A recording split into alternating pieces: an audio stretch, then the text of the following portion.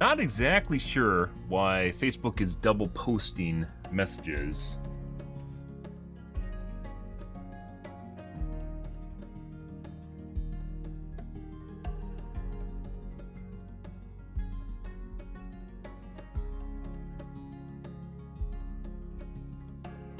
Not exactly sure why Facebook...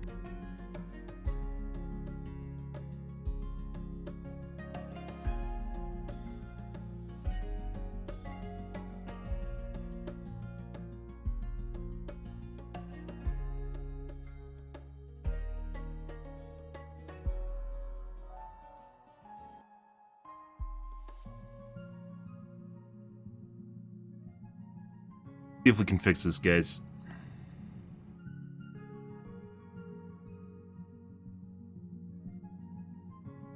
Why is it double posting messages?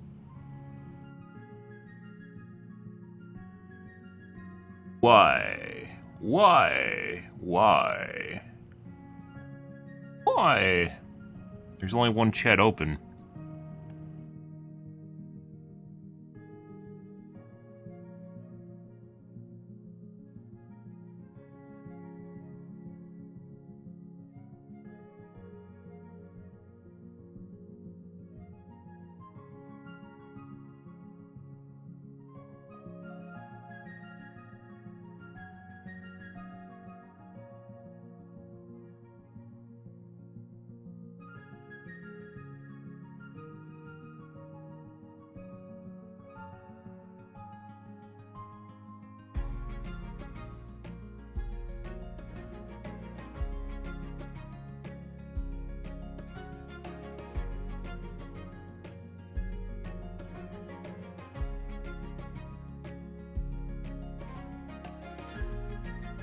I don't see where it's getting the second chat from.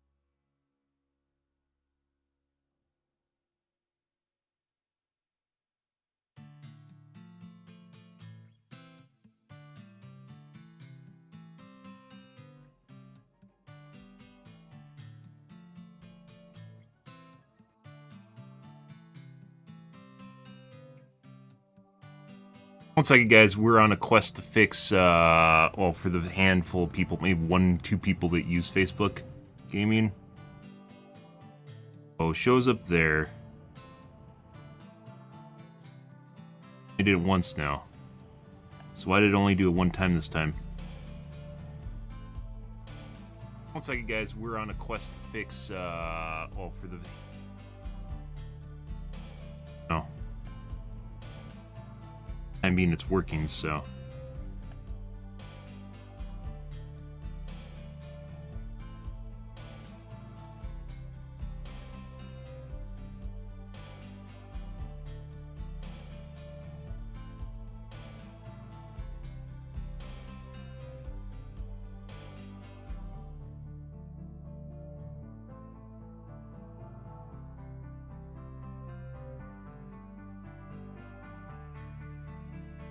Gets.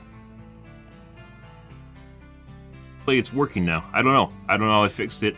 So, well, there's that. By the way, YouTube 100% should have the best quality out of all my streams now. So, yeah. Take that for what it's worth, guys. You may watch on whatever platform you want to, though. I am not trying to convince you to go and take a look, Morning Slain, at YouTube Gaming instead. Insert ad-lib piece here about Twitch being the best platform, i.e. I'm not convincing you to go to any platform. Rather just talking about the technical advantages of a platform, but not convincing you guys to go to said platform, because then I would be against the TOS. Wow. And Twitch still does not have a combined chat because I can't allow you guys to have a combined chat on Twitch, so... yeah. Okay, so it looks like Facebook Gaming is now working while the chat's working. So there's that. Alright, well.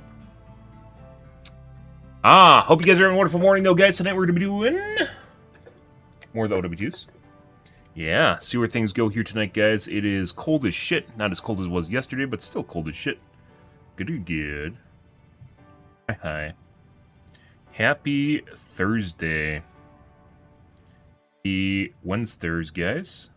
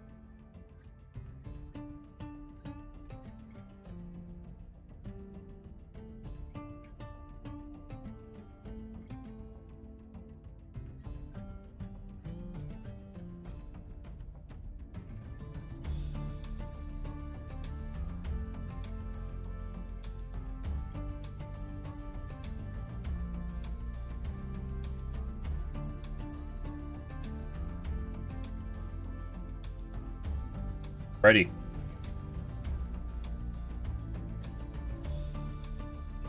Fucking smells like someone's using a non-propane of kerosene heater.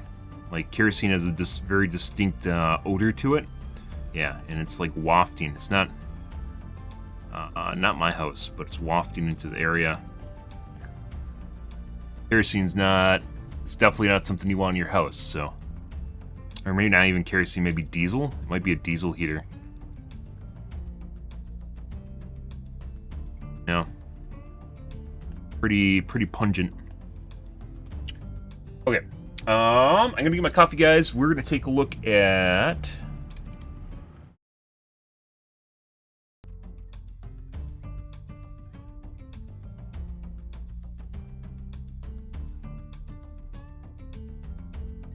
tubes here and go from there.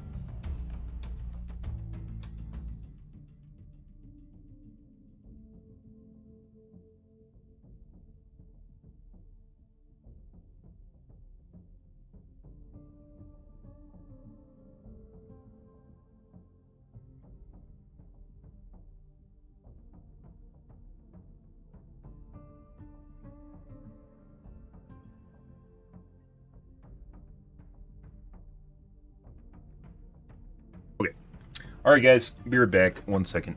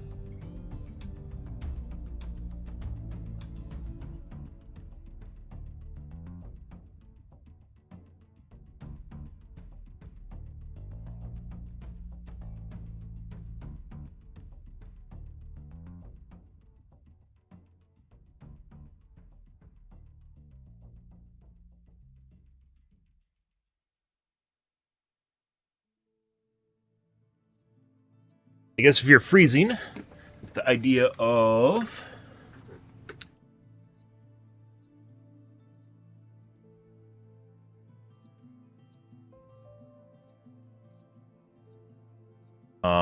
stink in your house isn't one of the worst ideas in the world, right? So, yeah.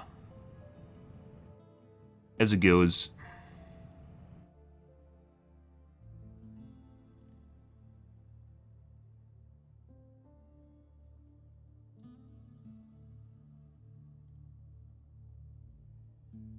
It is very cold out right now, too. As one would expect. Good morning, Gunny. Hi. Happy fucking Thursday. Hope you guys are having a good morning. Great morning. Uh-huh.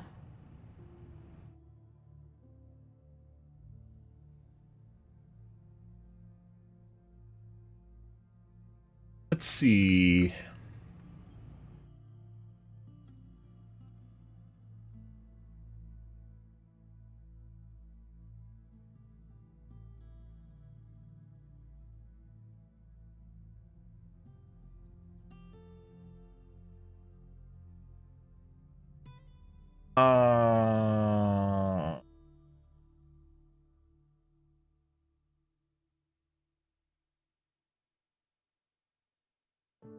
I mix.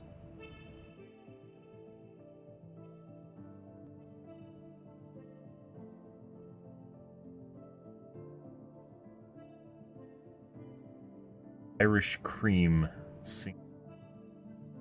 There's an Irish cream, I think, no,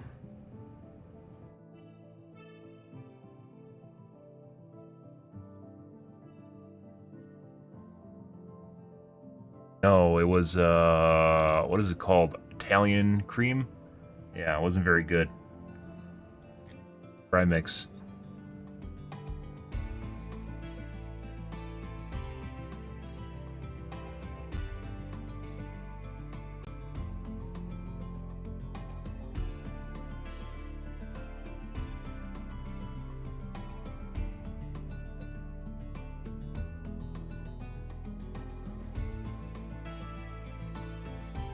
Original. It says so in the name. Original Coffee Mate's not very good. I've had it before. Ugh. Ugh.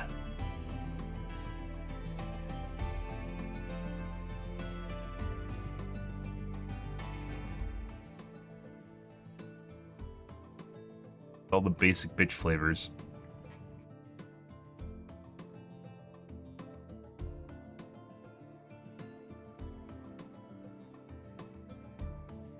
Coffee Mate. Nope. They don't have any. I thought there might be something left over from Christmas. Peppermint's pretty good. Or just peppermint in general, and coffee's pretty good. It looks like I'm too late. It's already in January and everything's gone. Liquid creamer singles. I don't want singles. I want singles. I don't want singles. Fucking 12 cents. It's almost the same price as the coffee itself, as the K-Cup itself. Yeah, fucking 23 cents. Oh my god. Sounds great. Irish cream, a pump. Ice cream syrup.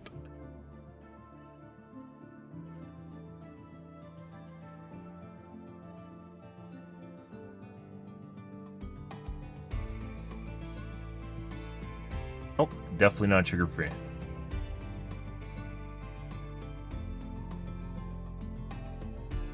Rami. Oh, that's the name of it.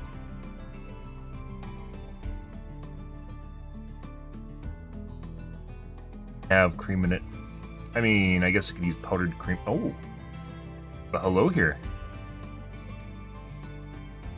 Small ones? Do they make small ones, or are you just fucked?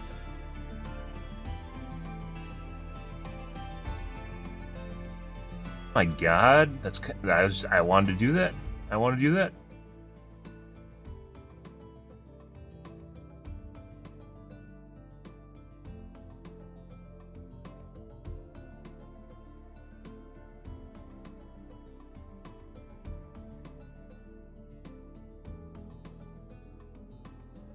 But a bend in the container. I feel as though you could bend that back with like a little bit of force.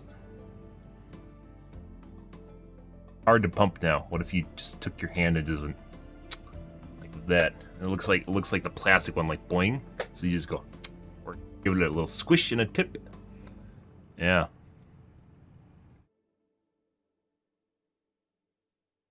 Harder to pump now. Oh god. I've never really tried syrups. I could always just use powdered creamer, like just basic powdered creamer, and then use syrup. Normally, like with actual creamer, you have to put it in the fridge. I don't want to bother with the fridge. That's what I'm trying to avoid right now.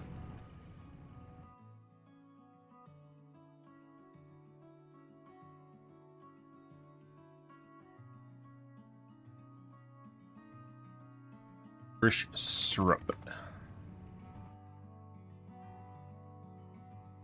Oh, baby, we got a small guy. We got a little guy over here. I'm looking for like a tiny. I wonder how much you have to use. Nest.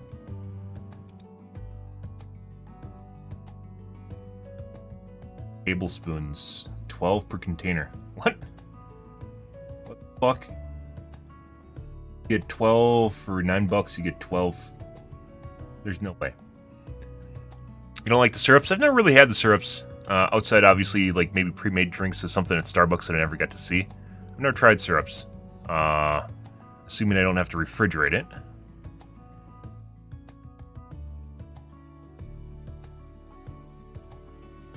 French vanilla's all right. I mean, that's your OG go-to, right?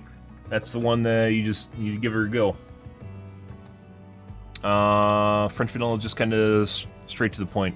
It's like the ranch dressing of creamers. Irish cream's pretty good.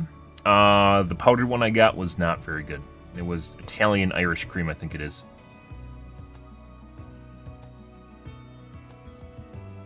Wait, how can they sell whiskey on Amazon? Irish whiskey. Non-alcoholic.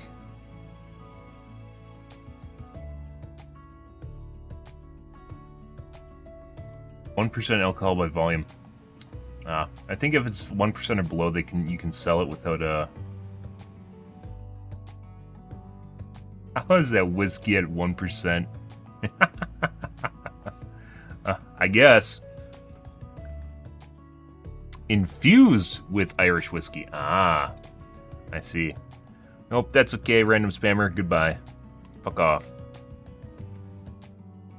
Anything that names itself after a cryptocurrency and it's a legitimate service. Yeah, like Dogecoin? Yeah, are you going for Dogecoin? Yeah. I don't think they, you could name your service like Pogger Hype and that probably actually makes sense, right? But Dogecoin or Doge Hype? No, I'm sorry. Fuck off. That smells like something that literally just take your money, irregardless of what you're advertising, just take your money and not give you anything back. Can't be this is 2 tablespoons. There's no way. That's a lot. That's a lot of. I give this guy a go though. I want some sort of mint coffee. Still cheaper than actually if all you got out of this was 12 uses, guys. Wouldn't be cheaper than the singles. So the idea is, I mean, how much bigger is this? Is 750 as opposed to 5, so it's double. Still almost double the price. How much are you supposed to use? 30 milliliters. 8 milliliters with each pump. Quarter of an ounce. Okay, so that makes more sense. This doesn't have a pump though. So assumedly, one pump is one pump is basically where most people will probably be at. Maybe 2 pumps. One pump is 8 milliliters, so this has roughly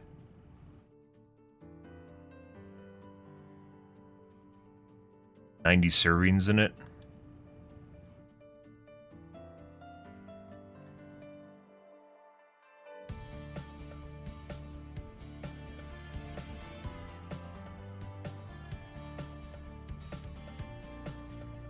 It's like 8. It's not 8. It's like 90. I'd say it's like 90 servings. So 90 divided by $17.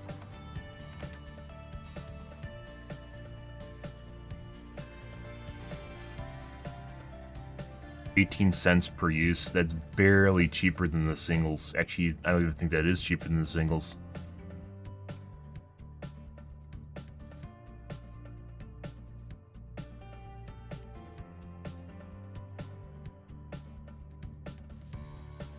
Not cheaper than the singles. 12 cents.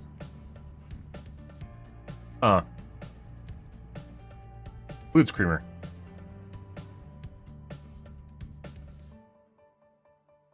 All right, let's go outside the norm here. Powdered coffee creamer.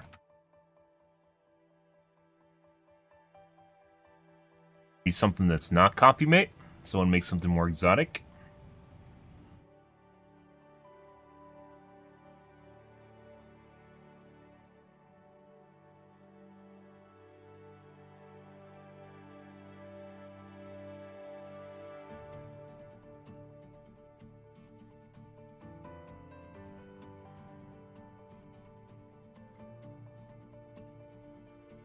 Oh, basic creamer. Except for Coffee Mate. Someone has to cater to the niches.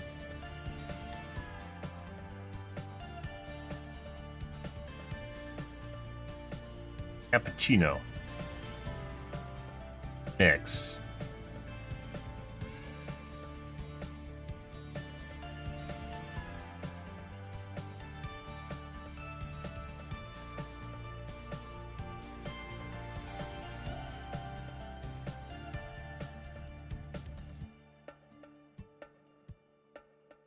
Caramel macchiato, I think that's definitely a normal flavor. Italian sweet cream. So I got it in the powdered form. Not very good. This is liquid.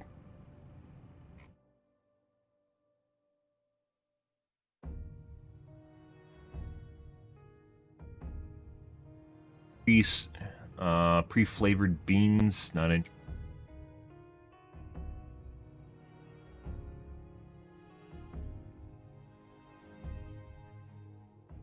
Collagen creamer. Ah, okay. Add collagen to everything. Creamy chocolate. Yeah, I don't think I've ever tried that. Protein creamer, or you could just have whey powder. Collagen creamer. Oh, or you could just actually. Collagen is a really weird thing. It's one of those. It's a area of study right now for new ways to keep you basically healthy. Mainly your not your lymph node system, but your all your fleshy bits, a lot of your skin, your tendons, your muscles, keep everything limber. And there is some legitimacy to it, but they haven't really figured it out quite yet. So it's just everyone's just trying to cake it with collagen. Of course, collagen would cater to the coffee drinking population, right? Which is generally older people. Love their coffee, right? Mm-hmm. But people love coffee.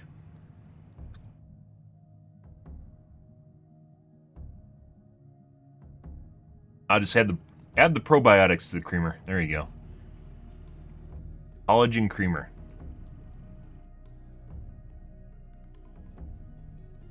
I tried the variety already. Some of them were pretty good. Irish cream was pretty good. Irish sweet cream, that's what it's called. Italian sweet cream.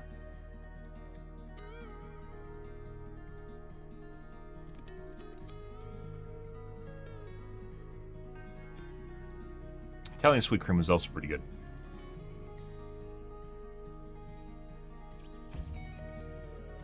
Italian sweet. Coffee Mate again. Coffee Mate is like this market locked in.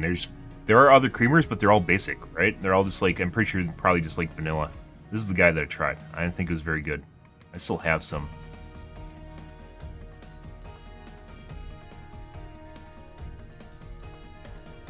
Oh, it's a pack of 6. I was like, what? 30 bucks? Good flavor, fresh.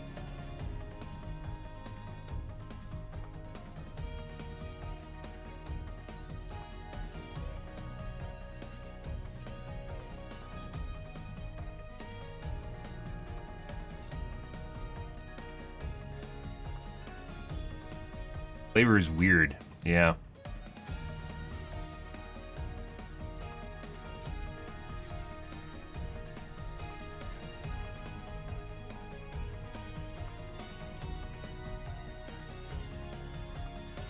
Not the same as liquid, I'd agree with that.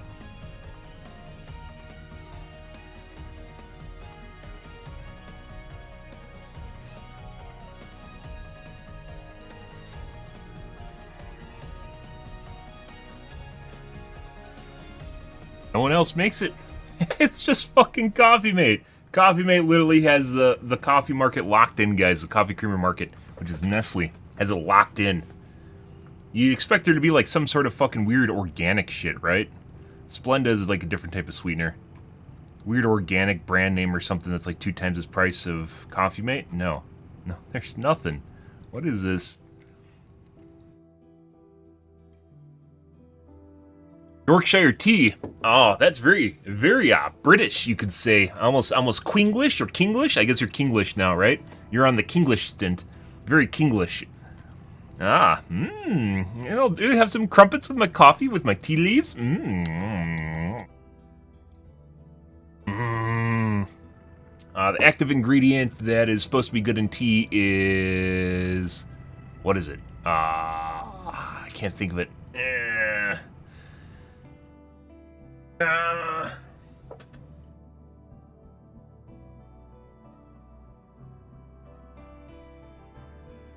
Theanine. That's what's supposed to help you out. Theanine. Yeah. Theanine. Oh, you laugh. You laugh. I bet you have a plate of crumpets there. You got 2 crumpets on your plate with your tea. Oh, just sip of the tea in the Kinglish way. Oh, there we go. Is it high enough? Did I get it? Did I get it high enough? Get her way. I can't. I can't. I don't think my pinky can't do that.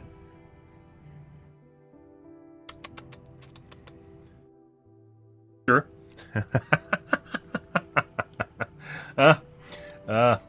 Good. If you enjoy it, doesn't really matter what anyone else thinks, right? Yeah.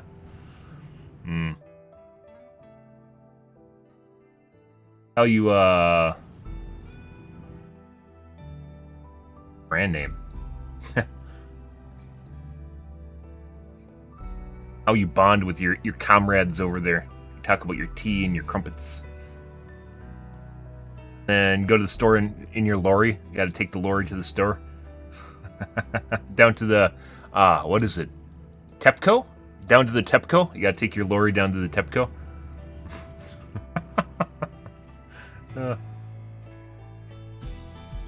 Brazilian bum cream. I don't think that is creamer. I don't think this goes in coffee. Pistachio sweet cream. Pistachios are actually really good. Pistachios, they're like this weird kind of minty nut. They're pretty good. Not seen it. I think I'm just going to...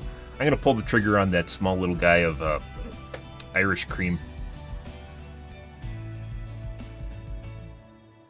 I would agree. Well, I do like Italian sweet cream. The powdered stuff, not good. Not good at all. Where's that little guy? This guy. Tirani. Get like a tiny little guy of syrup. Just try it out. I want to try something different. And just... I thought, hey, I'll just go on Amazon. There'll be 5 million different options. Nope. No, there's not.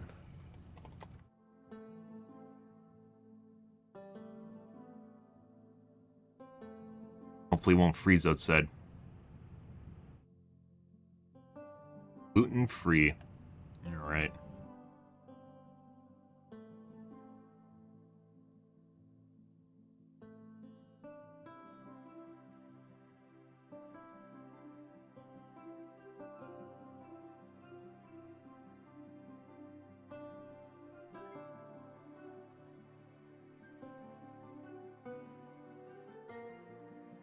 Nescafe. I don't... Sounds like Nestea. I don't think so. Some brands, or a lot of brands, are regional. Right? Done. Please don't freeze outside.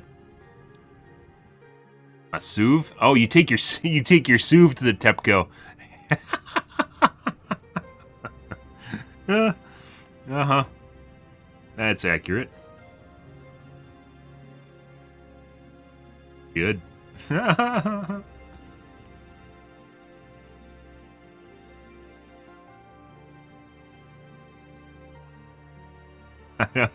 I don't know, honestly, what...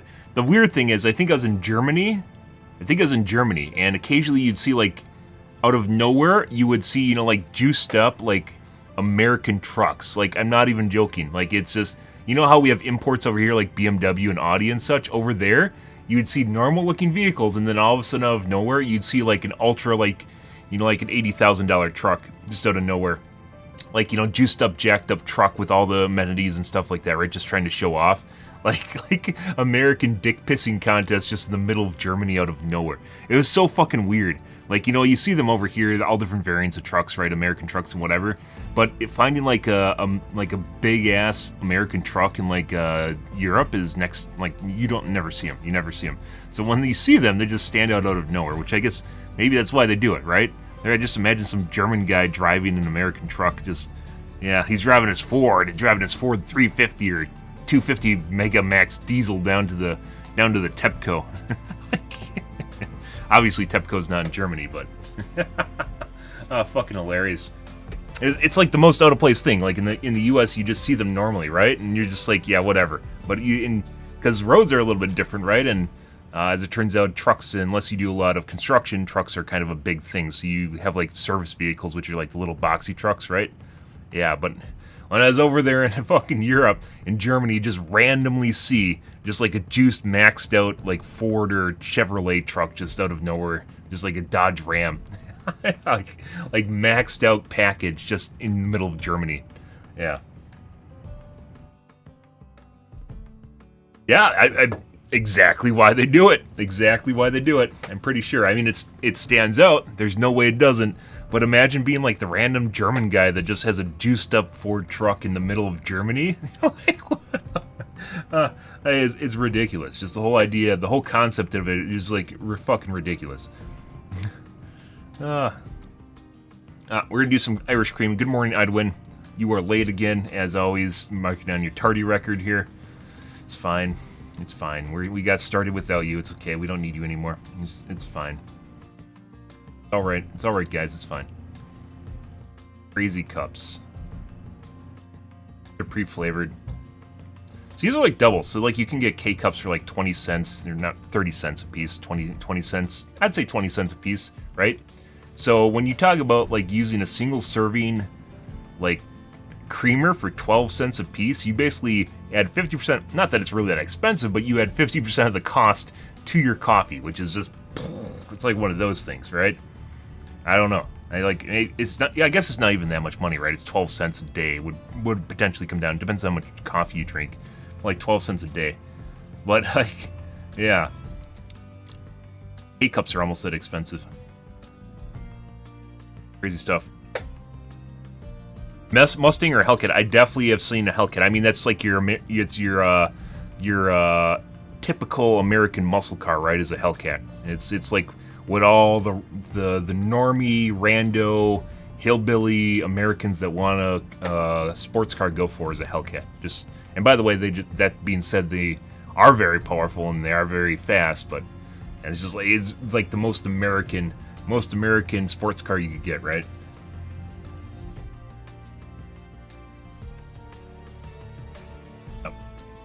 And they are very loud, and they are very flashy. So you got that. It's like the 30 hair thinning buying option for guys, right? Oh. Or I guess if you're younger, you don't need to worry about hair loss because you don't have testosterone. That's a political bit right there. Oh. Testosterone generally being linked to hair loss and DHT, which causes hair loss. And so when you have a full head of hair, usually means you have maybe lower levels of testosterone when you get older or something. Almost all guys will lose their hair, by the way. That's not lose it all, but male pattern baldness, I think it's 50%, 75% of the population. Male pattern baldness prevalence. it's a lot. Because it just has to do with testosterone and DHT, and you just basically can't avoid it.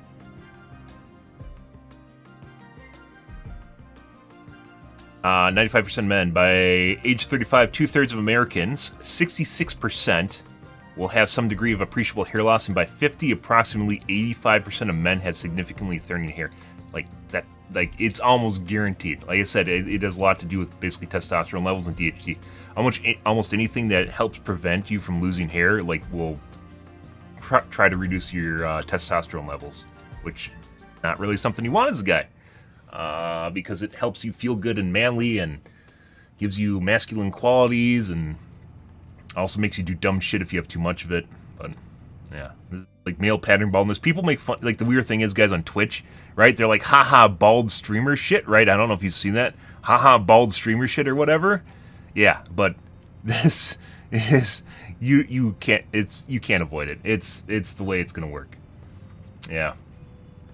It happens. It happens. Like, people try and avoid it. Maybe you'll get hair plugs or something, right? But it's nothing to be ashamed of as a guy. I don't even know why anyone would ever feel bad. It's like gray hair. I don't know why you'd ever feel bad about it. It's just, it's a circle of life going on here, guys. It's not something you can get away from.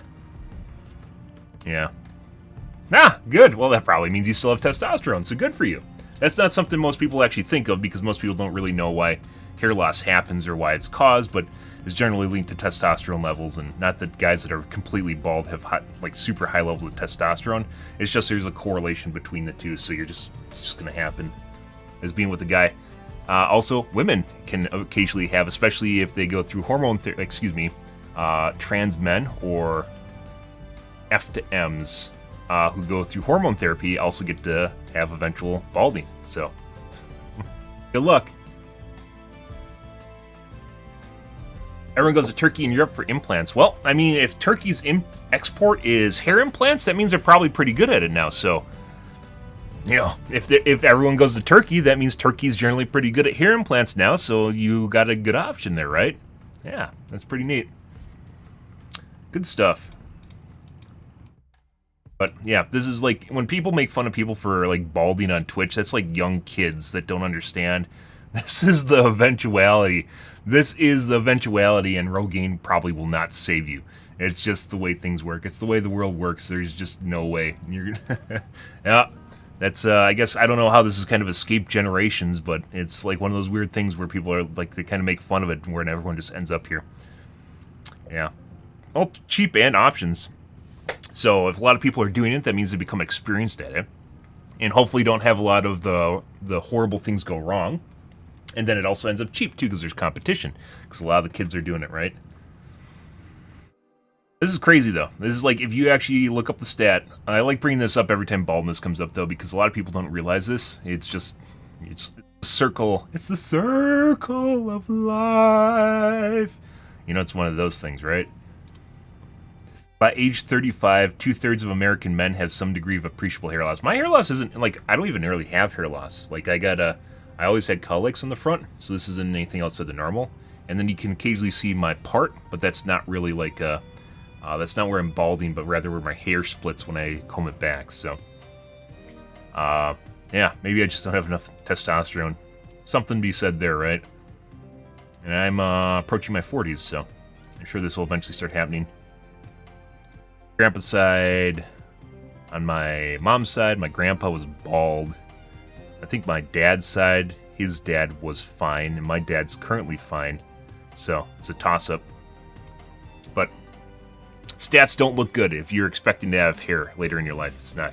Just, eventually you'll Heisenberg, or you just maybe buy hair plugs or something, I don't know. Comb over. Either way, that's life. So got some cream, guys. Thanks for helping me out here. I need to figure out what kind of cream I want. I'm going to try some Irish cream. It's been a while. Buy a little bottle and see how that goes. Little guy. Alright. Let's see what's going on in the tubes here, guys. The 5 underrated sequels. Channel? Is it the channel? Oh my god, this is the channel, right?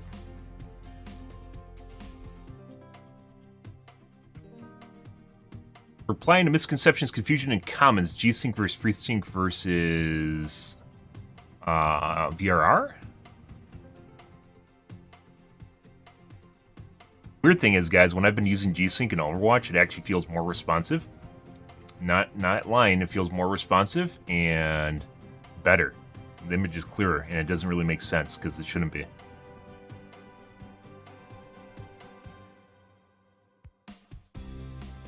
$60 minutes. I don't know if 60 minutes is going to mute me.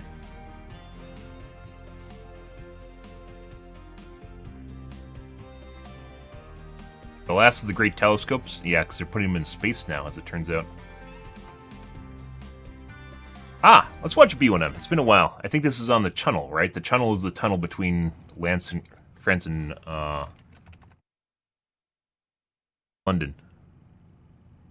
Tunnel.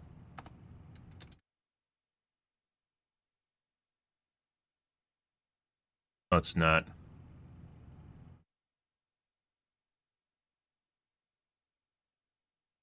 Channel tunnel.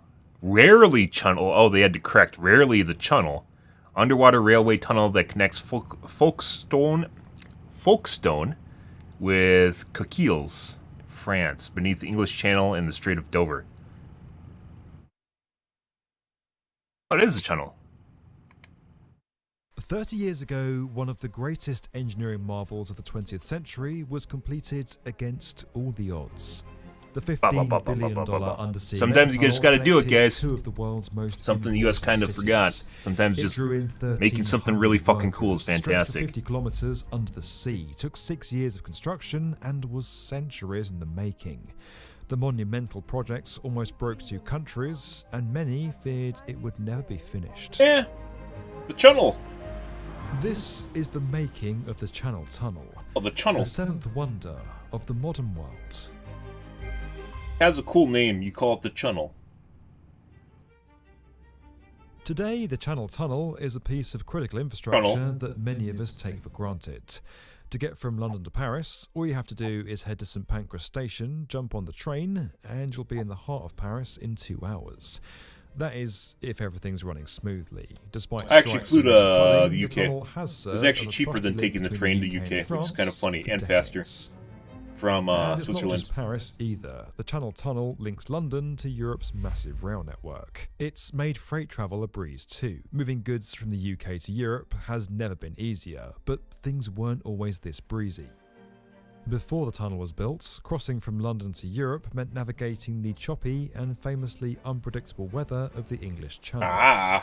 Before the tunnel, it took around 6 or 7 hours by rail and then ferry to get from London to Paris. Now, the journey takes a third of the time, and more than 20 million people use the tunnel every year. More than the combined population of London and Paris. It's also a big moneymaker for the company that operates it. Who would have thought? Recently hit all-time revenue highs, pulling in €1.4 billion in the first 9 months of 2023. And given the company's private financing, many are wondering where those profits are going now. Deloitte's annual Arts and Finance report found nearly 70% of high-powered wealth managers said their clients considered fine art collecting to diversify their assets. Oh, it's but fun. There's still good news for those of us whose parents don't own transit giants. Because well, I mean, in order to afford art, you probably have to have parents that own transit giants in the first place, so... yeah, the rest of us are fucked. I don't know what you're talking about. The public now has a back door into the fine art market and all of its investment potential thanks to our sponsors at Masterworks. Successfully delivered a profit to as specialists. Over 888 description in 1994 after 6 long years of construction. At the time, it was the longest undersea tunnel in the world, and to this day remains the only physical link between London and Europe. The Channel Tunnel is in fact made up of 2 main tunnels running parallel to each other, and a third smaller service tunnel, 4.8 metres wide between them, that's used for ventilation and to provide access. The 2 main tunnels are each 7.6 metres in diameter and spaced 30 metres apart. Both are high enough to comfortably hold a double-decker bus. Every 250 meters are small ducts between Boring main machines, guys, that tunnels. make this shit are They help fantastic, by the way. dissipate Those are the air big pressure flat inside the disc train things you to see at the relieve beginning of the video. aerodynamic drag and help it move Those are actually faster. pretty cool. It's a The fucking total marvel. length of the tunnel route is 50 kilometers, of which 38 kilometers is located under the sea floor. The tunnels aren't actually straight lines, but curve up and down and left to right, so they can stay within the layer of chalk at the bottom of the channel. At its deepest point, the tunnel is 75 meters below sea level. At its opening in 1994, the American Society of Civil Engineers named the Channel Tunnel one of the 7 wonders of the modern world. And They called when it a at the tunnel scale too, of I'm sure. It's not hard to see why. No other underwater tunnel had come close to achieving what this one had accomplished. There had always been a desire to connect the British Isles with Europe. No matter how much the UK may think and sometimes vote against it, Great Britain is intrinsically linked to the continent both economically and socially through trade and the movement of people. Yep, that's why Brexit was kind of weird. And I think a lot of people there didn't really understand what was going on. Yeah, one of those things. It's fun and everything to think you're super independent, and as a country, like, economically, you know, pretty good, pretty well off, right? But like they're just basically part of a bigger amenity. Like you can't like, there's like people that'll talk about like the U.S. and trades, for instance, with like oil and whatever, and like during where the gas prices were booming in the U.S., right? They're like, oh, we have a bunch of private reserves over here, like we should just not export. But basically, it's part of the global market, right? Everything is sold on a global scale now. You're always part of this interconnected network since like the 70s or whatever. So everyone's interconnected with everyone else, and as such, you rely on everyone else. In the case of EU, UK is very much part of the EU, even if they don't want to be. And some parts of the EU not doing as good as other parts of the EU. You know, it's just kind of, yeah. Some parts of some states in the US, for instance, aren't doing as good as other states are financially. Yeah, makes a lot of sense. But we're all kind of just part of the big old US, right? As early as 1802, there were plans for a tunnel, although back then they only wanted one big enough for horse-drawn carriages to travel through. Some Brits thought this was just a plan That would by never the have went French well. to launch an invasion, and the idea wasn't so popular. In the late 1950s and early 60s, a series of bridge and tunnel ideas were put forward, and in 1974, British construction workers actually started digging their way to France. But just a year later, the UK government called the project off. This is the grave of the biggest engineering project ever attempted in Europe. It wasn't until the 1980s that French President Francois Mitterrand and British Prime Minister Margaret Thatcher began making plans to build what we now know as the Channel Tunnel. He means channel. With record unemployment, key industries collapsing, and massive civil unrest, the early 80s were a turbulent time in the UK. I don't know why you The wouldn't ever British call it or anything French other than governments channel, had the right? funds to build this daunting megaproject, so it would have to be privately funded. Instead of a series of suspension bridges or causeways, the two governments opted for the plan put forward by the Balfour Beatty Construction Company, which was later taken on by a consortium called the Transmanche Link. The plan was to build 2 tunnels at a cost of $3.5 billion US. In the end, it ballooned to more than $15 billion in today's money, and some reports say it was upwards of $21 billion. Construction works began. It got in done, 1988. and it's basically First, the engineering integral and design to teams had to figure economy out in both exactly UK where and the rest of tunnels Europe. could be dug, and the geology of the seabed was carefully examined. At the bottom of the English Channel Integral. is a thick layer of chalk, but below that is a layer of chalk marl, which is easier to bore through. The service tunnel was the first to be excavated, so that engineers could see what the ground conditions were like before the main tunnels were then constructed. The tunnel boring machines got to work in 1988. 5 TBMs dug from France, while 6 TBMs dug from the UK.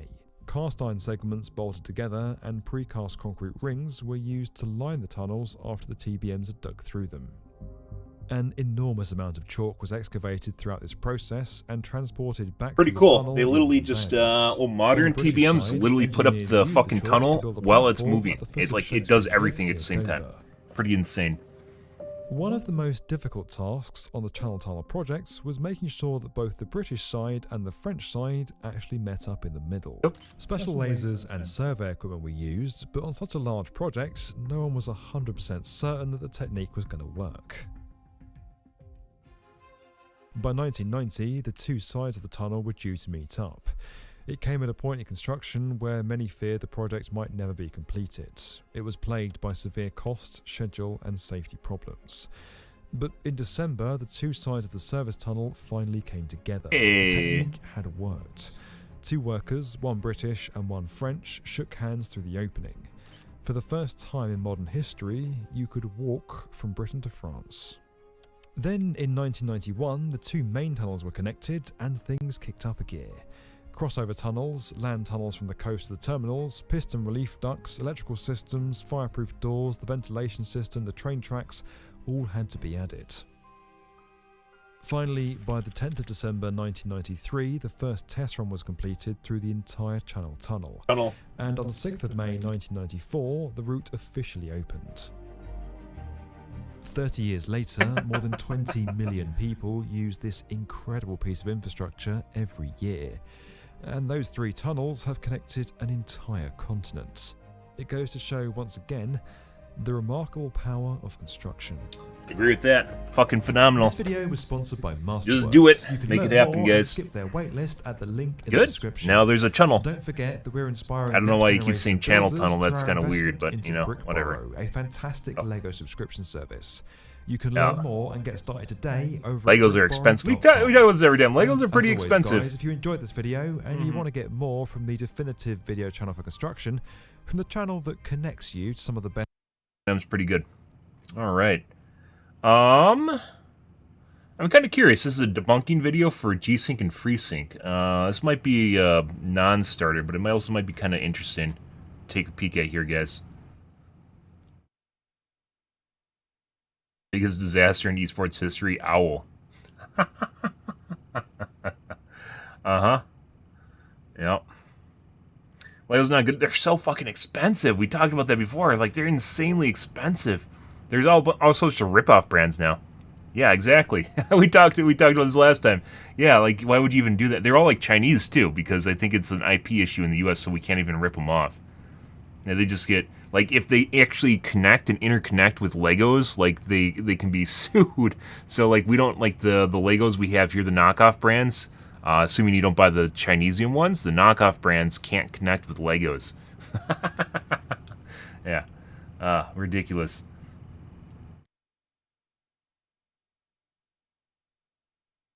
Star Wars Rey canceled, She-Hulk canceled, Neurotic canceled. Neurotic attacked. The real BBC. Big British cock?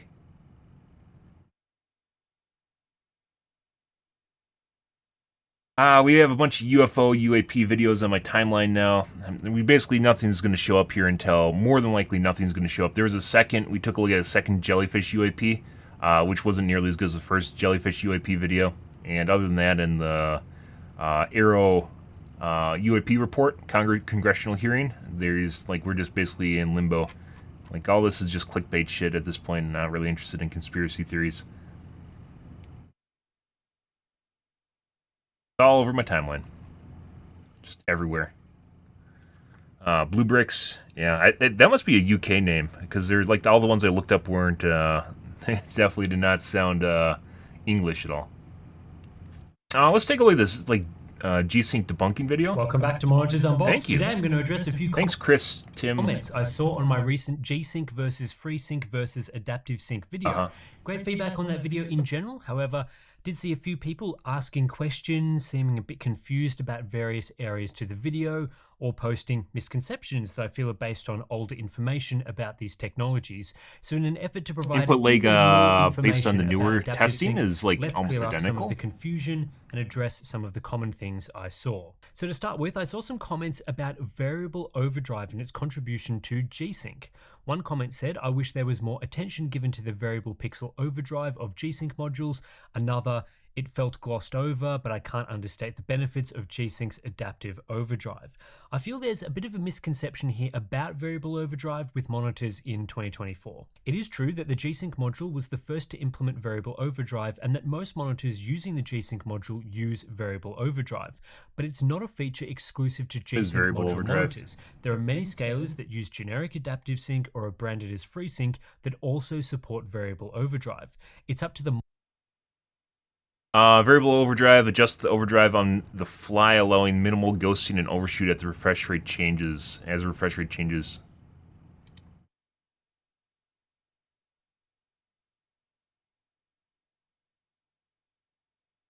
I don't even remember that.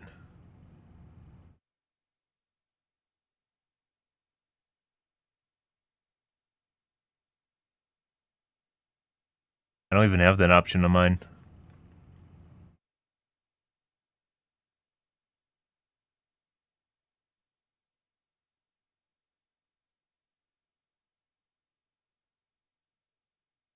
Variable overdrive adapts its strength depending on the current FPS. Normal overdrive doesn't do that.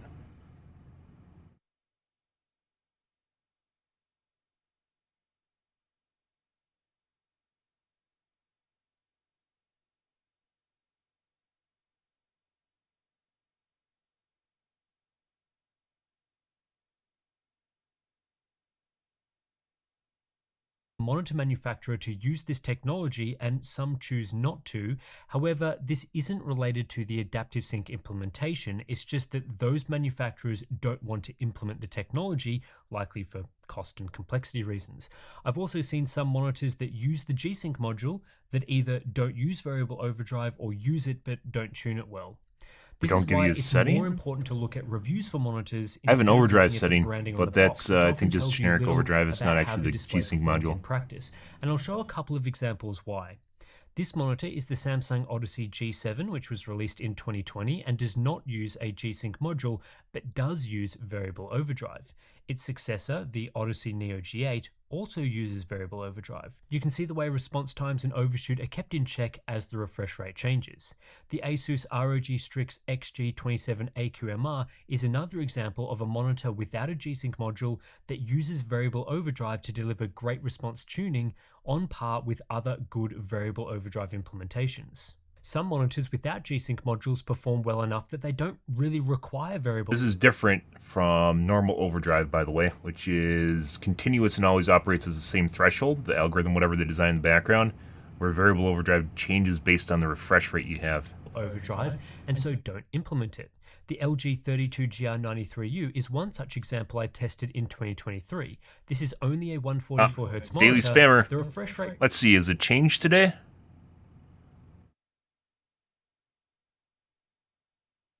This streamer and kick equals scam. What? I'm a scam now. Why is it this streamer? What? Range really isn't large enough to justify the use of variable overdrive with this panel, as performance I'm can a be scammer very now. good without it. You're getting Then there scammed are out of some win. monitors that use the Considering you G-Sync guys don't module pay me but have anything, a I'm not sure poor exactly how I'm variable scamming you overdrive out of anything. implementation. This is the MSI Optics Fuck you guys. MEG381 CQR Plus, which has a G-Sync module. Despite this, the panel is either slow or has lots of overshoot at high refresh rates, depending on which overdrive setting you choose.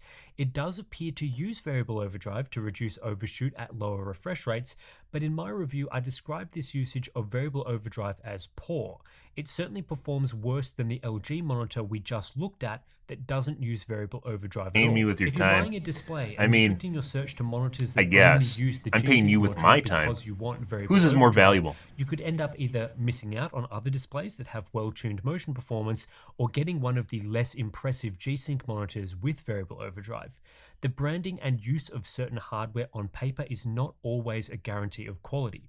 With that said, if I was to generalize across all the monitors I've tested, monitors using the G-Sync module are more likely to feature very well-tuned response times and great use of variable overdrive. How do you Not tell? always, but it's more likely. I don't even know how you tell I should when it note has this variable only overdrive. applies to monitors using the G-Sync module. G-Sync compatible monitors do not always use variable overdrive and are really no Just different if overdrive's to on FreeSync and or generic adaptive sync G-Sync's branded on? products in the likelihood of using this technology. I saw a few comments from people talking about their experience buying a FreeSync monitor and ending up with a product that flickers. Often the sentiment would be that FreeSync sucks, or adaptive sync is garbage, or I should have bought a G-Sync monitor.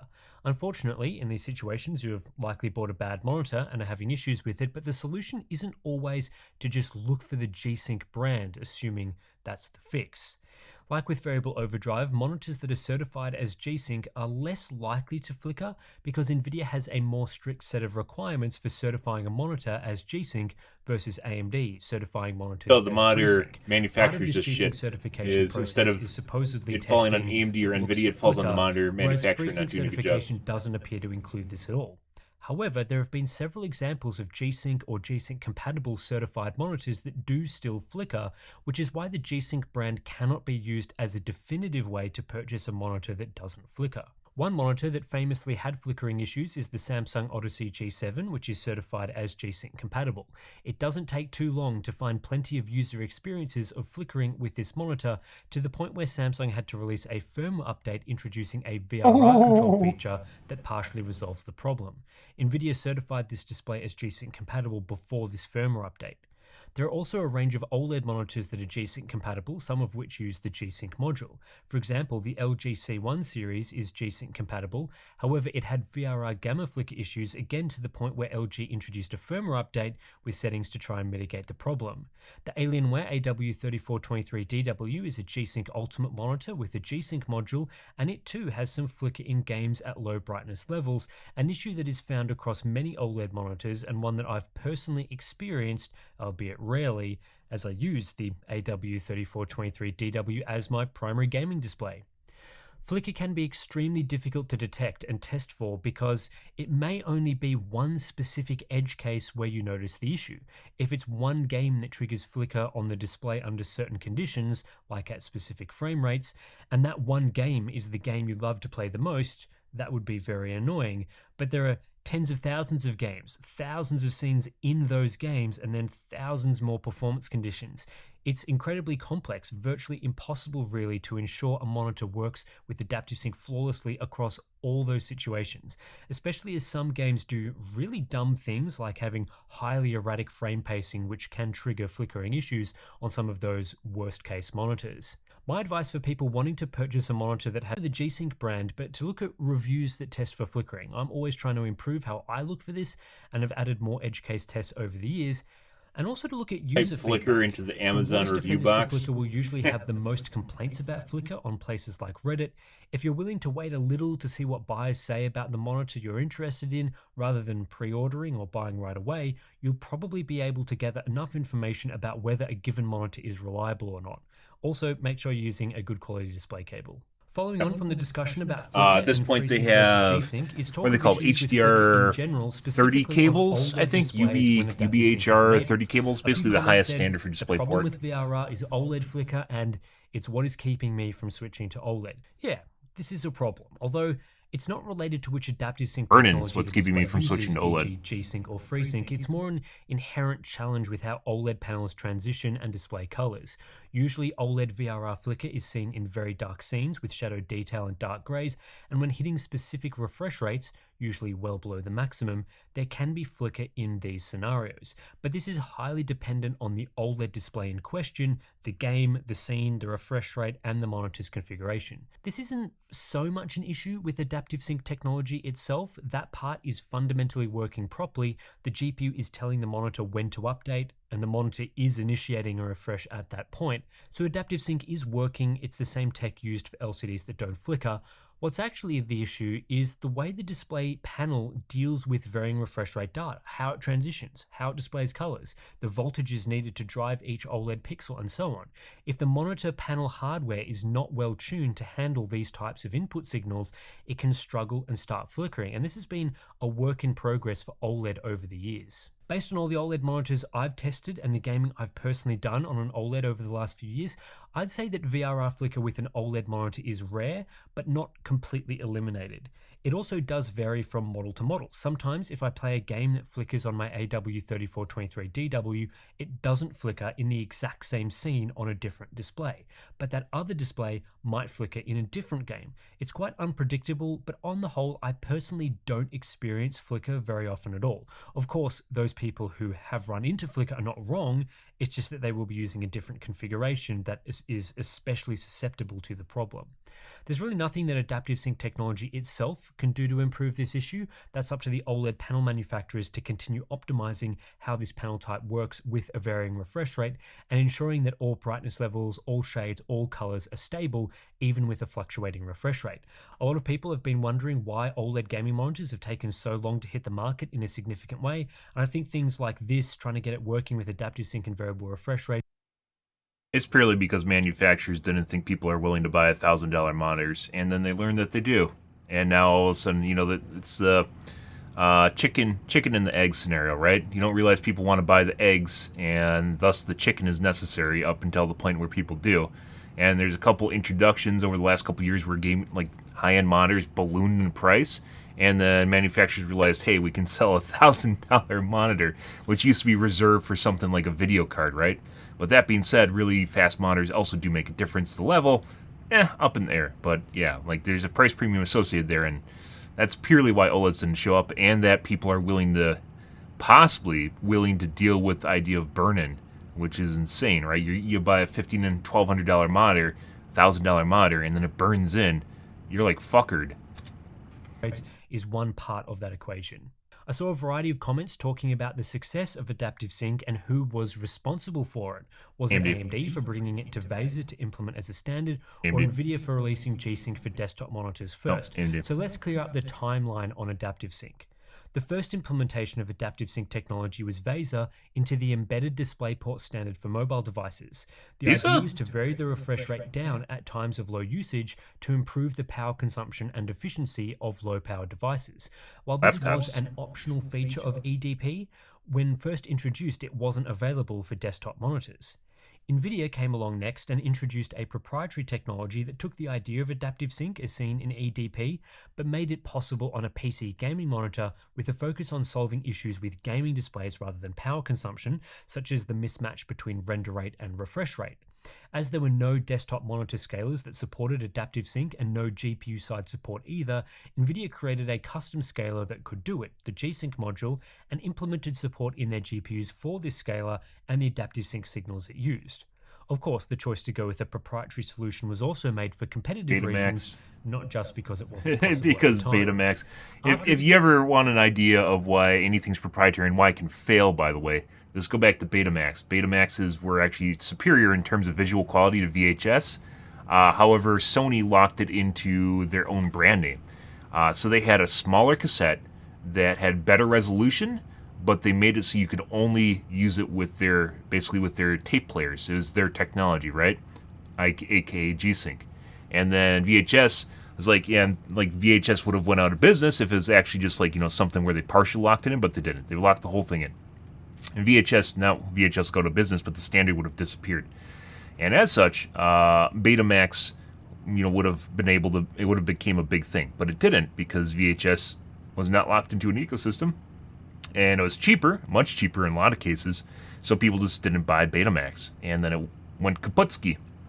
In the case of G-Sync, though, it's not its own thing, right? It's part of an overall ecosystem, which are monitors. So they still sell them, and people still buy them.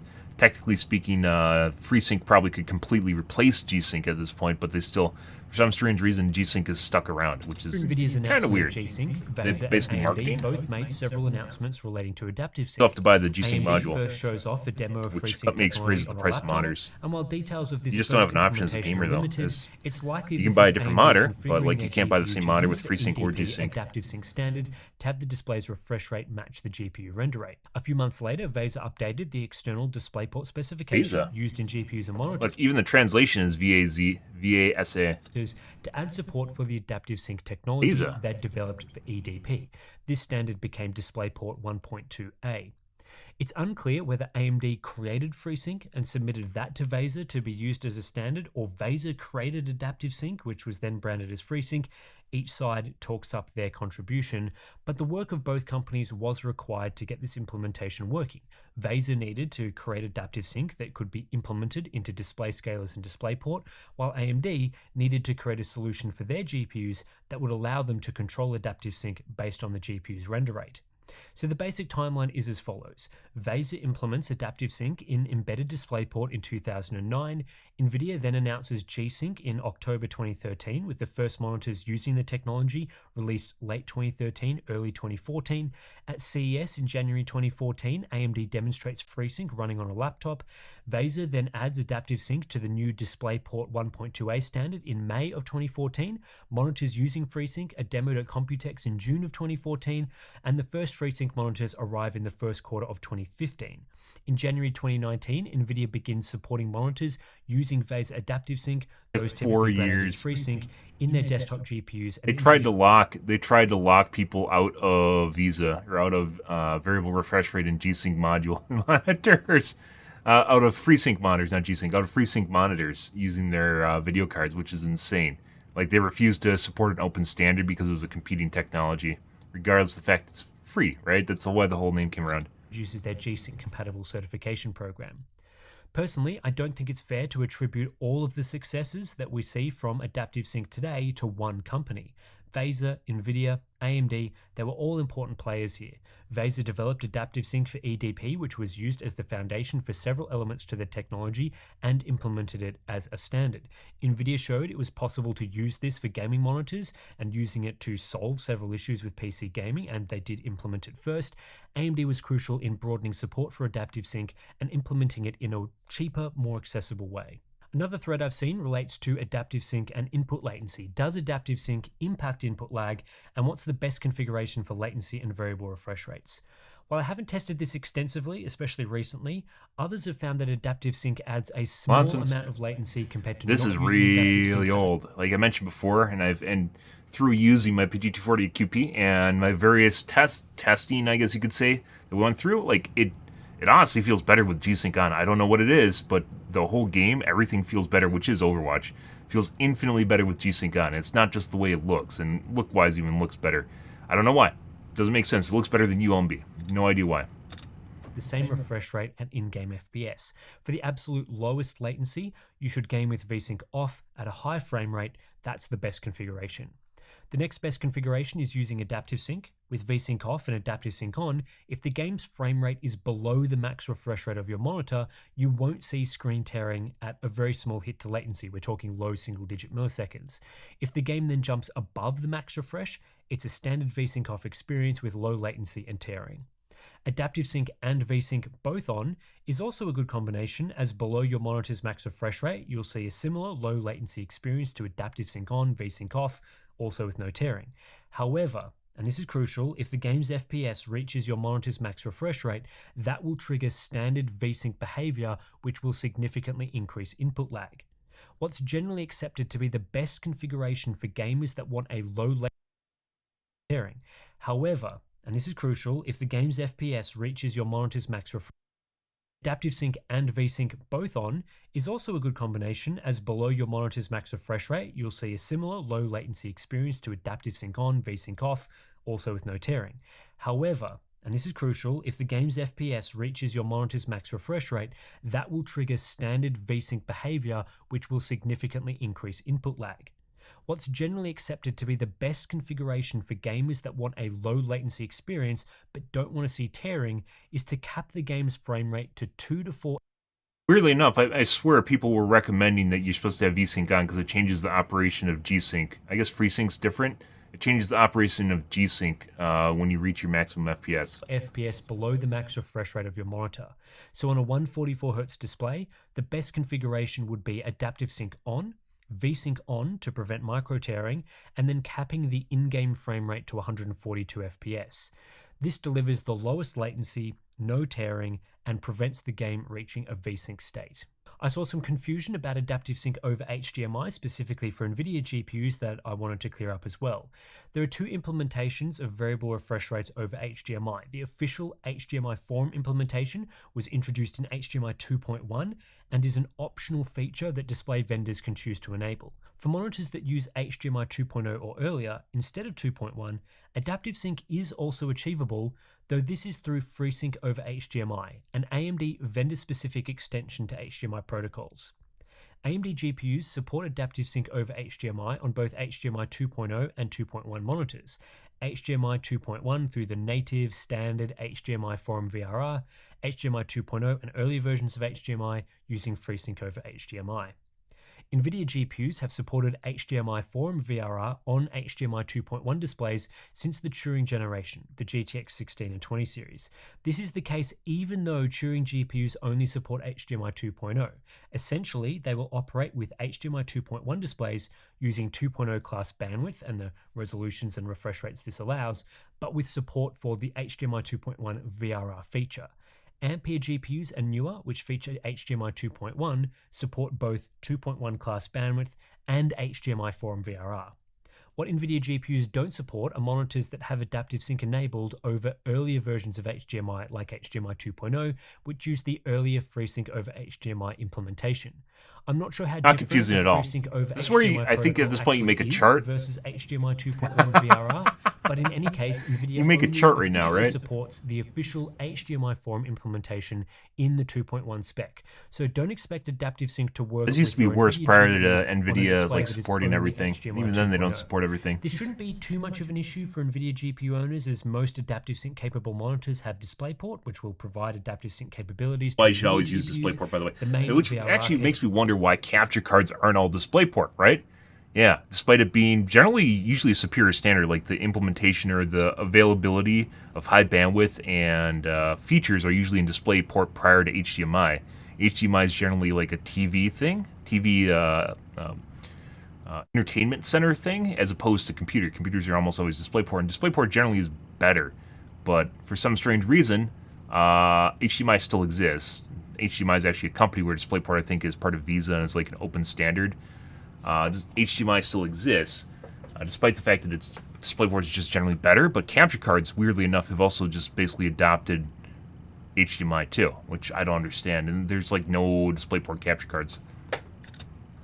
Displays that only use HDMI, such as more recent TVs, all use HDMI 2.1, which also will be compatible with NVIDIA GPUs. So anyway, that's it for this one. Hopefully that has cleared up some of your questions, confusion around G-Sync versus FreeSync from the previous video. Hopefully a bit more information on things like variable overdrive, flickering, who created adaptive sync first, and things like HDMI, input lag, all that sort of thing. So yeah, if you did like this video, give it a like. Subscribe to the channel for more content like this. I'm sure we'll be doing a few more reviews in the coming days, so stay tuned for those.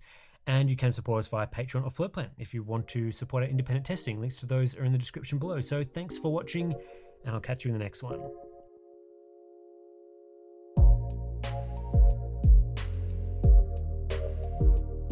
TRR2, when you have problems with VR, flicker, G-Sync, limit the range down to 35 Hertz. 35 to 100 Hertz sounds counterintuitive, but it works. Down to 35 to 100 Hertz? What? Lower is better or higher is better? I don't understand what he's saying there. Weirdly enough, with my current monitor, it's not. I don't even think it's supported by CRU, which is weird. Normally, they just support, like, if I go to my new monitor, there's just nothing here. There's nothing in the blocks at all. There's just the standard resolution, detailed. I don't understand where it's getting the EDID data from.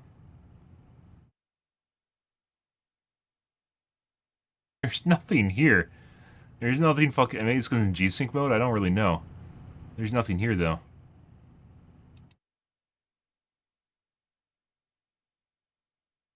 Nothing at all. It doesn't... I don't know what that is. That's a weird one. It's the first time I've ever seen that. Okay. Not enough time for another video, guys. For some strange reason, we just spent a shitload of time. We didn't really watch that much. What do we watch? We watched a B1M, and then the channel, not the channel, the channel, and then also QA. I guess it was kind of a QA session, but that was like 20 minutes. Where the fuck did my time go, guys? She's gone. Just exploded. I don't talk a lot either. I like it all, right? I don't talk at all when I'm streaming. Okay. Alrighty, guys, let's move along. On to the OWs.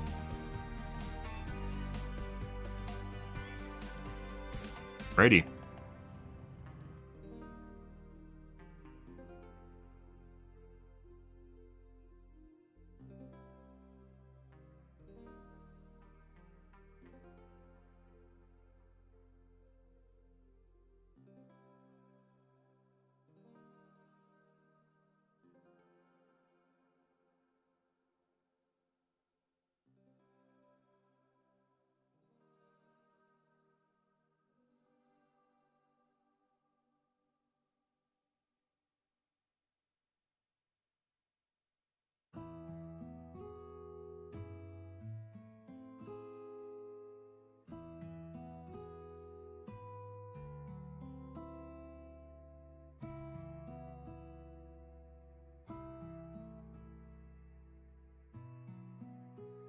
Yeah.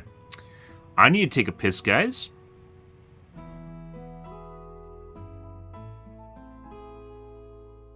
I will be right back.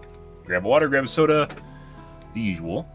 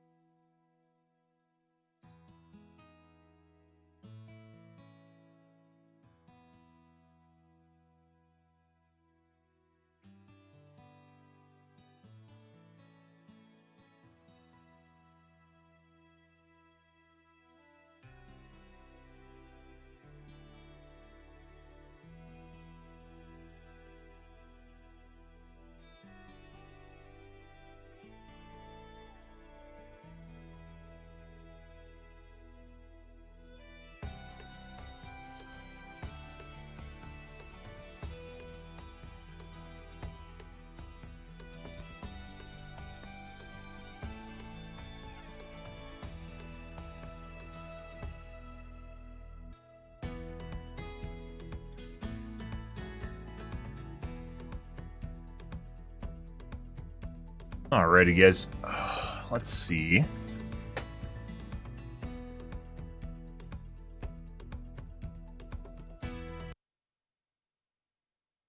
What kind of games are we gonna get tonight, guys? How many cheaters are we gonna get here? Let's find out. All the good things in life.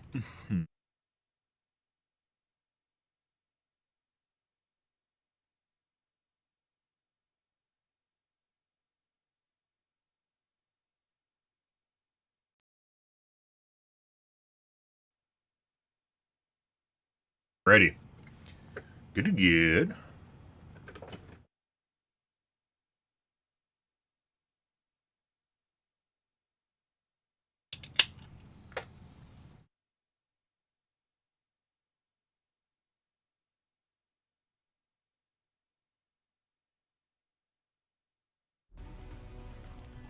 Fuck. Righty.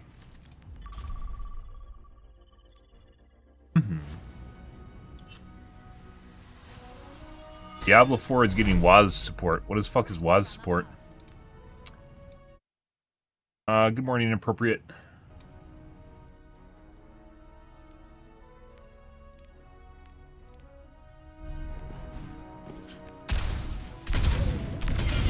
Elimination.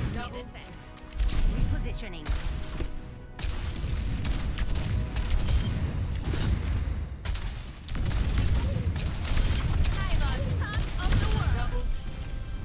I heard something recently about Diablo. I don't think it's WAS support though. Maybe it is. Clean kill. Move with WASD now. I think that would have been something that they had for a while. Was it controller support? Aim assist. Was it? Welcome. You're getting controller support? Prepare for battle. Select I mean, obviously I know click to move, right? Sure. But you think it makes sense because you could be able to move your mouse and just do other things, right? So maybe make it a little more intimate. I think you can do that in, like, MOBAs, where you hold spacebar, so you lock the camera to your character and you can move with your arrow keys. Strike from above. Yeah, that's only some. Opposed to click to move. Obviously not many people do that, but you can do that. Hello. The doctor is in. He's looking good. Single game. 5, 4, 3, 2, 1. Round 1. Capture the objective. I don't know why I went over there now, it's going to take longer. Increasing altitude. Okay.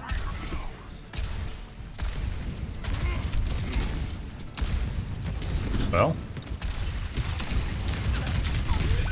And just got headshot by the McCree.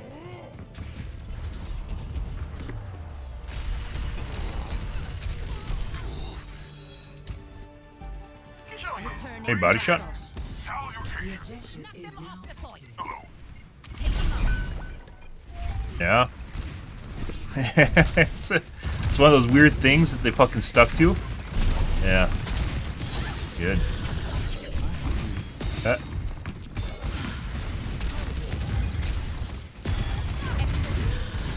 Very accurate, McCree.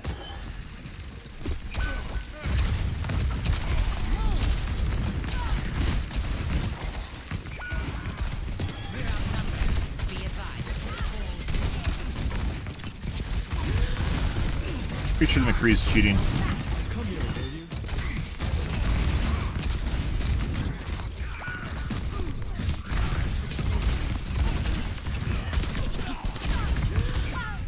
Very certain the McCree's cheating. Distance based? Aim is legitimately all over the place too. Up and away. Maybe it's targeted? Hey buddy. Bye buddy. Rains from above. Safety numbers. Shoot it, pom-pom, shoot it. Poo poo tree? Stay near the other battlefield. Over here. Did I get her? Yes, I did.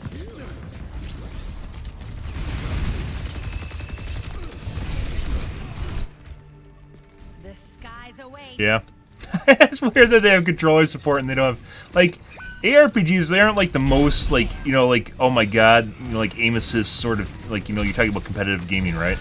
Not like, oh my god, you can't play this certain way. You just kind of like do whatever, assuming you don't get some sort of huge advantage. I can't imagine. I can't imagine. By the way, the fucking leg spikes are back.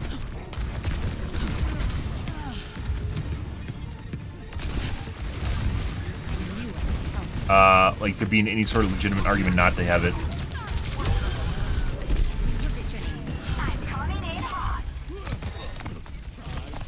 Life Weaver was pretty good.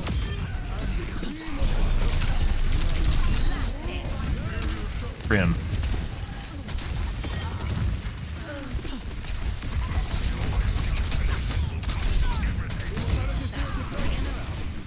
I see an enemy.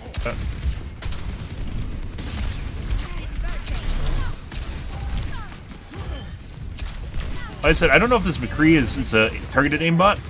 He is extremely accurate, though. Like 100% accurate on me, for the most part.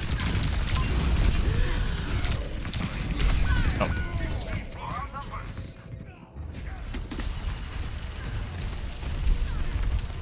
That also looks kind of questionable.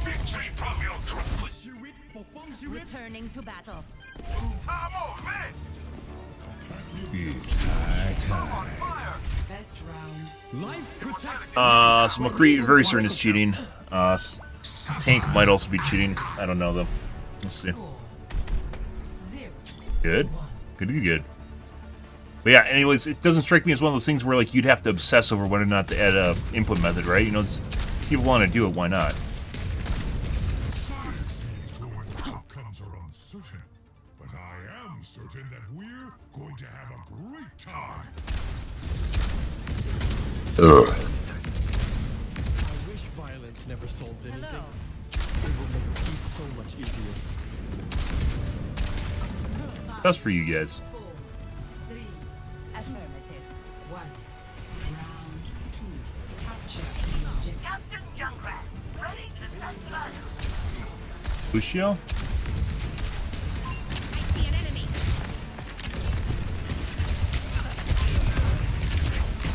Taking point. Repositioning. Over here.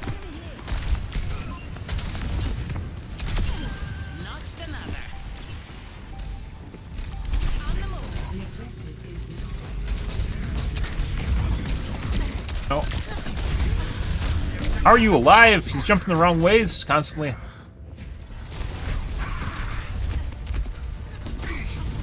No idea why we didn't kill him, guys. Good. Let's show him some air power. Good for them, though.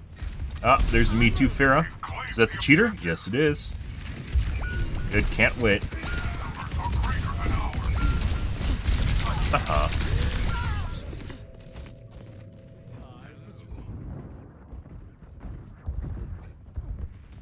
Farah is not a counter to Farah, guys. In the game.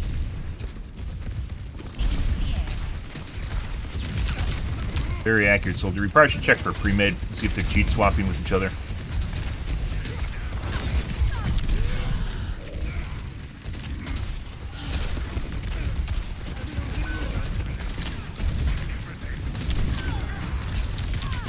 Life protects life. Whoop. Following me, apparently? Good. This guy's definitely cheating. What the fuck is that? He is 100% cheat. We've seen people cheat it. Let's check for a pre-made. We've seen people cheat at literally fucking every game, every hero in the game, guys. Nothing.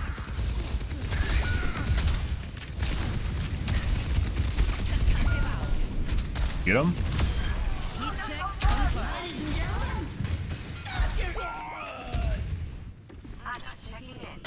Hey, buddy. Justice. Hi, buddy. From above.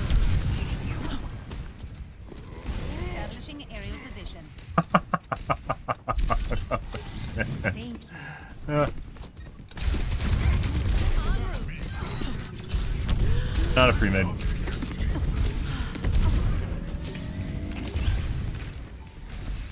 is left.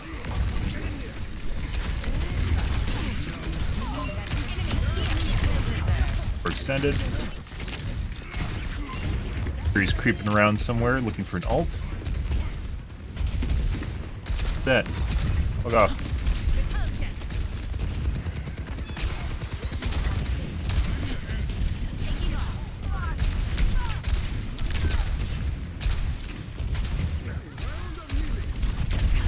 Get him? Let's find out. Probably not. You have to do a lot wrong to boop up a Pharaoh.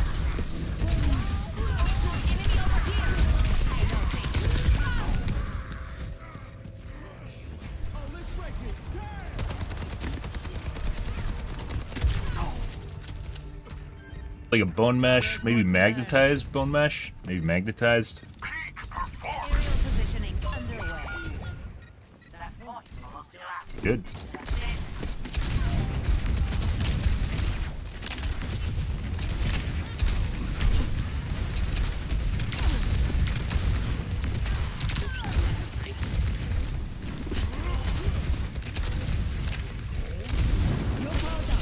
Oh my god. The fucking timing. Justice reigns from above. Securing the point.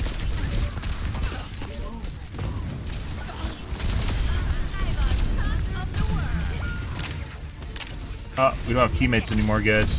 Bye.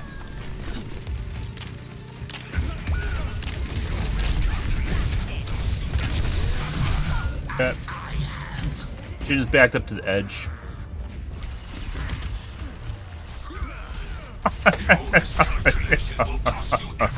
It's like fucking hard luck to your body.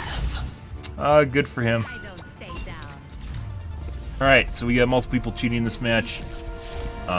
First is the tank, we're gonna report. Then we need to look at him. That's this guy. And then also the soldier. Is it soldier or McCree? McCree.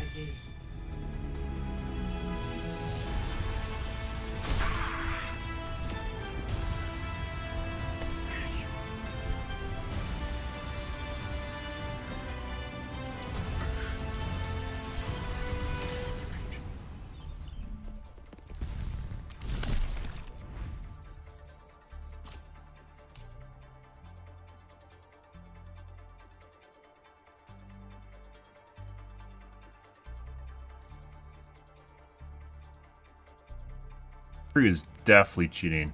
Was this fucking targeted? Let's see if he's actually missing shots. Here above Pharaoh. It's more obvious when he's playing McCree. Then we'll take a look at Soldier. Ready for battle.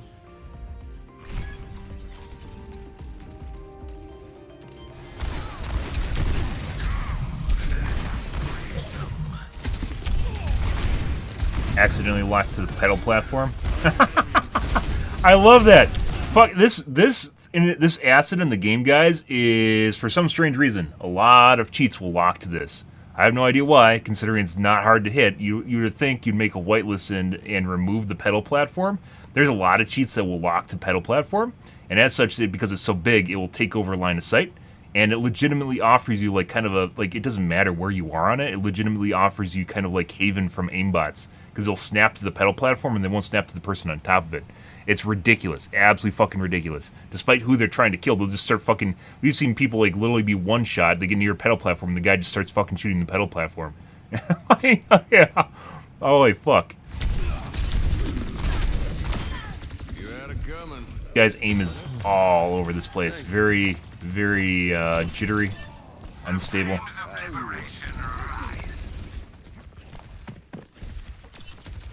Watching her behind walls.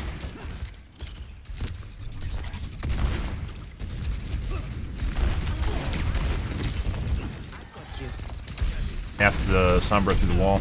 Okay.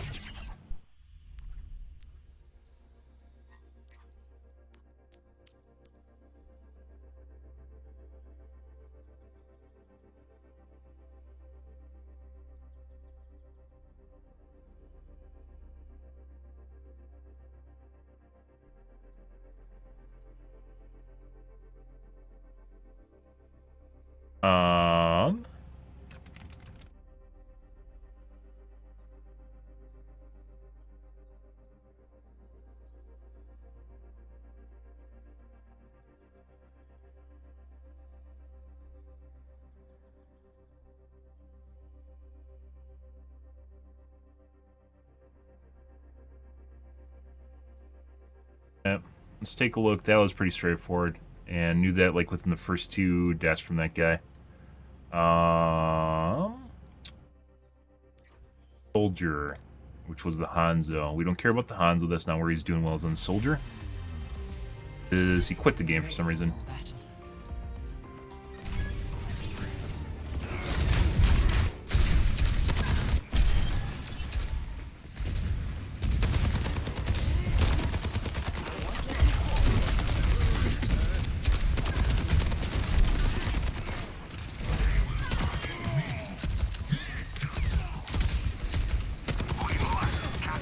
Snap the bat through wall. Life protects life. Something. Snap to the life lever through the wall. This guy's cheating. Life protects life.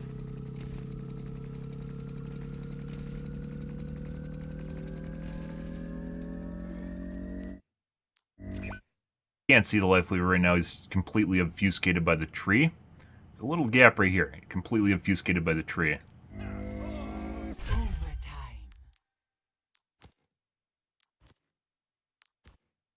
Still can't see him. This is like literally right on the edge. He can't actually see him right now. Snap the life lever directly through the wall. Yeah. Three cheers. First lobby, guys. First game of the night. Not him. It is this guy. This is a burner account? Not really. Diamond? Diamond, huh? He's as good as gaming chair?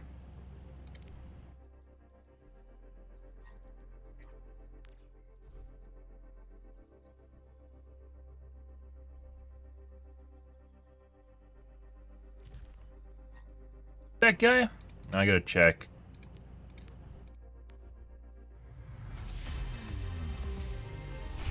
Ready for battle. ชีวิตปกป้องชีวิต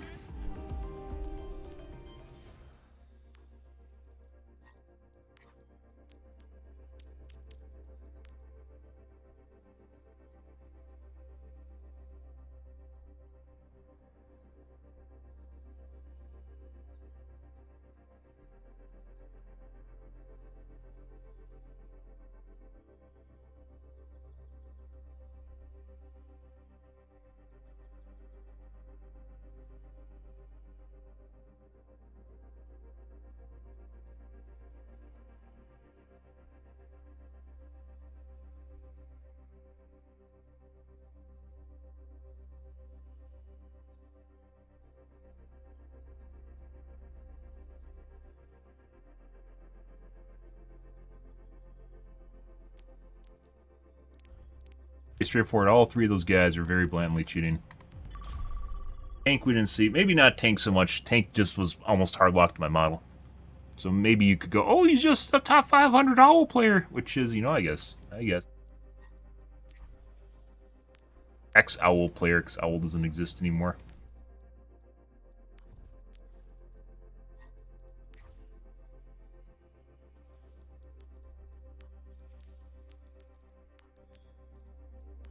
Top 500, formerly Diamond Master. Good for him. We have an origin story here.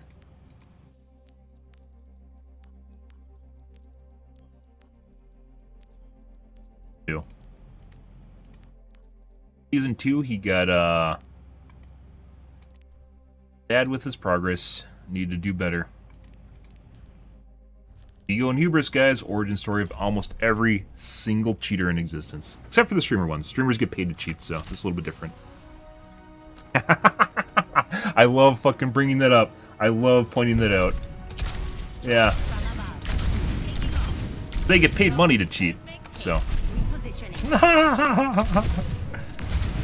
It adds a little context to things, doesn't it? Yeah, when you think about the fact that your performance is generally directly linked to how many people watch you.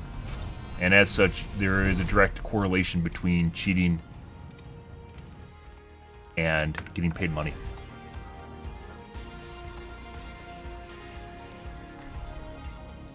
Welcome to streaming, guys. Makes a lot of sense when you actually think about it. Oh, oh peeping.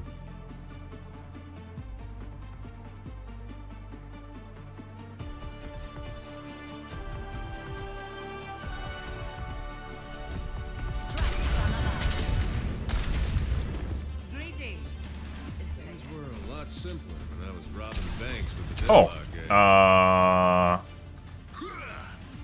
our life lever is pretty good.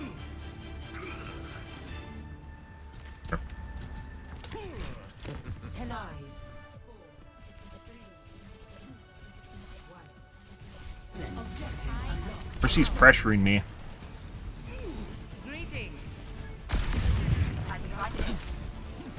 Affirmative.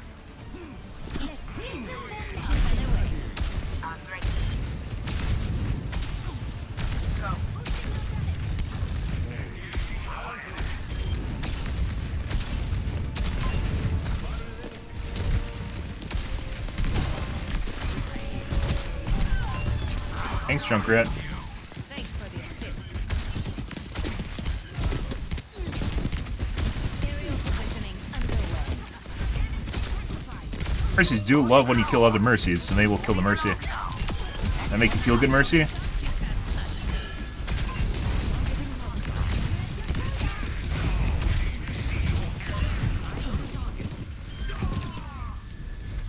Over there. Taking the lead. Oh my god, the trap's still there! I blew it up! I swear!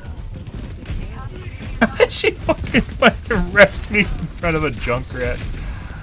That's a dedicated Mercy. I swear I blew up the trap. Oh, there's no way. Yes. Establishing aerial position.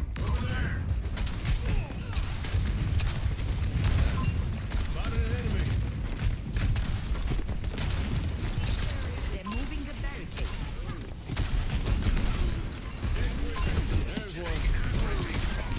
The enemy is catching up. No! No!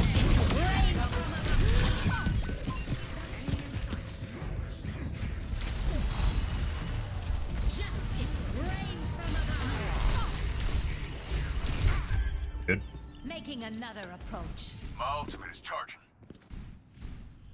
On the move. Can't let the healers escape. You kill both healers, guys, it's basically a free win. Kill the tank, it's usually a free win. Weird how streamers, other strategic and tactical streamers that offer a bunch of educational advice, literally don't tell you to strategically focus people in the game that matter the most. Like, healers. Make you toxic? Enemy over here. Over there. The enemy has claimed the robot. Fucking Christ. There's much for you to do. For some reason I can't ping the tire. Shake it off. How's it hanging? Hello. I hear you, pumpkin. En route. You call him Pumpkin, bitch. I believe is the correct response there. Thanks for the assist. Taken to the air.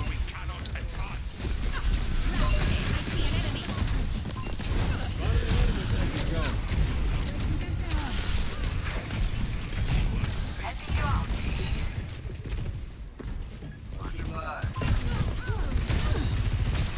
enemy. Push ahead. Saved her. Unfortunately. That's not good.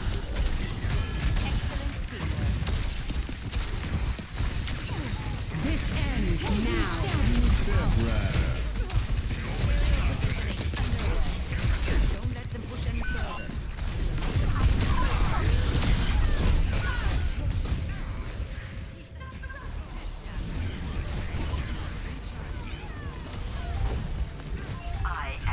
Let's show them some air power. Repositioning. Pretty good. Establishing aerial position. I wonder if the tank knows that we have their robot.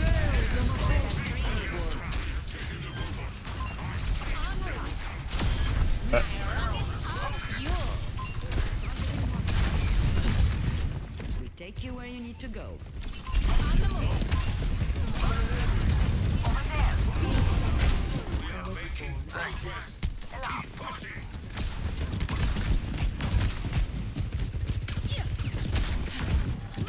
Increasing altitude.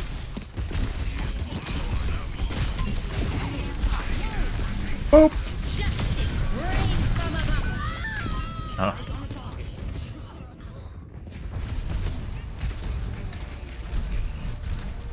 Justice reigns from above. That what was that? That from last match?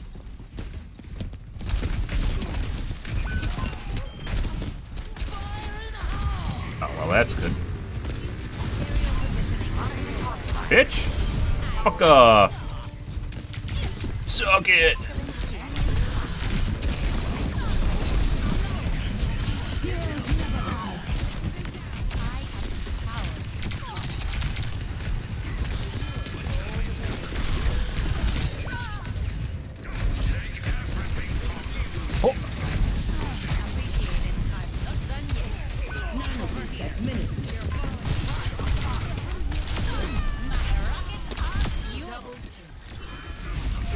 Directs.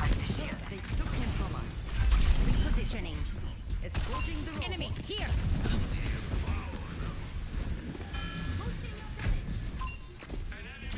That use double back. Don't mind. Move up with me. Confirmed.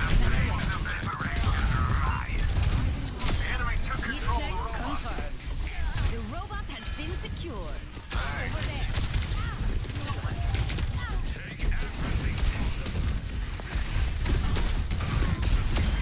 Cut.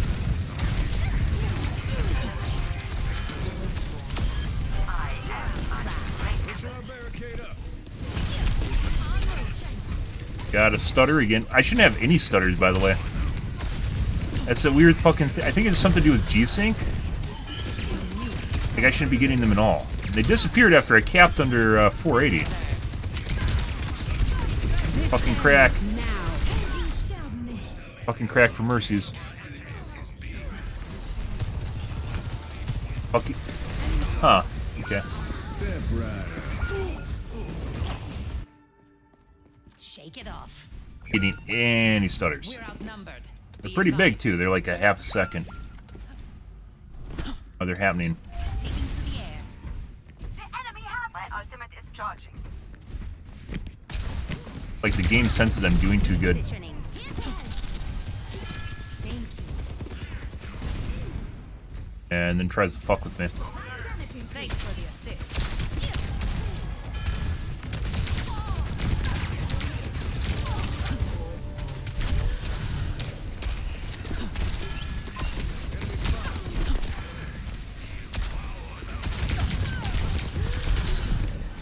Aerial positioning underway. I see an enemy. Excellent teamwork. Eventually gonna get hit by a railgun. What the fuck's our tank doing? Well, I guess he's stalling the tank. He's stalling the objective. Much obliged. Over there. Spotted an enemy. Enemy over here. There's another one of the giant stutters again.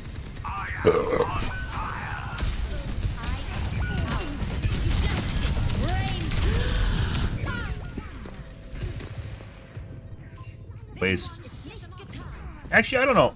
Yeah, it's a waste. I can do more while alive. Systems nominal. Like, even killing one person with your Altus Ferret is just, like, fucking pointless unless it's, like, the tank. We need that robot to turn around. Because you die. And you can do more while alive than killing one person.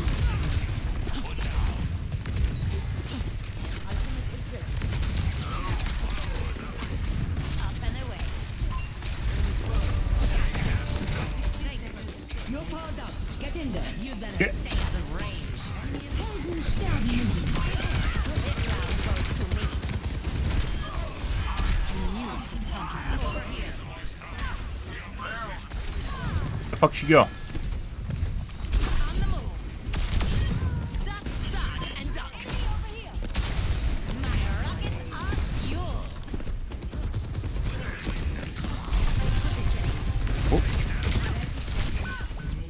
overextended. This ends now. Just snapped me through the wall. He just tried to shoot me through the wall. Huh. The skies away. Ego and hubris. This is our Ego and hubris. everything. Origin story of cheaters everywhere.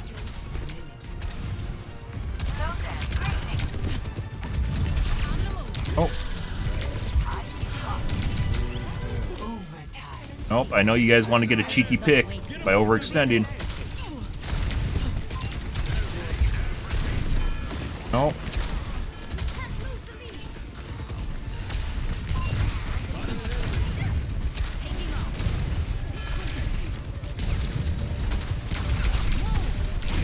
And headshot.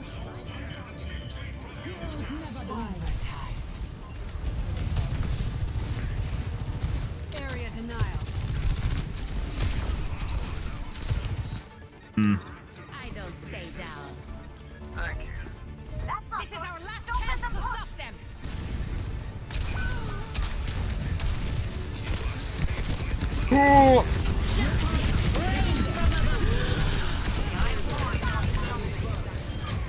Nice.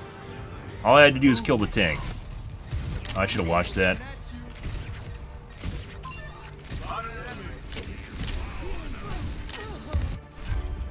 All systems stay with the robot. We're almost Ego and fucking hubris, guys. So the soldier wasn't all that weird up until, like, was the last two pushes is when he got weird. Up until that point, he was normal. He was on Junkrat.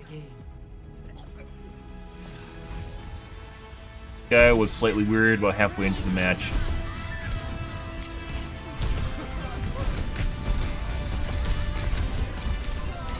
I mean, that just looks directly like it's fucking direct lock to the.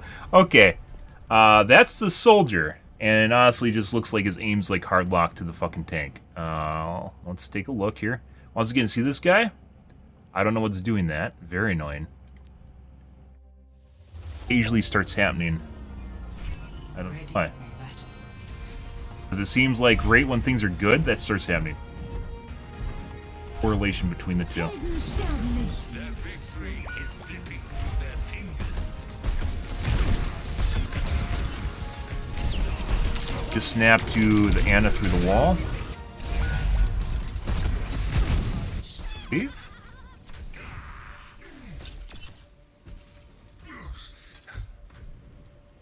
Saw her.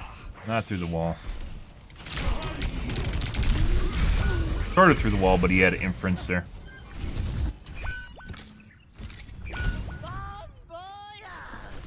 Like my G-Sync module starts fucking up or something. Why have they got the robot? Get it back! enemy team is pushing forward. Generally tough to see anything on Junkrat.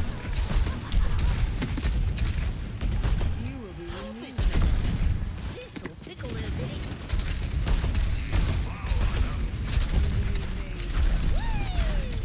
Justice reigns from above. I said it looked like he's hard locked to the tank after this. There. Like that when he's in the air. Reloading.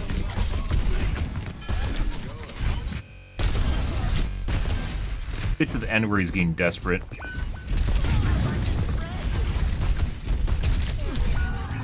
Get up. There you go.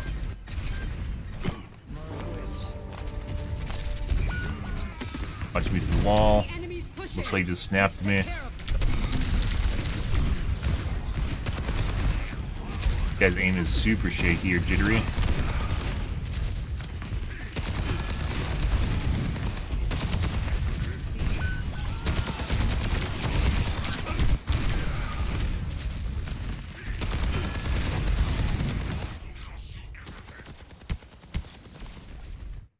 Here's Mercy. Yep. Receive my aid. It's go time. Heroes never die. If I'm still standing, I'm still fighting. My power emanates. For the parched. We have the robot. Time to move.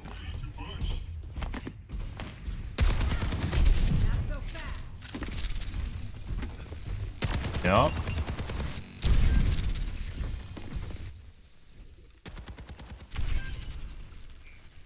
So I went behind the wall, right? Not directly on Mercy. I offer something more.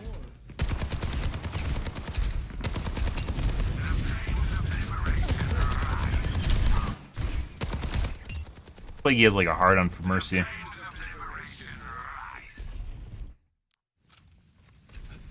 Not directly to her. Sometimes people get an infatuation with another character in the game. Like when stuff's going on, they'll just always just constantly look at them regardless of what's going on. Very weird. Fixation, you could say. Not an infatuation.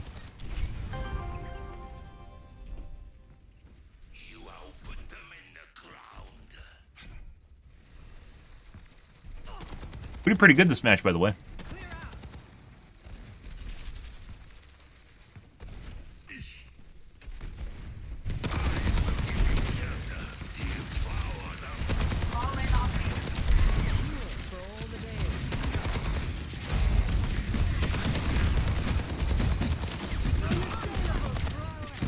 I swear, guys, like when you're watching people, it feels like some people you need like stabilization to make up for how shaky their aim is.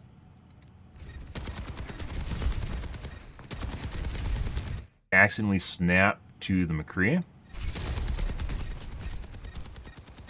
Accidentally started shooting the McCree.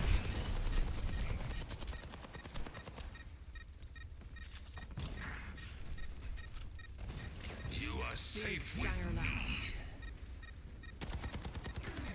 Right here. Now he's locked onto the McCree. That's not me anymore.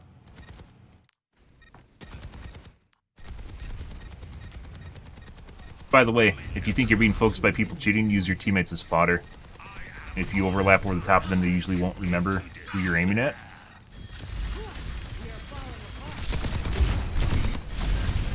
A lot going on here. And I'll snap to a new target.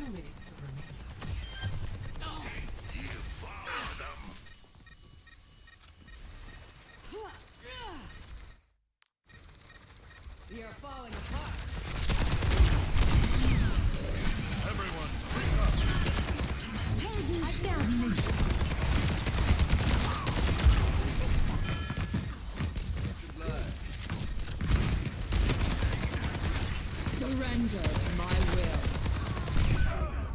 Very shaky aim. Again.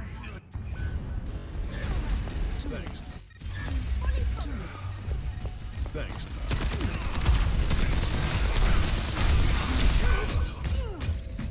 Everyone on me. We are making progress. Keep pushing. 2 minutes remaining. I am on fire. 60 seconds. وريهم قوتك. You better stay out of range. Heroes never die.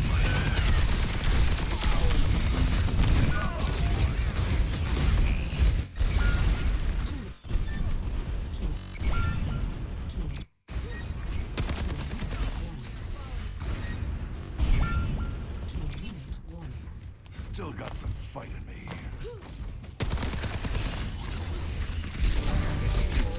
Aim is legitimately all over the place. And shaky. 30 seconds. You're falling apart. Oh, it's almost.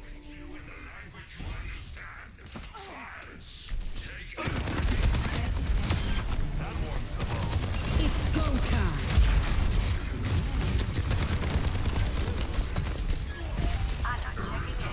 Anna.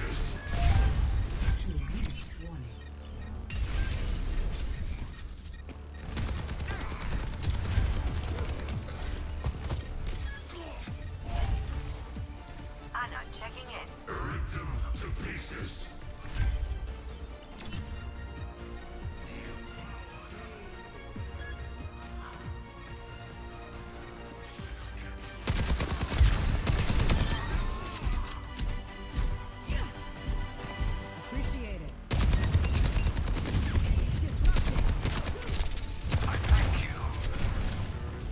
Trophies on top. Almost there. Just stay on course. This guy's aim is all over the fucking place. He just snaps the Mercy, is it? Almost there. Just stay on. Forward spawn activated. Remember how I said there's certain people, they have infatuations, right? Yeah. That's Mercy directly through the wall again. Curious.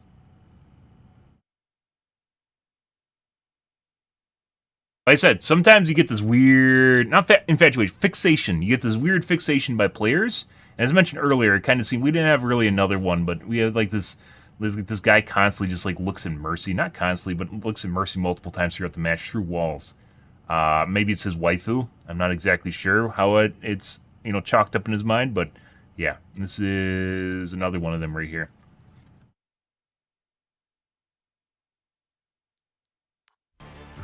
And then he looks away. He doesn't look away. He doesn't try to make it look normal. He C-flicks away.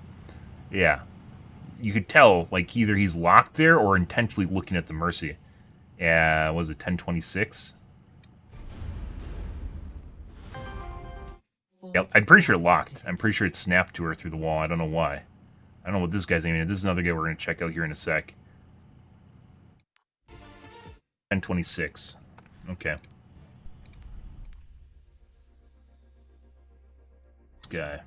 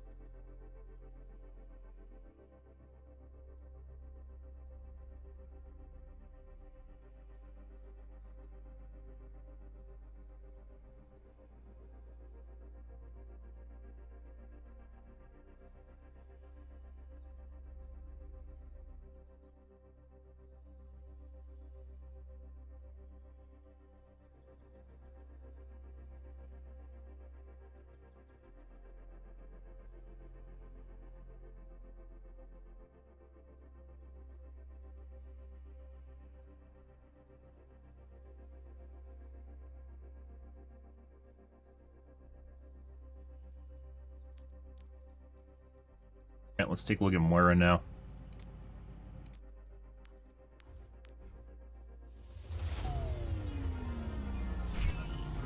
Not Moira. Sojourn. Sojourn wasn't really that big early on. Just later. Oh, that guy also had... What is going... This guy's aim is nauseating.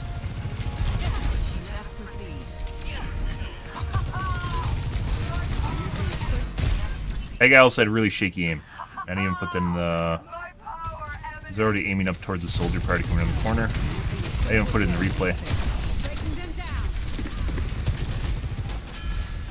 Just shooting the wall. He's not even shooting around the wall, he's just shooting the wall. Like, he apparently started shooting the fucking McCree. This guy's aim's all over the place, too. McCree through the fucking... And then the Anna. Despite me being in front of him as well as the Mercy. McCree, he just snapped the Anna. This guy was much more obvious than Soldier.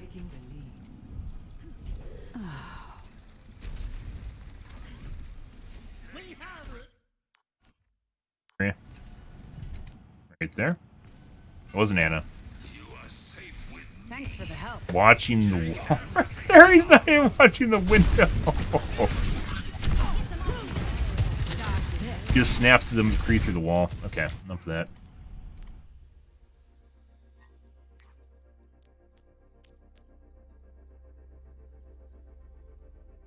Was he even leading people? Not really.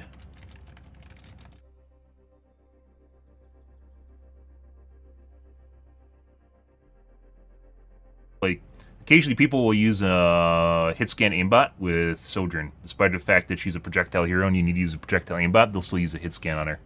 I.e. something that just aims directly at the model, or close to it.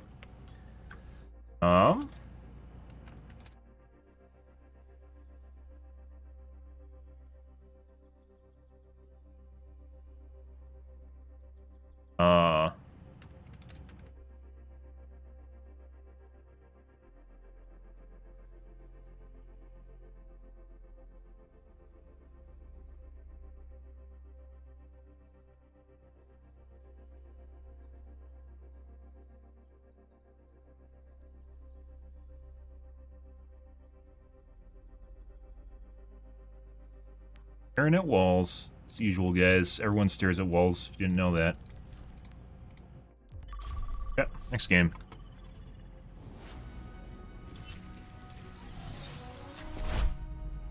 Strike from above.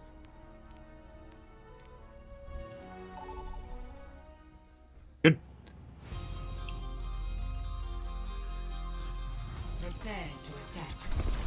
Select your hero. Good.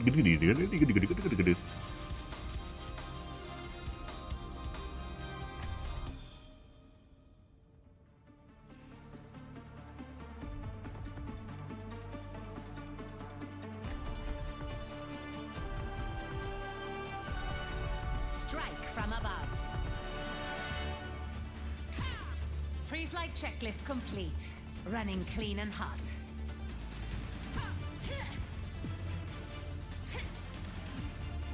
Looks like Gibraltar's back online, with lots of new intel to share.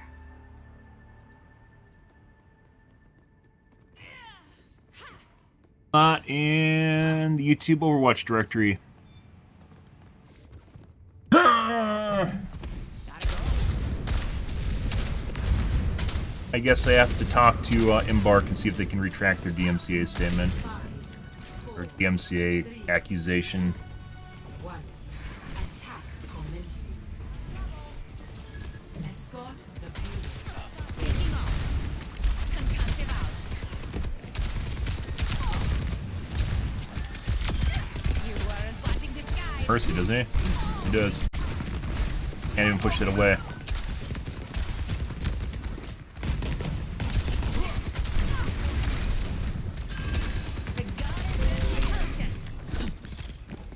And OBS disconnect. I know which platform that is. Oh, YouTube or something. Good.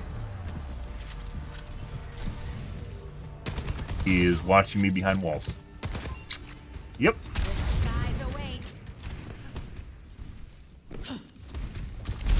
Watching me directly behind walls.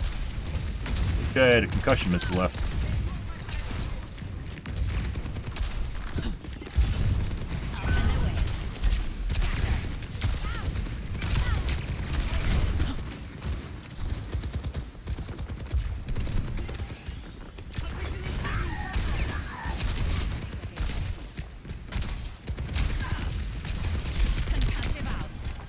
I'm going the wrong way with that. I should push him into the trough.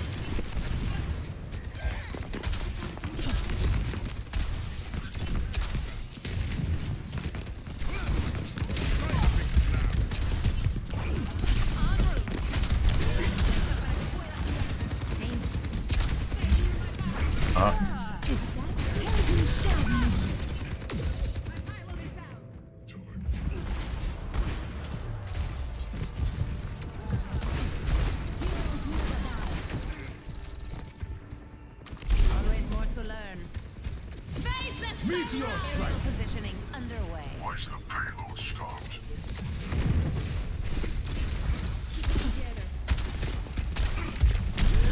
Hey, there's no healers or anyone upstairs, like, stuck in the ceiling.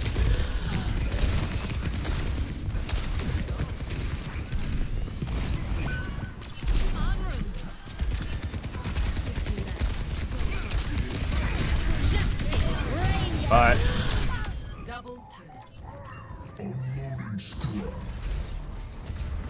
Oh, I'm just looking around randomly.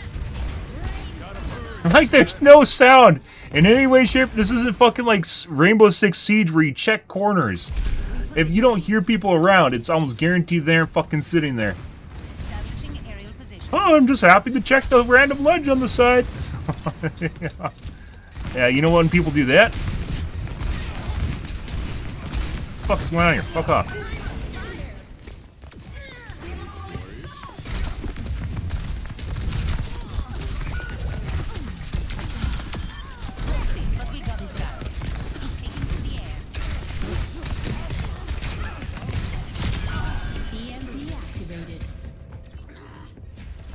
That's a soldier, by the way. I don't know why he shifted from soldier to projectile hero, but he did. Because he was doing good on soldier.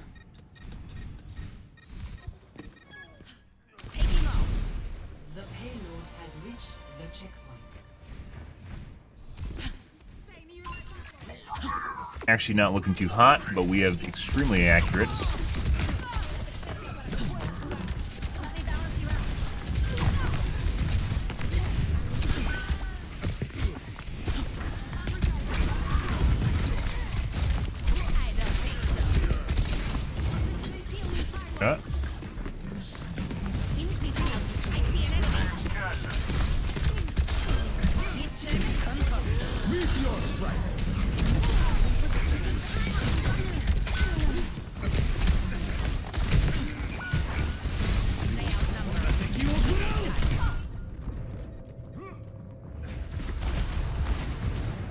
Not sure what's going on with my accuracy, guys.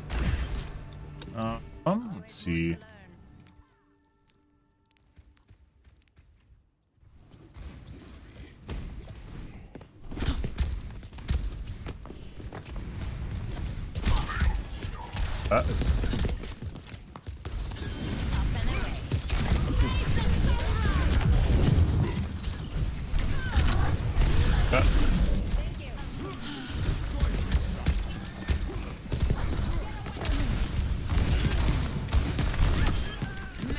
Roll? No?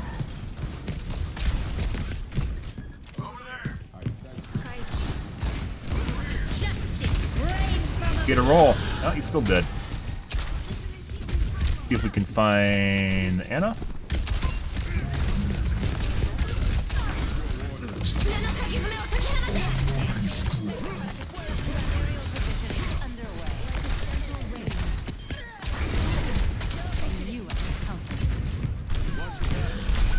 Oh, roll out the door to 2-tap, 3-tap, I think, though. I think he missed the first. He's just fucking watching people through the walls. Yeah.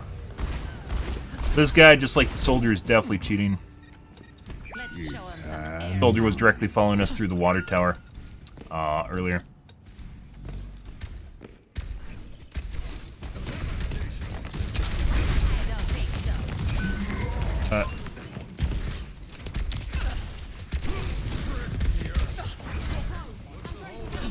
Get that thing moving.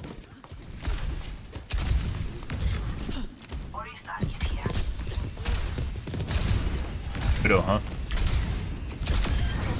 Yeah.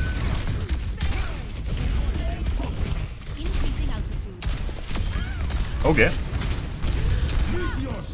That one hit on the second shot, or the last one, that despawned. For some strange reason, on Farah, guys, when you die, your missiles despawn. Very annoying. I know. Oh my god, it's unfair. You're dead. You shouldn't be able to kill me. I don't believe your projectiles despawn on Junkrat. I don't know why they do on Farah. When you die, they're just gone. Matter of fact, Junkrat is martyrdom when he dies. It makes him even more ridiculous.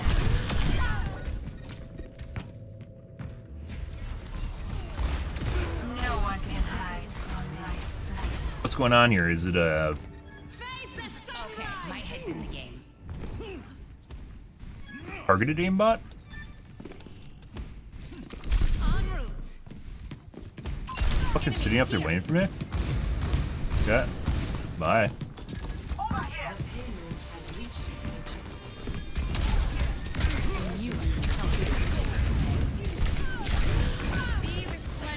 Good. Maybe the soldier swapped off soldier because he knew we were cheating. We knew he was cheating. It must be less obvious. I'm not sure what our teammates doing here.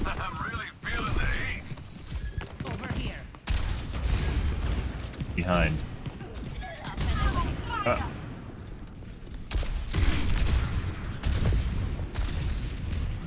Nice.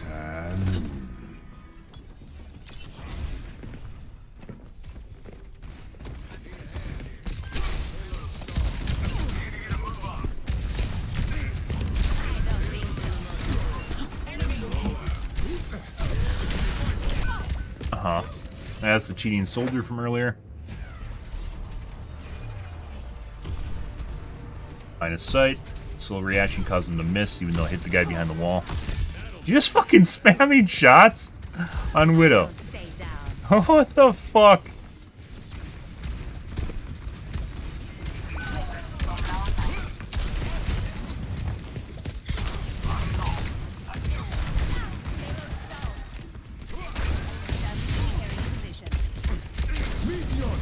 Nowhere. Huh?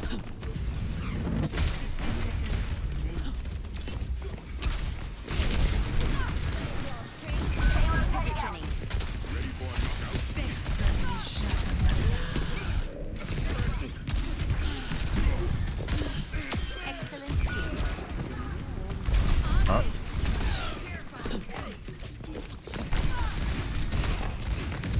Toggle off. Fucking toggled off. Oh, okay. Thanks for coming back. He toggled off. Sometimes they do that when they cheat. I think it has something to do with the anti-cheat. Oh. Willing to risk it all, though.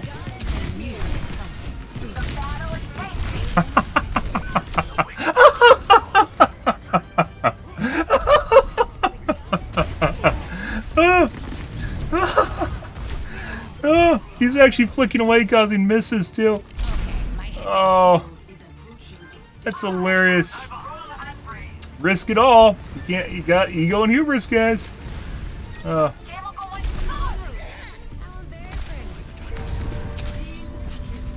That.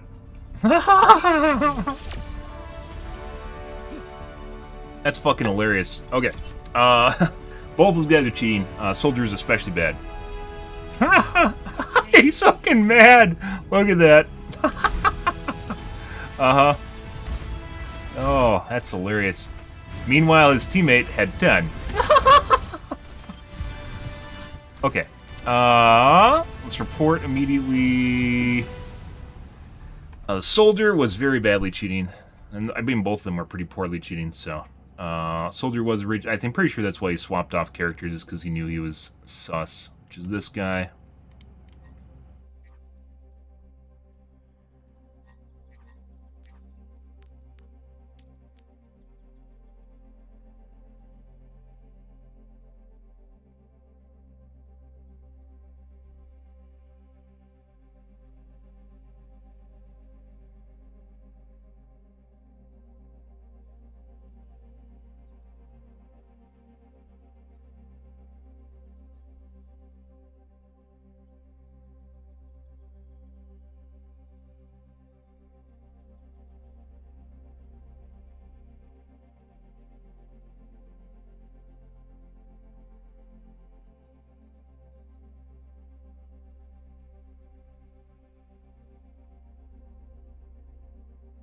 Okay.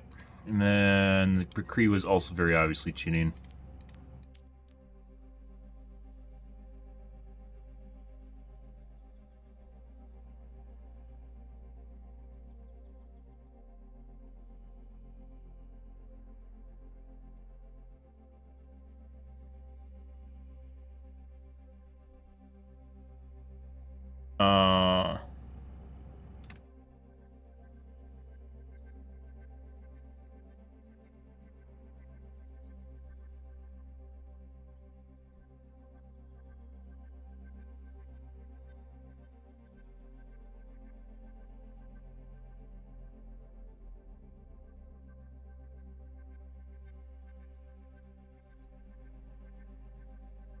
Yeah.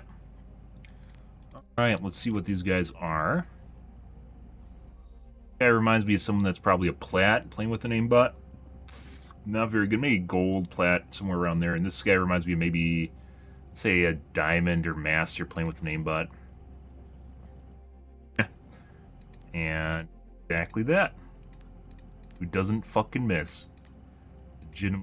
Not legitimately. He occasionally misses, but it's a percent miss. It doesn't matter, it's just automatically input, so he doesn't get stat banned. Fucking diamond that doesn't... Diamond plat that doesn't miss. Yeah. Like, holy shit.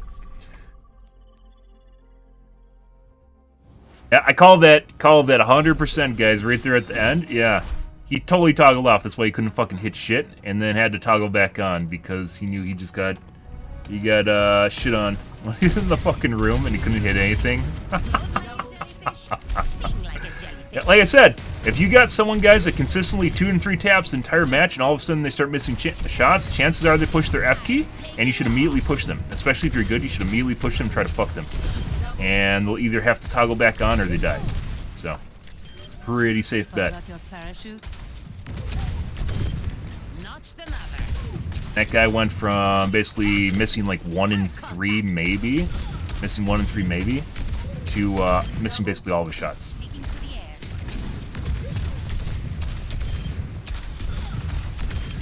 It was my time to shine. We'll see. You'll see people when they toggle, they'll either be off for like the first minute of the match or so, and then they'll toggle off for like the last 30 seconds-ish of the match. Not always, but a lot of people do, and I think it has something to do with either not wanting to forget that they have it on, or maybe the anti-cheat scans after games are done. I'm not sure. But you'll see that sort of behavior, specifically at the beginning and end of matches. Maybe they want to pretend that they can actually win without cheats at the end of the match. And as such, you guys saw him immediately try and BM me in chat at the end because he knew he had to actually try again. Try again. He had to try again. Oh, yeah.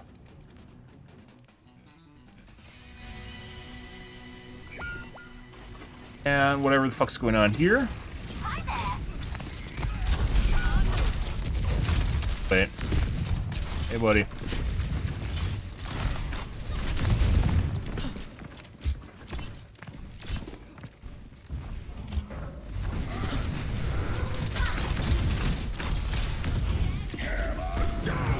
Okay.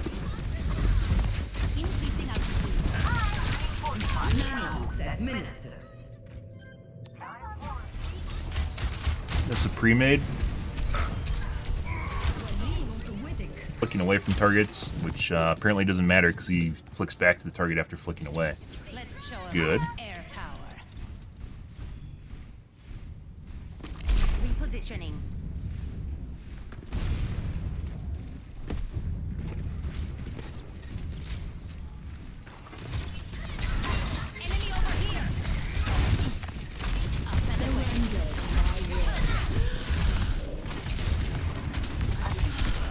Please rest my HP, thank you. You have to manually heal yourself by asking. Ryan's behind me. No, I know you want to squish me. Squish in and compact him. Not sure what I just died to. I think the Ryan swing hit me.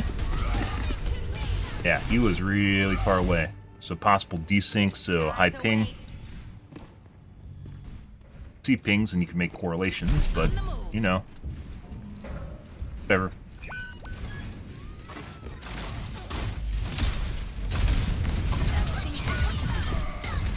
Oh.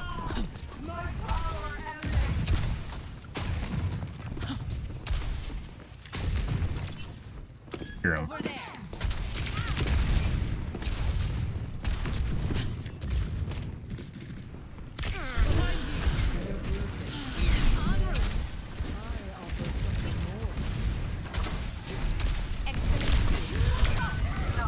Got a Moira.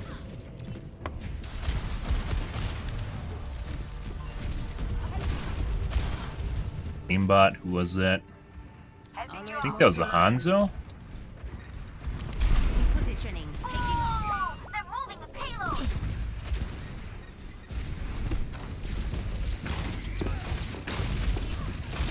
Well, might as well go and die. Hi.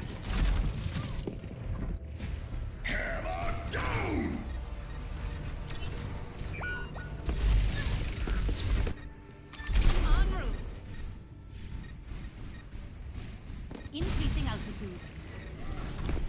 This will cut the pain.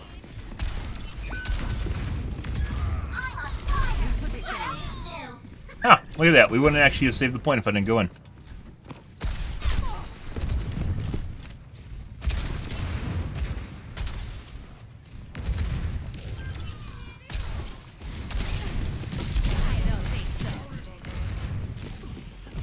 Fuck are our healers?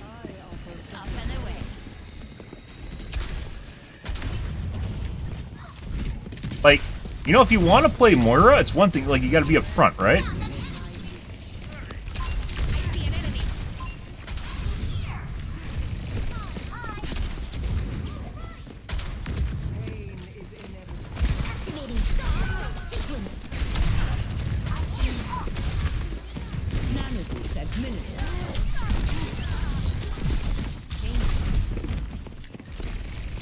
Establishing aerial position.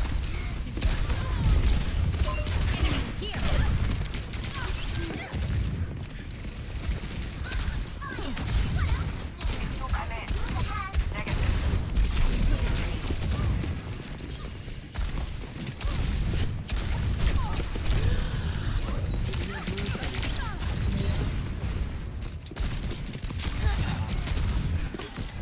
Excellent teamwork.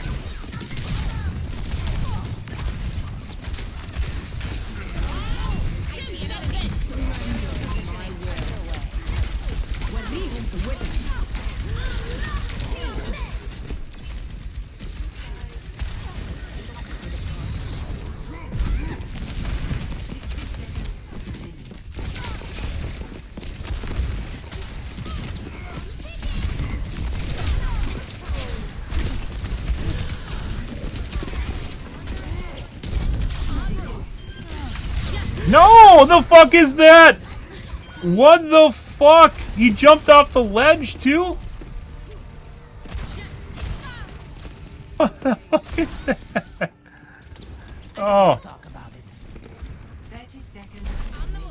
I oftentimes think there's like a monkey. Like, if you're playing monkey, use a combo cheat, you just immediately deploy your shield the moment a fair ults. Like, the fucking thing feels like it within 20 meters, immediately deploy shield. Like, there's no way that it could actually have been intentional. It's too fast. What?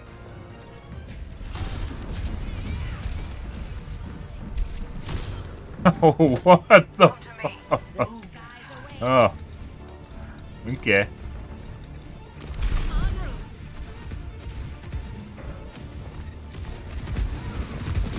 Activating self-destruct sequence.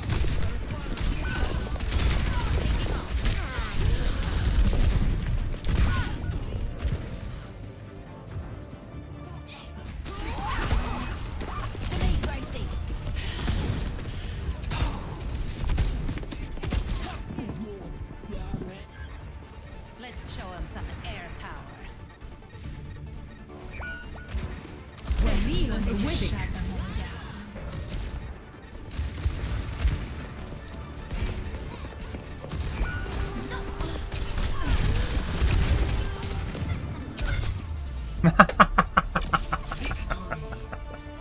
And then they C9.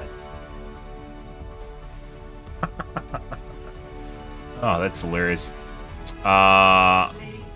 Pretty sure Ash is cheating. Who was the other guy playing? Tracer?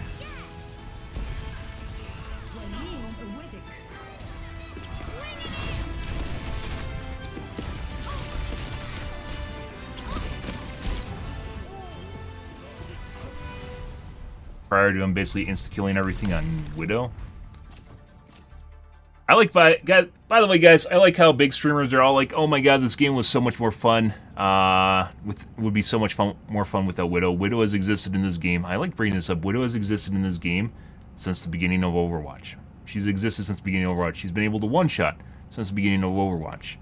The reason she's a problem now is because so many more people are cheating on her, which, as you would imagine, a hero that instantly kills people is very powerful when you can always hit your shot, which used to be relegated to skill.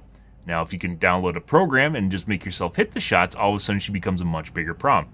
There's really nothing else that has changed as far as Widow goes throughout the course of Overwatch that has made her more powerful. For a stint there was double shields in Overwatch 1, but that wasn't the entirety of Overwatch. And she wasn't, it's not like all of a sudden people can aim and they never used to be able to aim. It's not like that's a thing. What has become more prevalent in Overwatch is cheating. It has become much more prevalent. So when people are complaining about Widows in Overwatch, they're generally complaining about cheating Widows. Very, very accurate Widows used to be very, very rare. And as such, they weren't consistently accurate because you can't be. Because you're a fleshy human meatbag. It is very difficult to constantly do that, which is why people use programs to do it. So, yeah, like when people talk about Widows Just Widow's ruining Overwatch now. Yeah, they've been in the game forever. It's not something new. It's not a new character.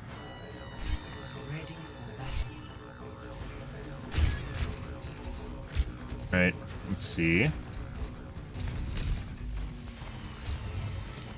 only care about this guy when he's on Ash. And origin story acquired. I don't take kindly to being knocked down.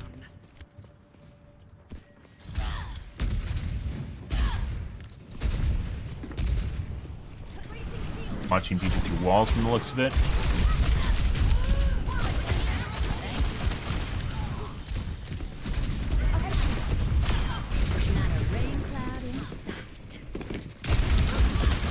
Aim on Tracer through wall. There is sound here, but he doesn't look at the window. He looks at her through the wall and then looks at the window.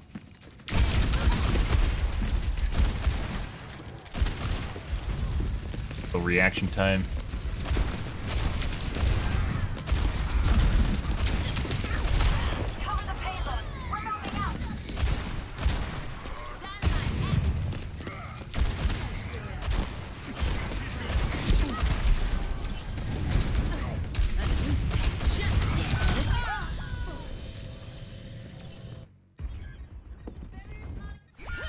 This town just ain't big enough.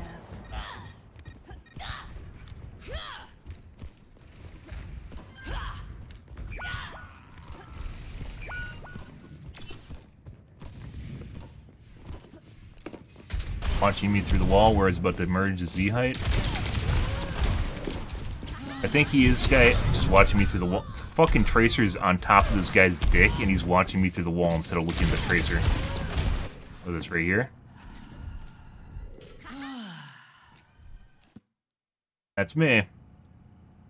Not trying to keep track of the Tracer right now. He's looking at me through the fucking wall.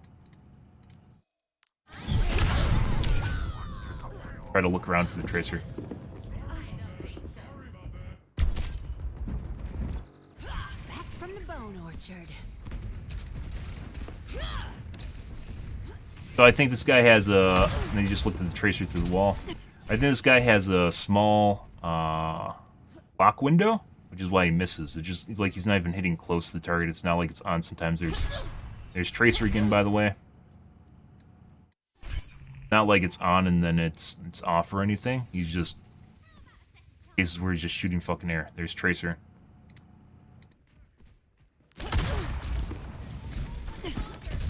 Like he looked at... Lara? Tried to look at me. You're looking at the edge. It's always weird when people don't actually look at where they're trying to look. Like the angle. They just look somewhat, sort of, towards where people might be. And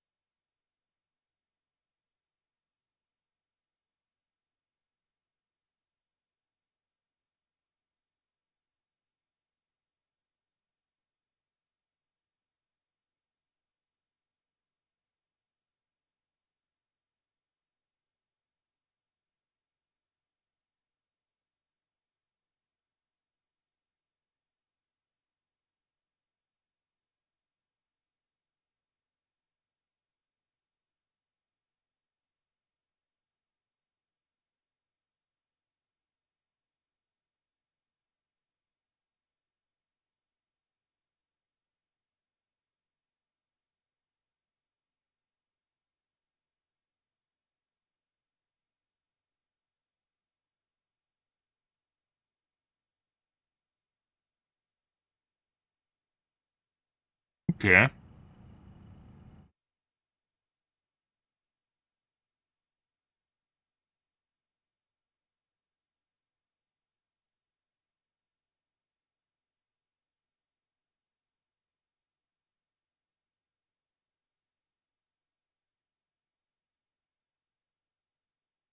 One second, guys. I am trying to figure this out.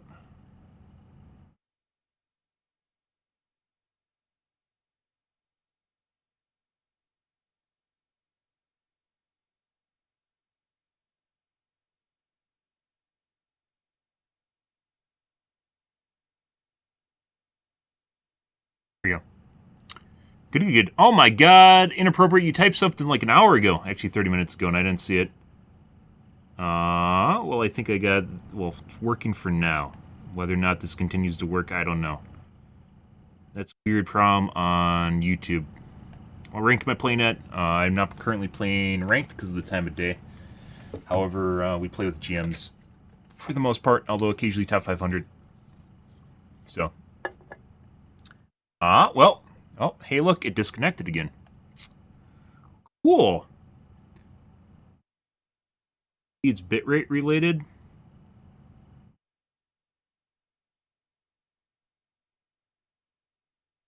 By doing that.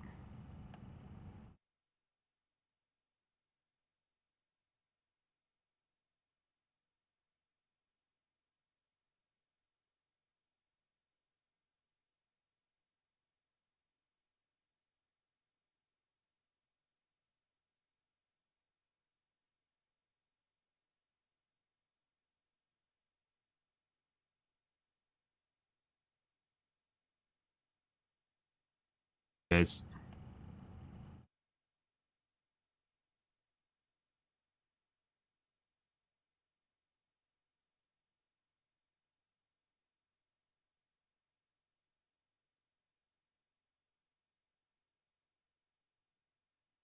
Like, I'm not getting error messages here. It's not telling me anything. So, I don't know if this is something or another. I'm not actually sure, so...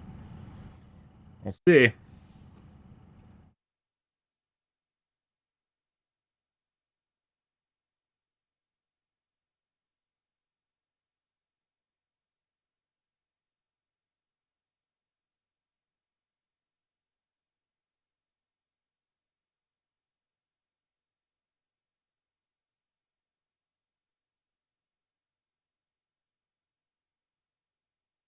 Like, they aren't sending me messages. It's like, hey, you can't do that.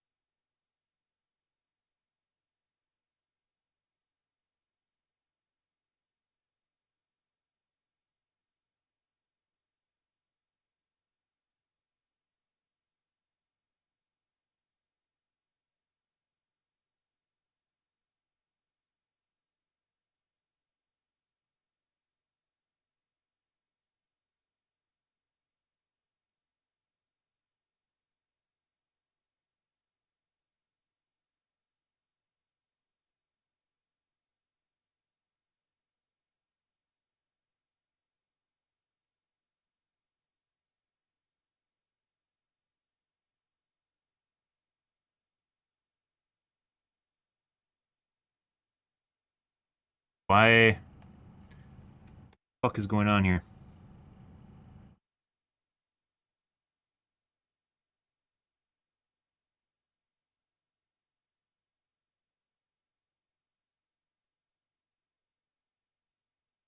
Like, it runs for like like a minute, and then it ends. It's not even consistently. It's like someone's shutting it off. But I'm not getting any messages as to why.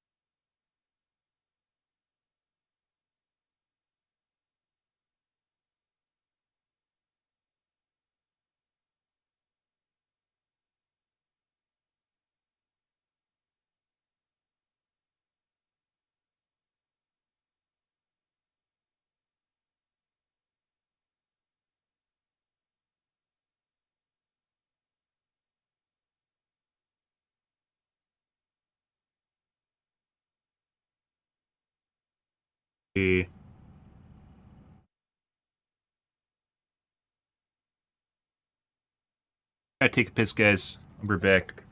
I'm gonna let that run and see what happens.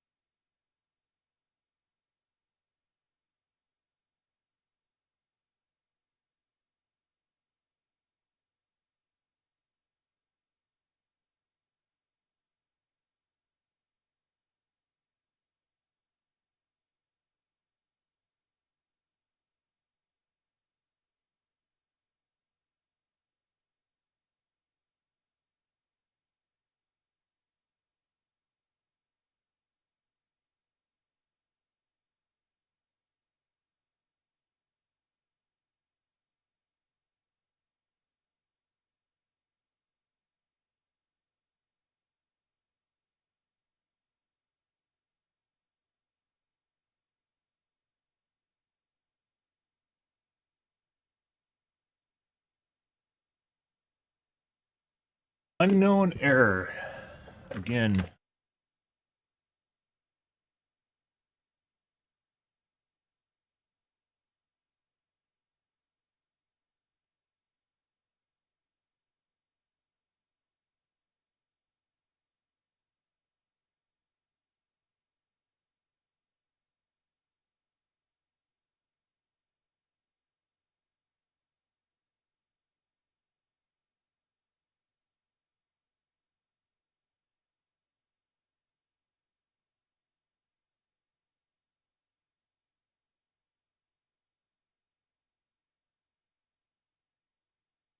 Like, it honestly seems like someone's disconnecting me.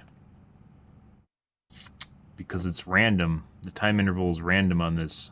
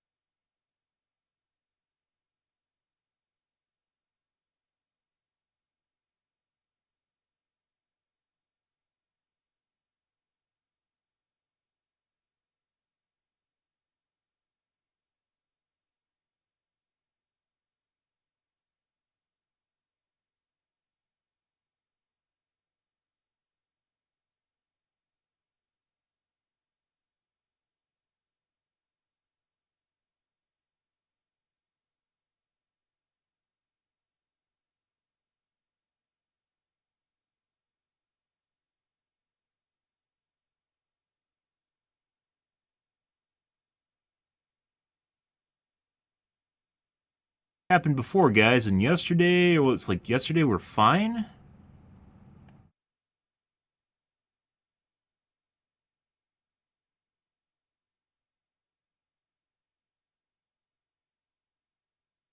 Hey, we aren't?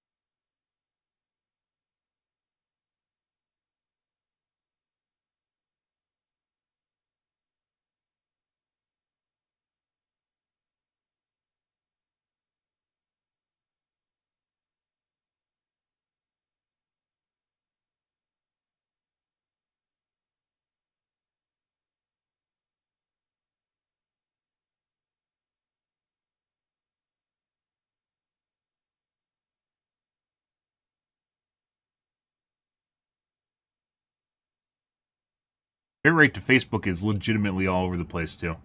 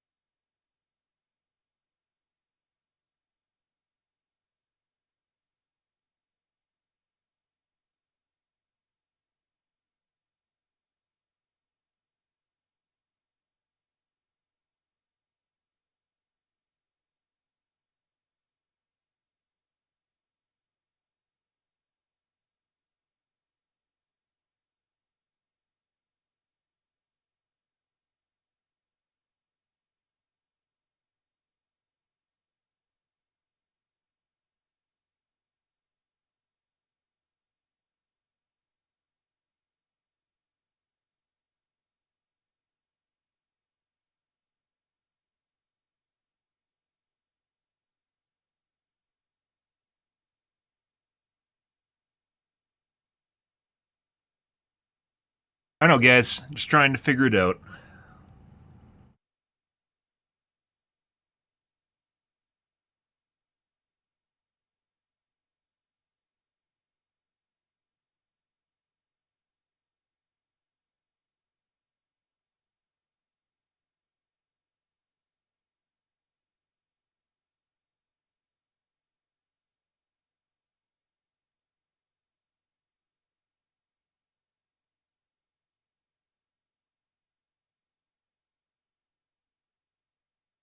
Might be something where we need to use a VPN.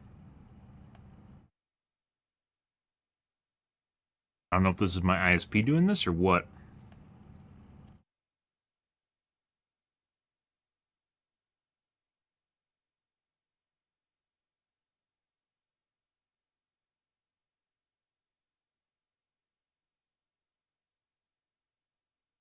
Might be.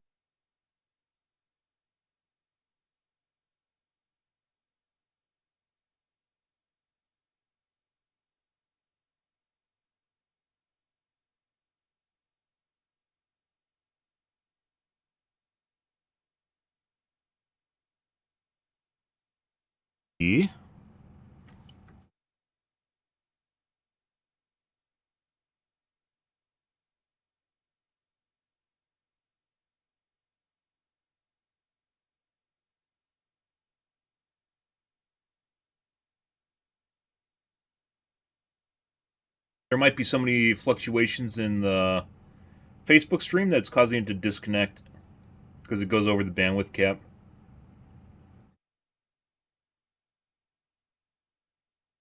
Is all, oh, there it goes. All over. Oh, fun. I guess we'll just go with this and try tomorrow. What the fuck is that shit? Oh. More news. No. Fine. It's like fucking... It's like Facebook doesn't want you to stream to them. They don't even want you to stream to them. They just let them die. Just let it die. Just let the platform die. It's like they don't even want you to. Yeah. Okay. We'll tackle that tomorrow. It is very disappointing to see my bitrate on YouTube drop to 0 or 300. I also don't know if that's been happening for a while, or if that just started. I hope it was just today.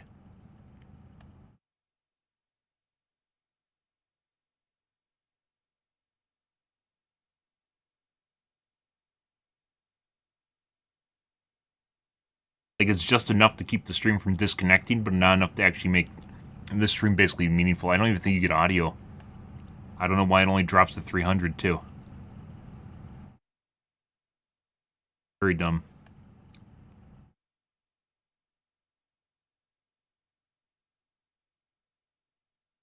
Okay, well, whatever. Yeah. Anyways, we were watching this guy possibly cheating.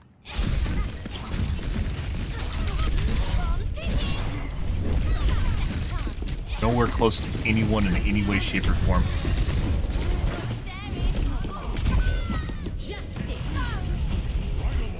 That Widow. Humiliated. Absolutely humiliated going for a medkit. Threw that pulse bomb in the middle of nowhere. Couldn't reach the medkit in time. He's going to show us good. There's Widow. Absolutely humiliated. We need to focus. Time's running out. Origin story acquired. Push the payload now. I guess it's just decided he's going to attack the tank.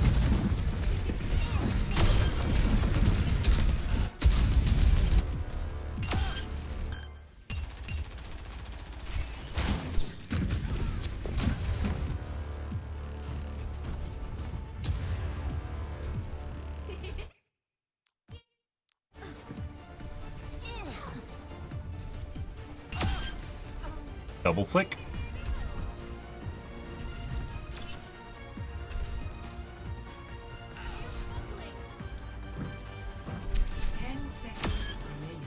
Got me around the corner. Beam on Moira. Star. The payload's moving.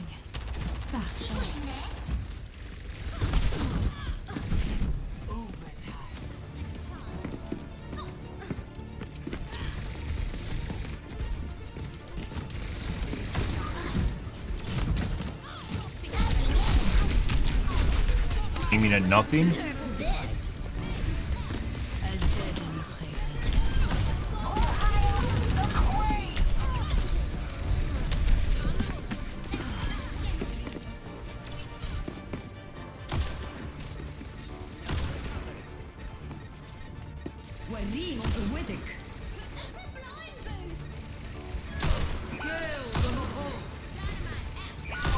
Spamming shots, flicked away. No one admitted from my sight. Poor reaction time, spamming shots. And C9. Let's go back to the beginning. We weren't actually playing for the first third of the match.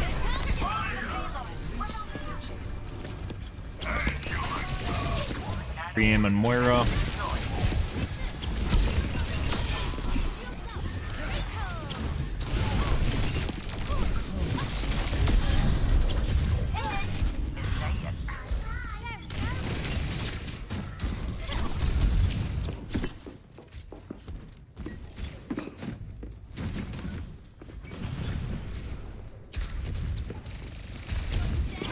Battleship Crusaders!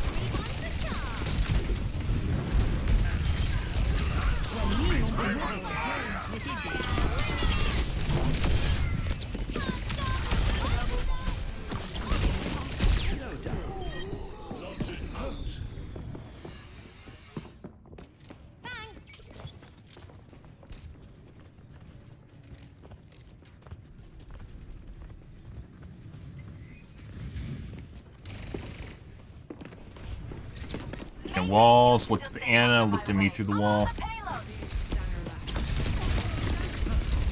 Here, Moira.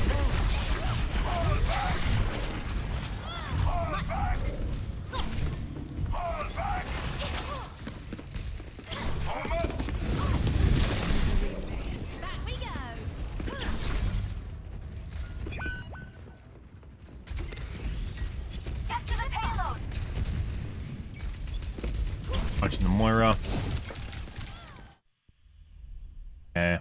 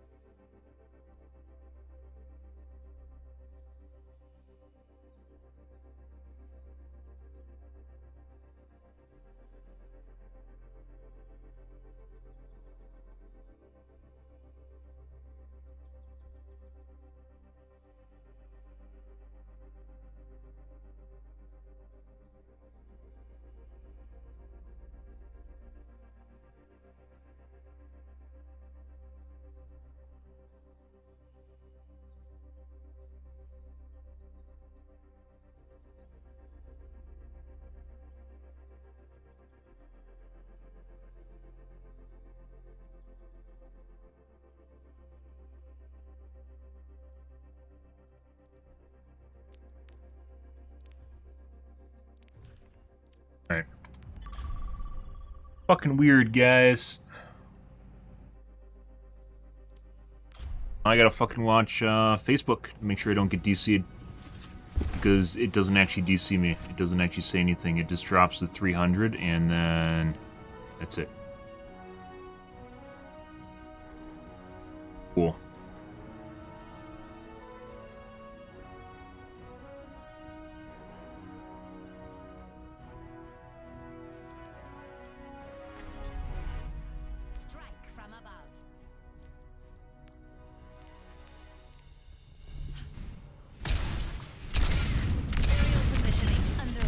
If the problem with Facebook keeps up, I'll probably have to use a VPN.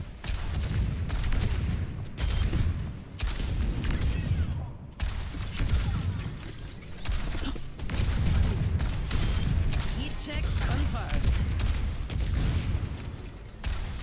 Repulsion.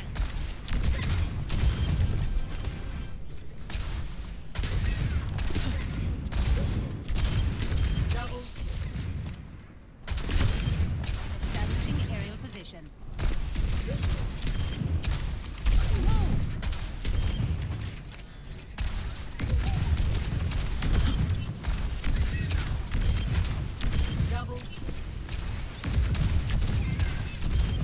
Messy, but we got it done.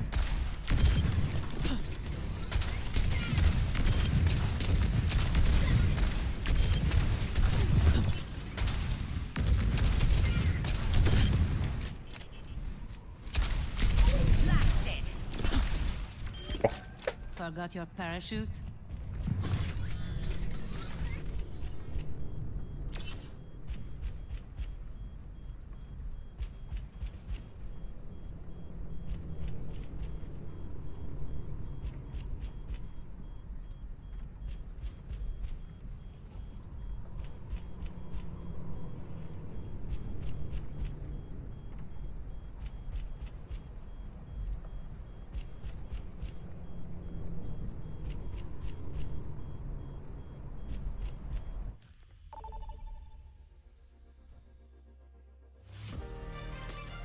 Prepare your defenses. Select your hero.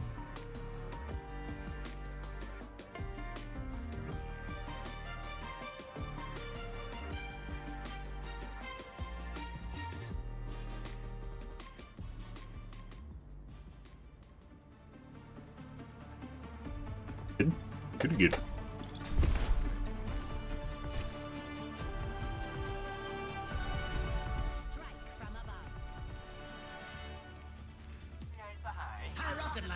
Can I make that suit in my size? Oh, you couldn't handle one of these. Rude. I was born to fly. Yeah, why don't you take Junkrat seriously? Aerial positioning underway. Why does your face look so familiar? There's a price on my head in 17 countries. I'm hoping for an even 20. Yeah, that's it. Hello. Best way for experience? The fuck is that? 5, 4, 3, 2, 1. Attackers incoming. Defend objective A. Up and away.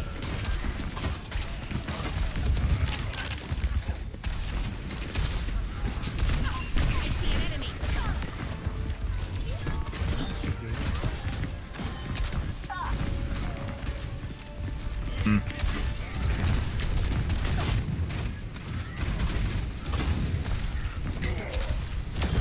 Messy, but we got it back.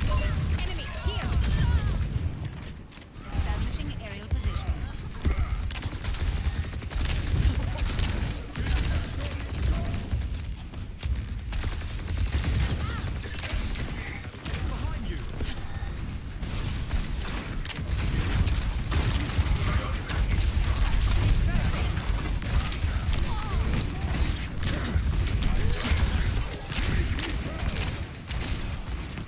Increasing altitude.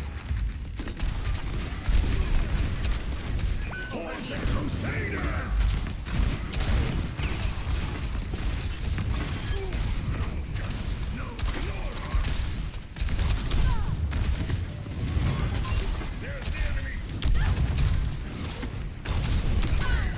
Oh my god. That wasn't even meant for me, guys.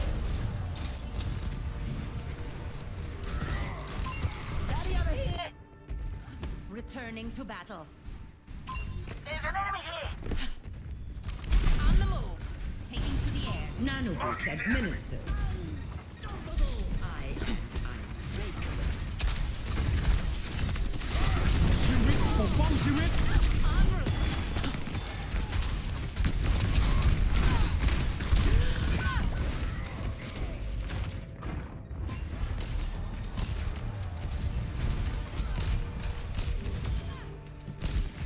Time to pay attention to the Thera, guys. Stay down. Repositioning. Just not going to the point. Ah. 100% accurate Anna. Fred misses. Time to kick some tail. Off my point.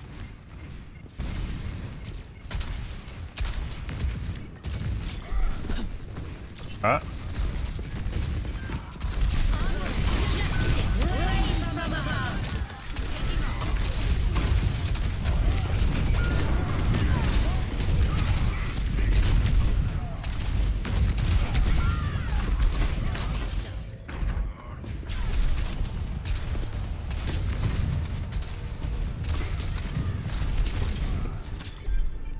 The skies await.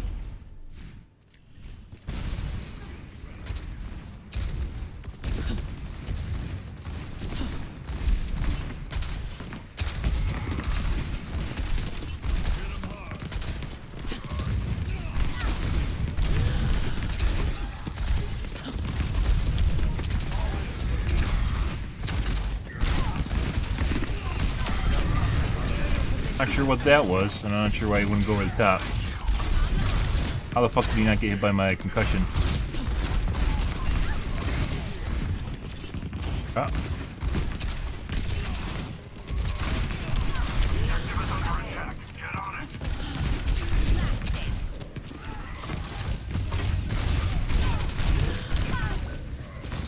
You tap. 60 seconds. For flicks. Always more to learn. Taking to the air. It's hand. What? Life protects life.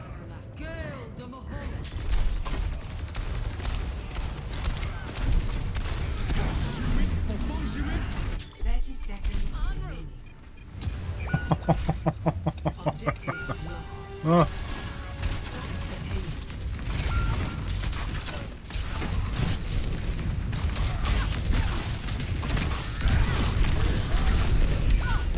And missed my flick. On here, guys.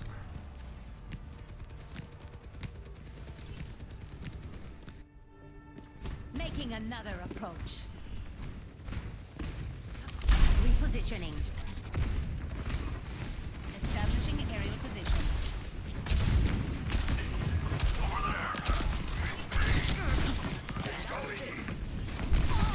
Huge stunner.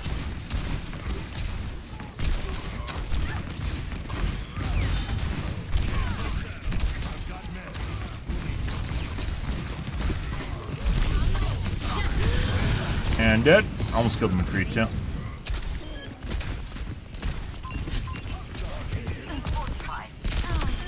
Maximum impact. Like it's supposed to miss.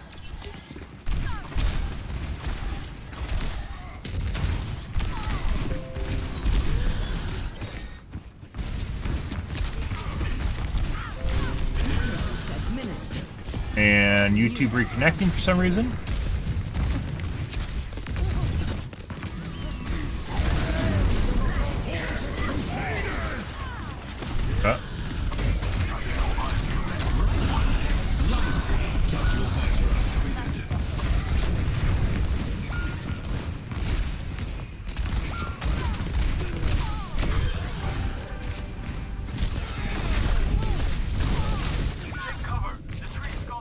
Good? Not sure what that's about. A taste of poison. Systems nominal.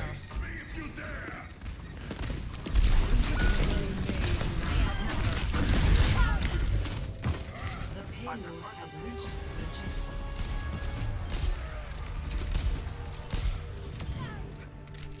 chip. Get through.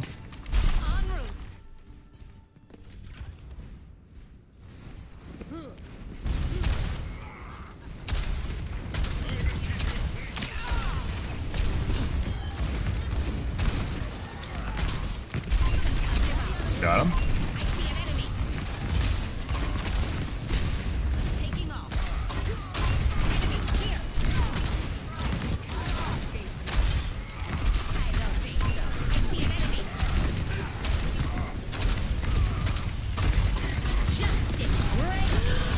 And Tink's dead.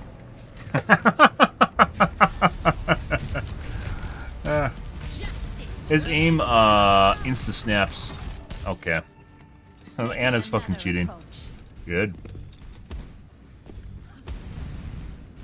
Repositioning.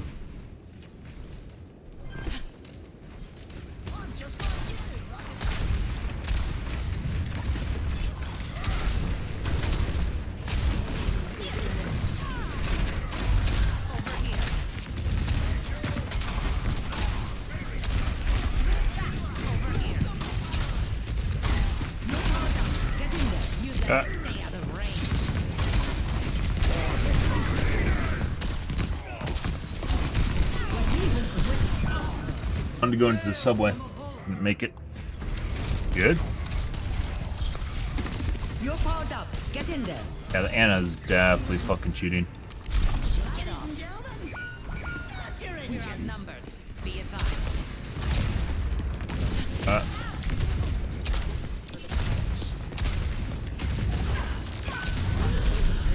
Wasn't moving.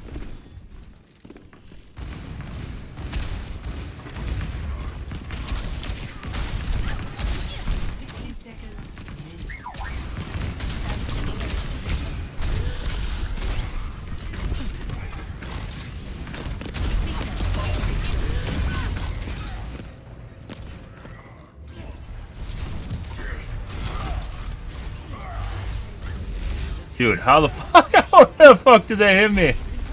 No idea. Good.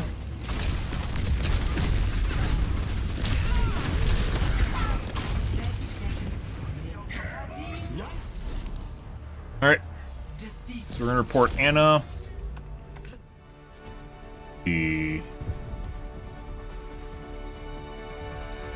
Alright. Is it a burner? No, basic icon though.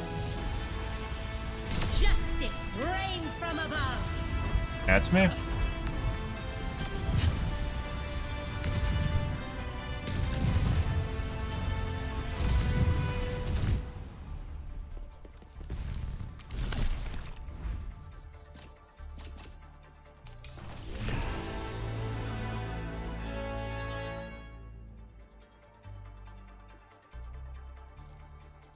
Okay.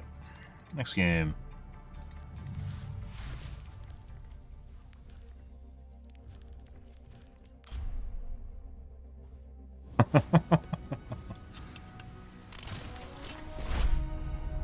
Good. Float like a jellyfish, sting like a jellyfish. I'm taking off. Increasing altitude. Repulsion. When I'm hitting my shots, you can't touch me.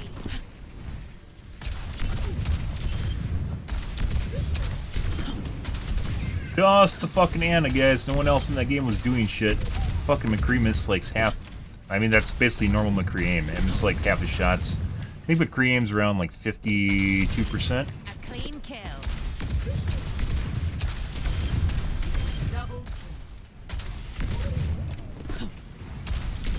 40. I think it's 52. 40 might be Widow. Maybe 52 is Widow and 40 is McCree.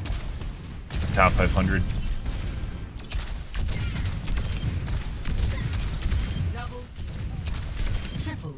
We strike again and again. E?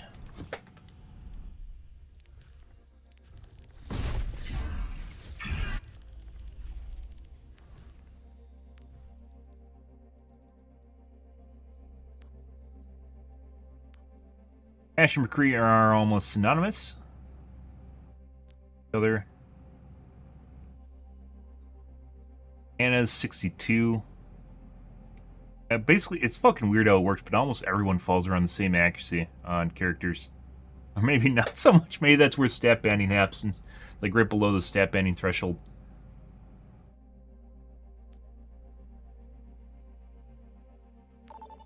Arrows are usually about 43.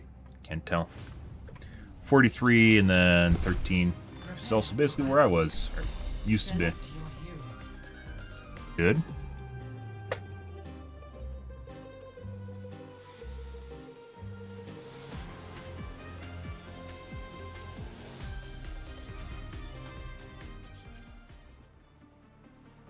Next game.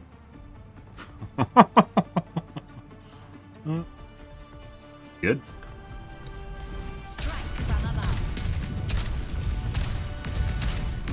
Oh, I live for this.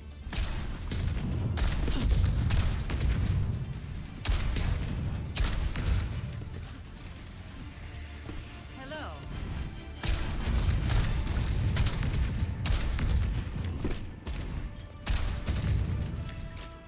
Five, 4, 3, 2, 1. Round 1. Capture the objective. Establishing aerial position. Together we will not fail.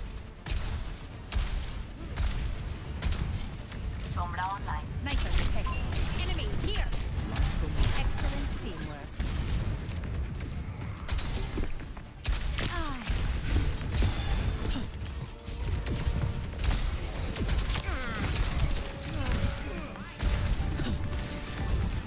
Aerial positioning.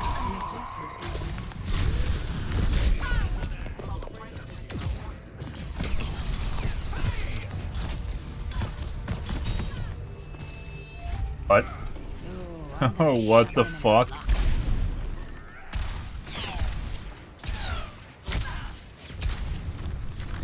Good. Health restored. Right number of shot at the right moment. Fucking deflect kill. Uh-huh. Widow spamming shots. Tank through the wall. Good. Returning to battle.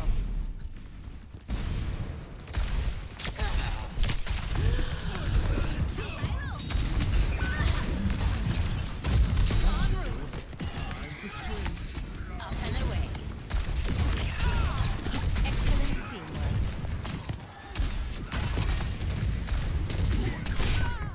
And Widow headshot. But these posts, he's fucking looking. Holy fucking shit. What do you suppose he's looking at there? A nice wall? Holy shit.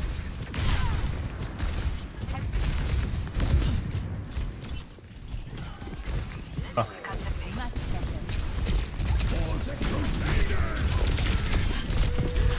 Off.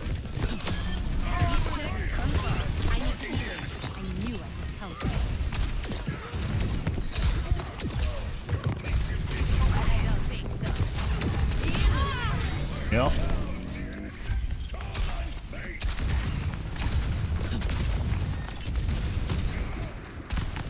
Others.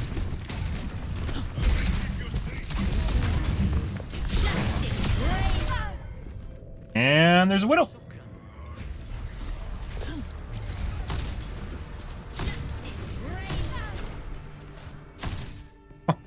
Let's show him some air power.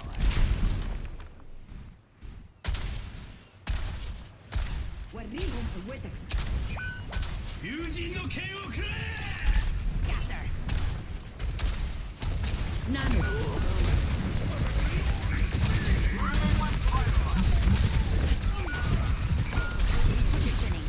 Cool.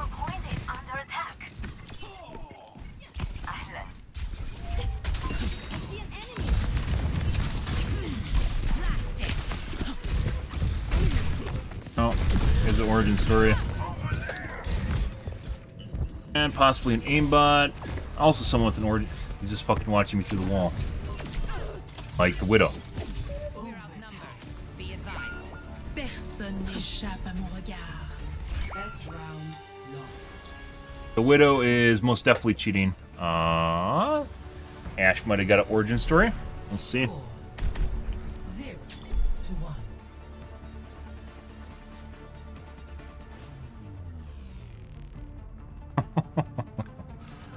Good. Good. I wish violence never solved anything. It would make peace so much easier.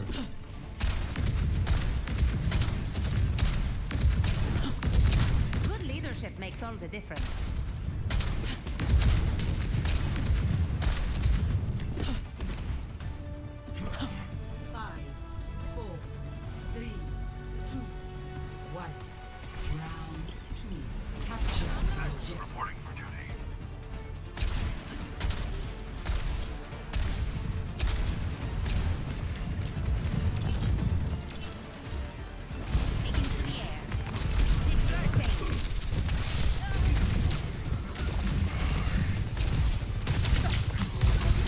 Sojourn.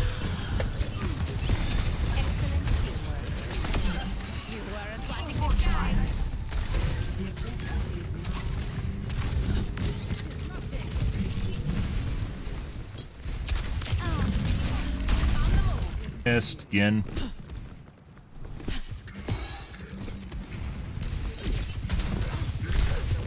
I see an enemy. Aerial positioning underway. Remix confirmed. That's not good. I knew it.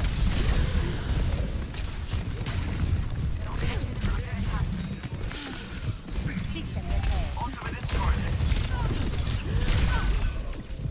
Area denial.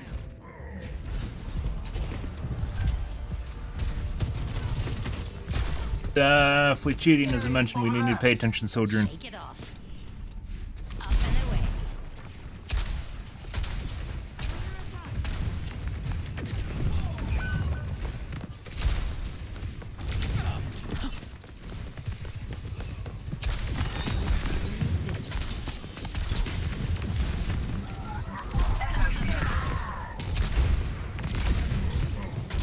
Fuck off, dude.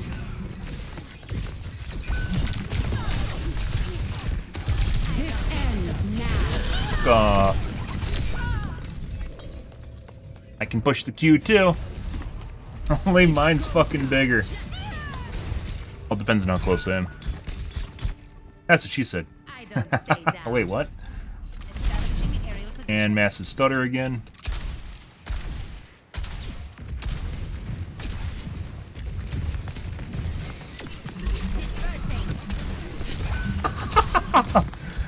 No.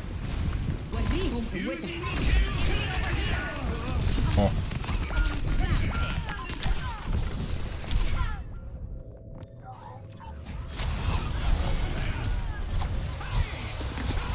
Snap off screens. Making another approach.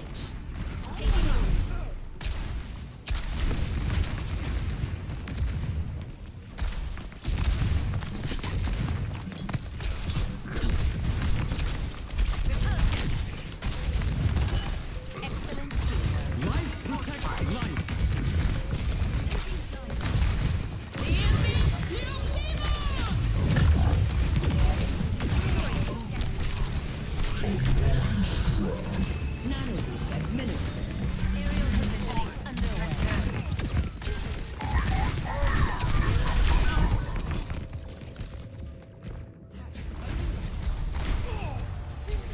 It just fucking looks directly at you through walls. The fuck's going on here? All systems nominal. It's high time. Let's push them up the point, yes.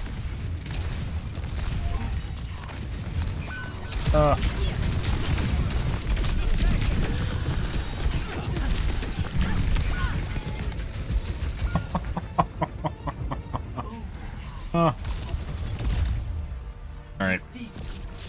So Widow's 150% cheating. Not even close, which is... Play of the game.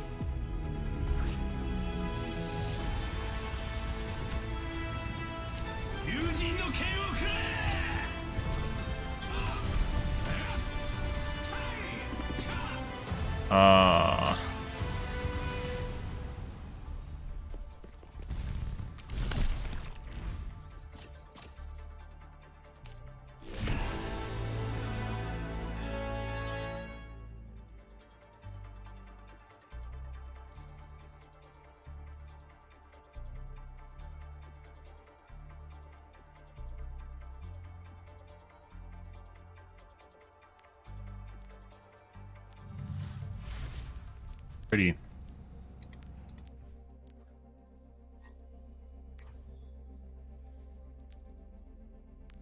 Hours. Not quite a burner account. This is probably a bot account. There's no competitive.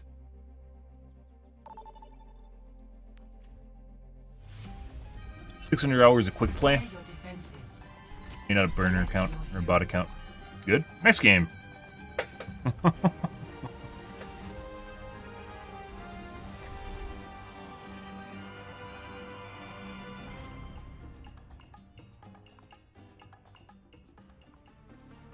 Good.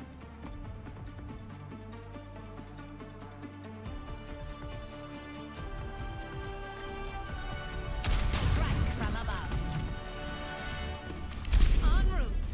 Plan to win. Or expect to lose. Establishing aerial position. You're better off with me. Ah, troll. La la la la la. These conditions are not optimal for experimentation, but they are optimal for a tan.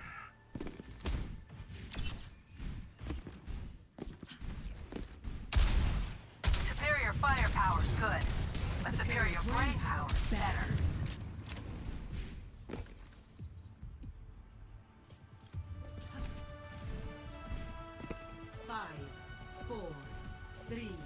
Increasing altitude. Attackers incoming. Let us hope that payload.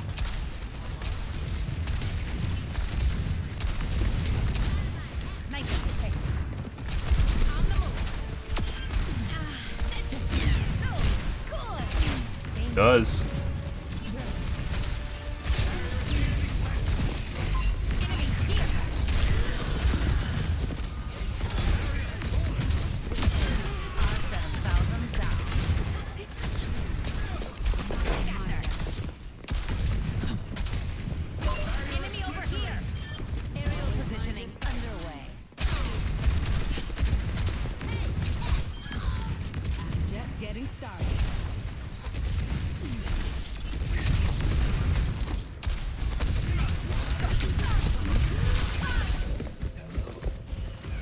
Auto shots, guys.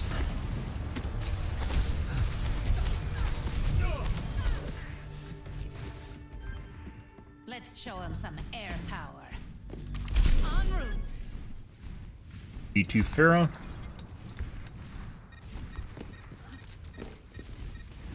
I can play Pharaoh too. I saw the guy playing a Pharaoh. Pharaoh's amazing. Pharaoh's a counter to Pharaoh. I can play Pharaoh too.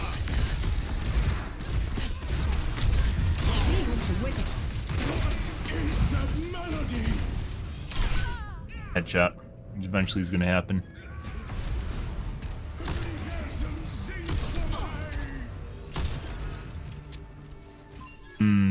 Making Okay. another approach. On the move. Enemy factor calculated. A threat emerges. Establishing aerial position.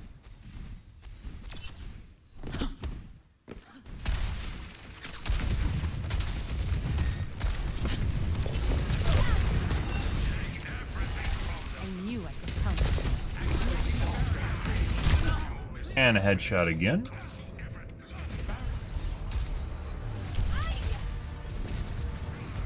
Not there. Huh. Okay. My head's in the game. Repositioning. Taking off. Into the eyes.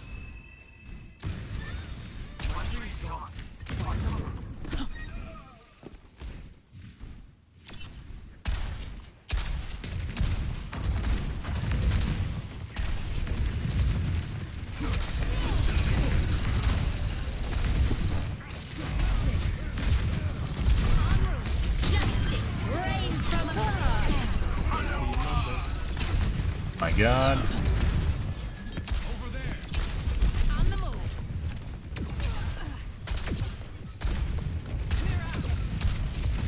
That's not very my bomb. I see an enemy.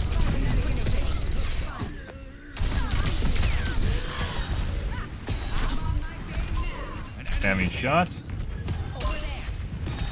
I knew I could counter. Not so fast. Establishing aerial position. En route.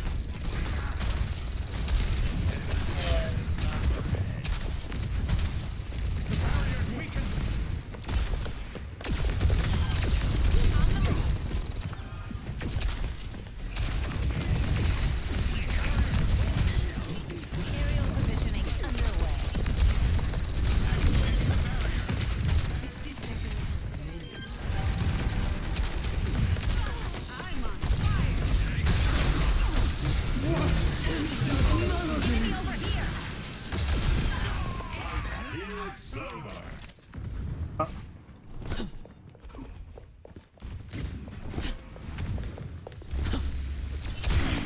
What the fuck is that? It's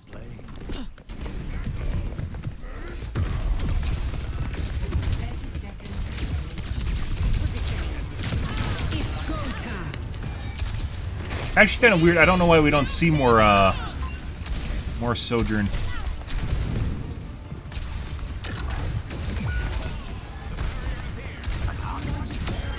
Just cutting down on the glare. Bastion? It's still a Bastion, isn't it? Rather not lose Bastion.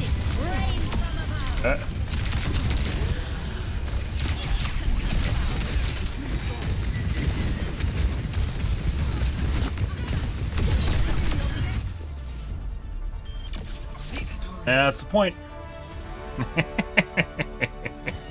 Okay.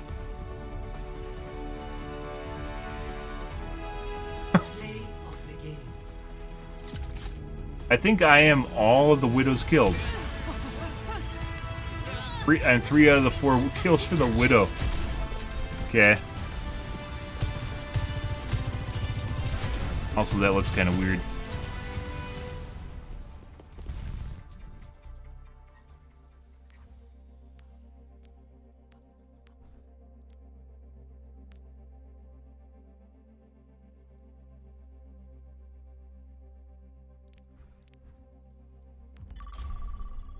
weirdly enough, hit those very weird-looking headshots on me, and then didn't do anything else in the match. The fuck is that? Oh, jeez.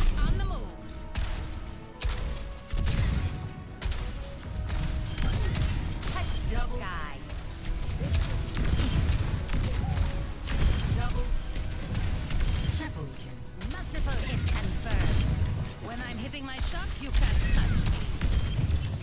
Aerial positioning underway. Double, triple kill. I don't think so. A clean kill.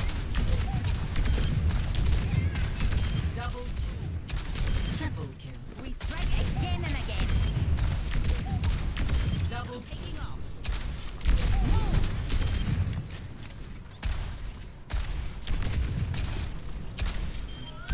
Forgot your parachute?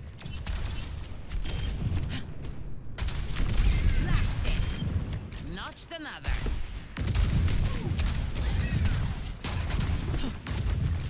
Establishing area position.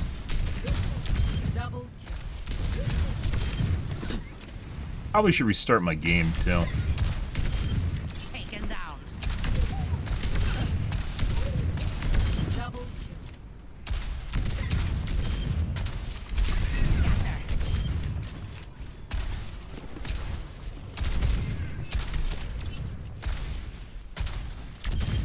Splash. Up and away.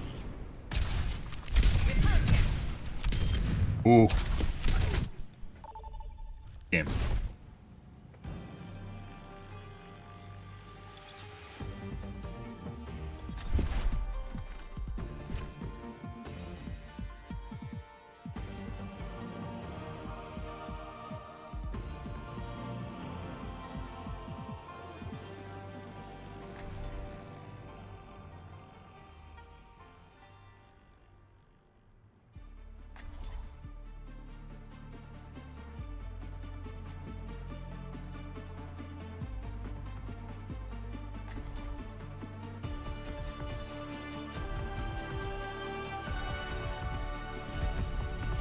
I'd rather not use a VPN, but I think you're gonna have to.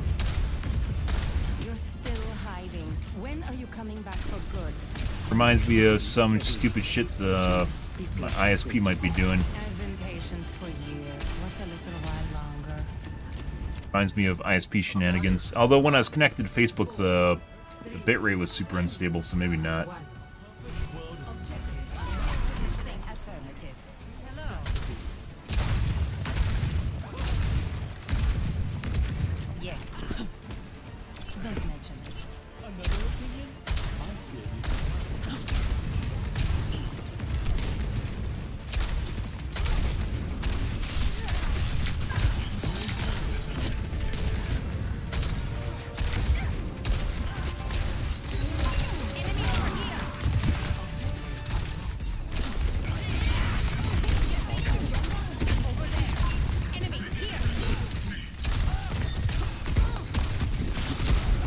Take the fucking pressure off the DPS, we're gonna die. I can't shoot the tank.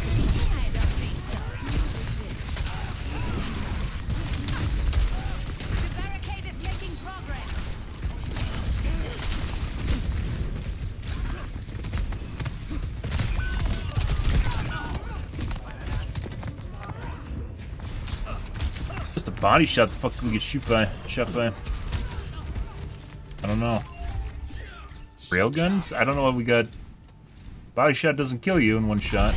You have a mercy? I don't think even if these damage boosts it doesn't kill you in one shot.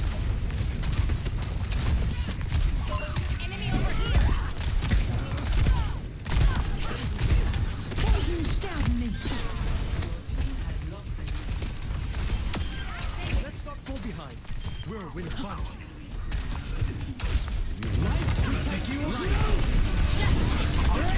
How are you not dead? The fuck is that?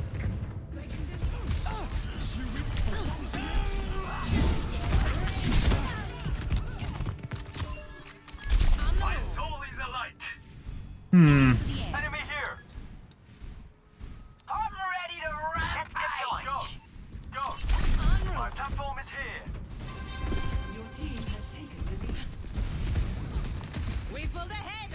Keep up the pace. Enemy here. Time for the reckoning. A pleasure.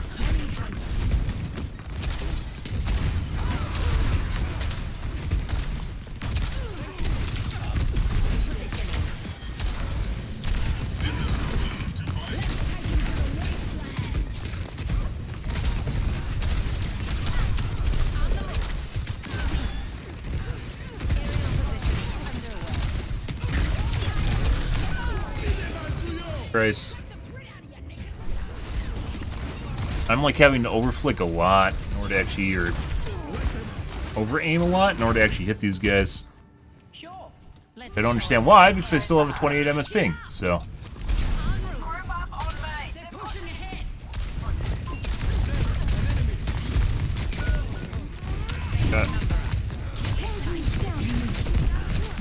This ends now. My sons never die. It's go time. Shake it off. Win this thing.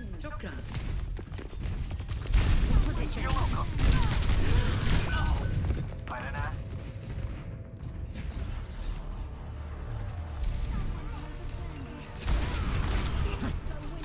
Yep. One's a hit, ridge miss. Making another approach. Hey, it's Keiko. My tree's gone. Find cover. Cutter. A pleasure.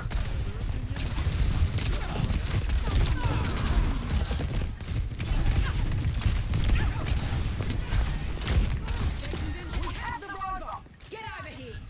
Justice reigns from above.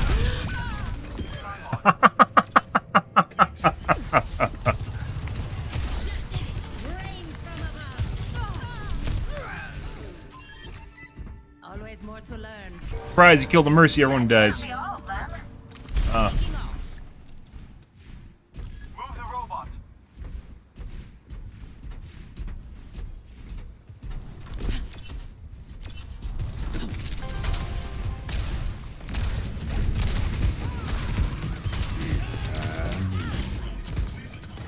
Excellent teamwork.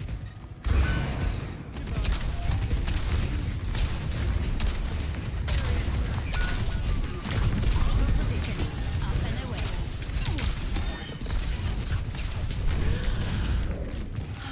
All right. I don't think so. Over and out. Oh, we don't want Mercy to get her fucking... Yeah, don't want that. Get her heroin fix. Friends, don't let Mercies do heroin, guys.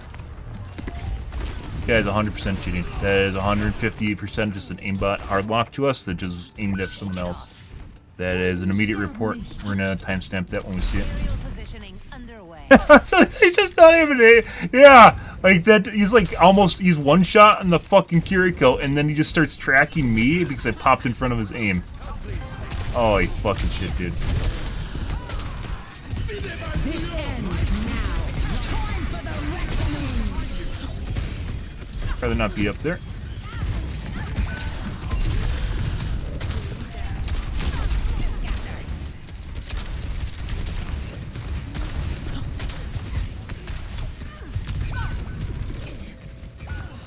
Sojourn might also be cheating, but it looks like he's just fucking trying to shoot people through walls. He height. Making another approach.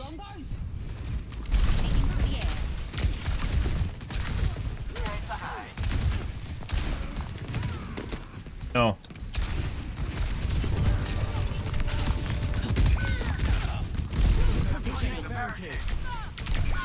And 2 tap by the cheating McCree. He's just fucking launching people through the ground. Okay. Okay, buddy. Oh, what's up here? Like, he's not trying to hold an angle or anything.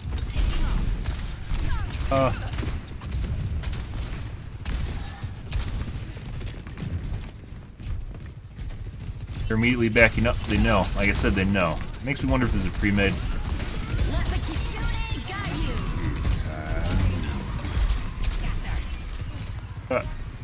Increasing altitude.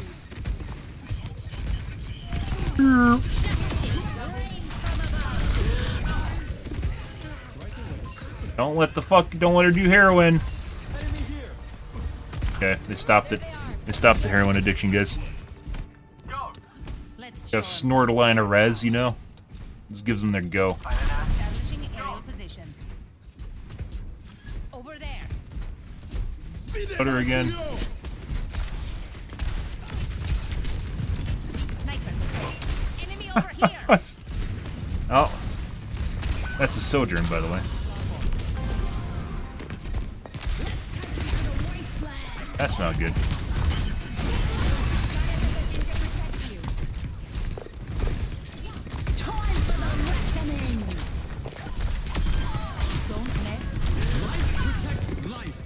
Edie McCree, I'd rather do that than die slowly, so. Just fucking watching you through walls. Oh, Jesus Christ. Repositioning. Take cover. Sojourn tends to do more than the cheating McCree anyways, well, used to. Got one here. Burn with me. On the move. We're moving.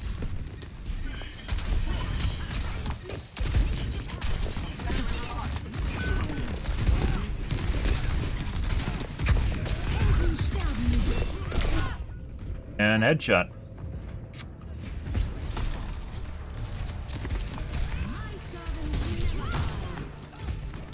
You flick.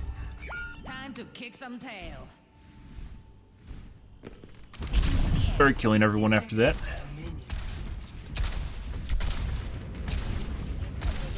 Morrison reporting.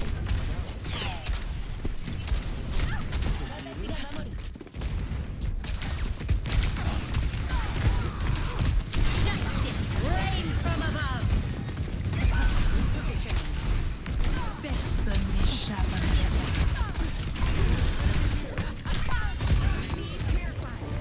Good. No one It wasn't. from my sight. Wasn't the fucking Let's tank. show 'em some air power. Aerial positioning underway.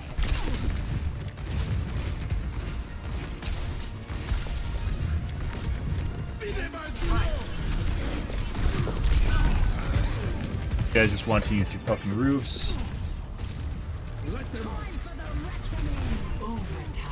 Bridge misses. Don't let up no matter what. Helden sterben nicht. Establishing aerial position.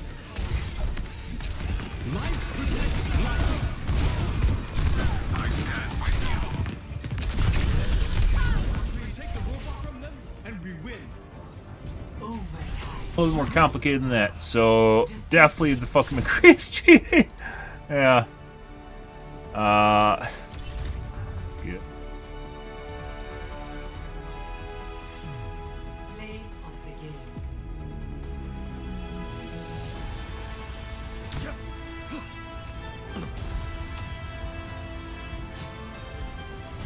Oh, where's the hard lock? Where's the fucking hard lock? I remember that now. Let's see where that is.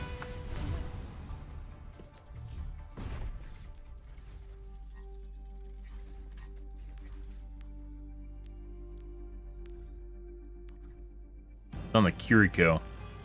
This thing is like a third of the way into the match.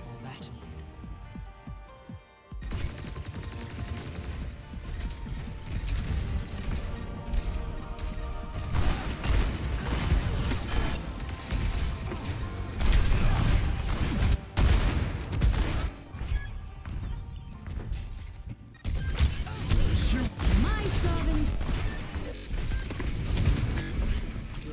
Robots moving the barrack.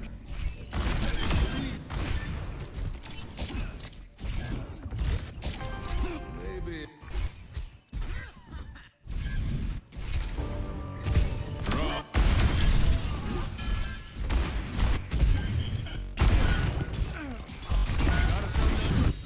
There. Pushing the barricade. Let's keep it up.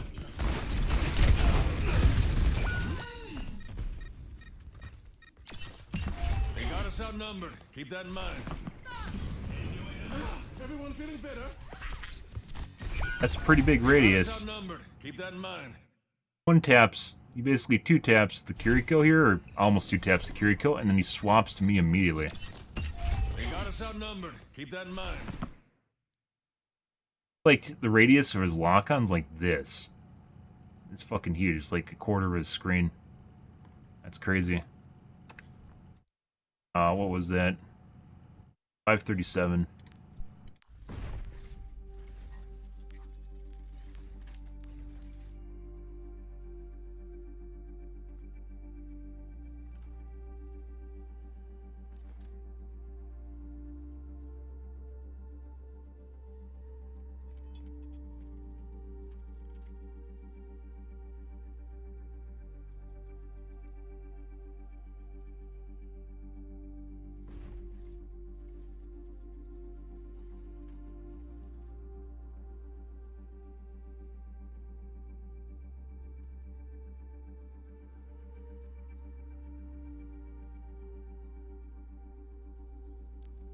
Take a look at Kiriko, not the Kiriko, Sojourn.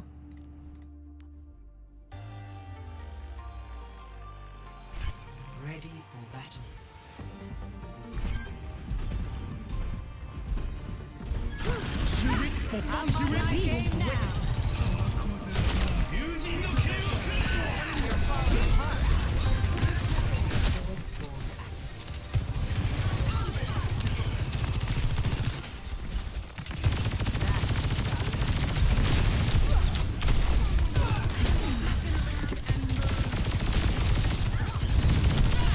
Accidentally snapping between multiple players right now. Get another guy with a radius that's so big, like he can't focus on one player, despite them basically still being in the open. They're just standing there. Aim gets too close to another player, and then he snaps the other one, snaps back to the other one, snaps the other one.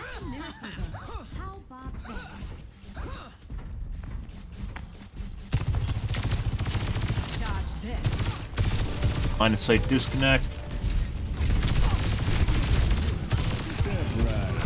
Snapping between players again on accident.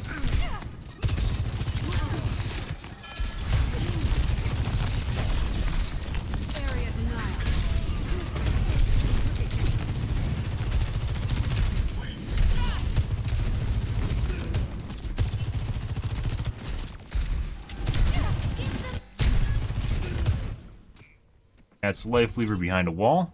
That's not what we're repairing. Other very bland one. Okay.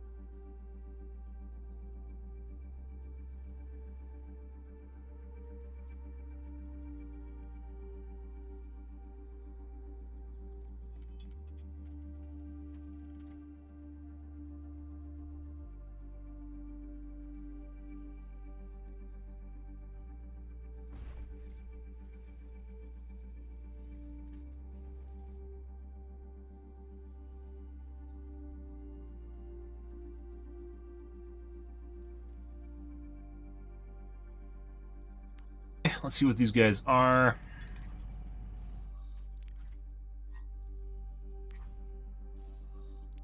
No, that's an old icon, but you can buy accounts, so that doesn't mean anything. Check for pre-made either. Let's restart my game.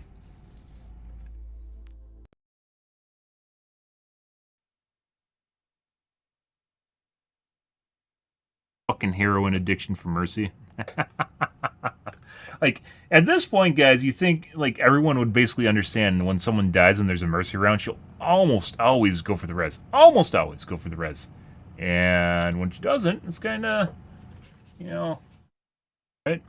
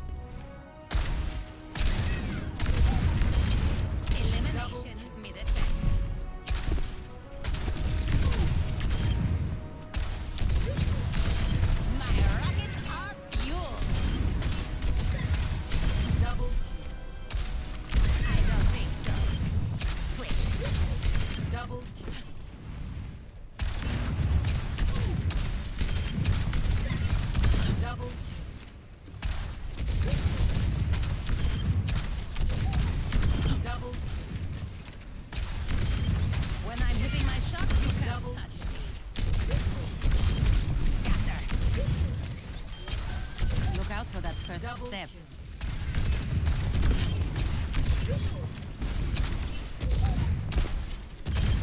Messy, but we got it done.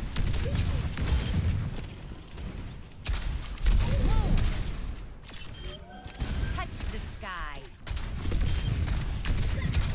Double.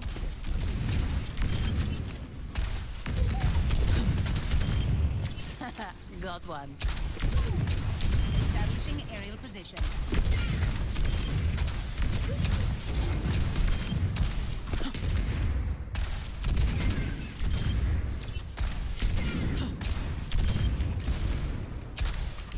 Culture. Get off my map. Well deserved. Double kill. Aerial positioning underway. Going down.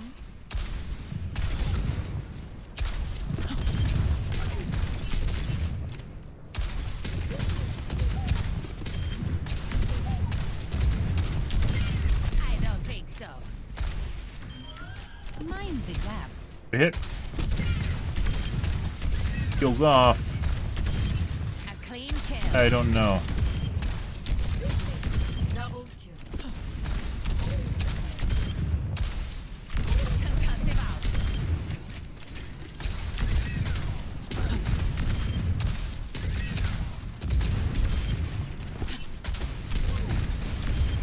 Float like a jellyfish, sting like a jellyfish. Double kill.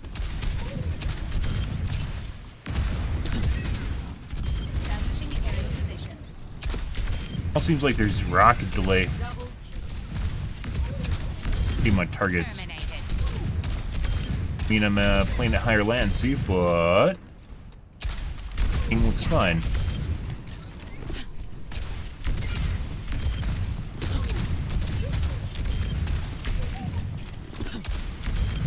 Kicked off.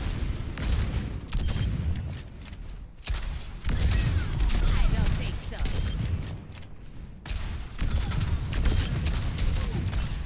double kill. Triple kill. Multiple hits confirmed. Concussive out.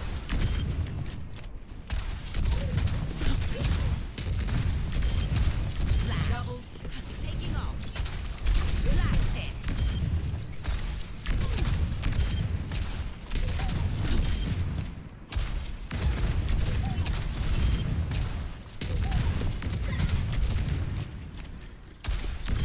I've been a queue. Double kill. Triple kill. Multiple targets eliminated. Double kill.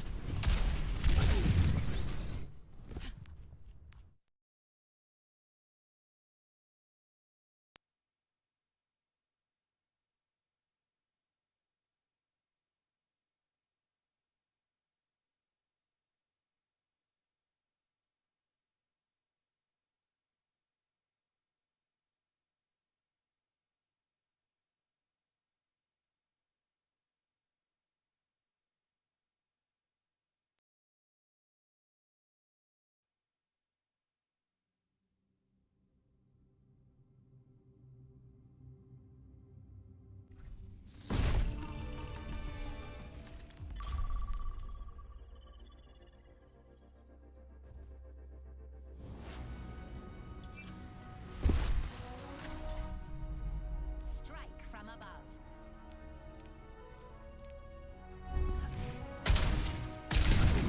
Establishing aerial position. Double You kill. weren't watching the skies. European server?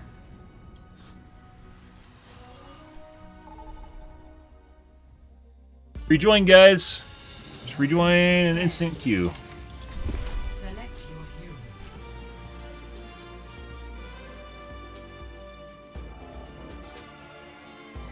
Pretty good.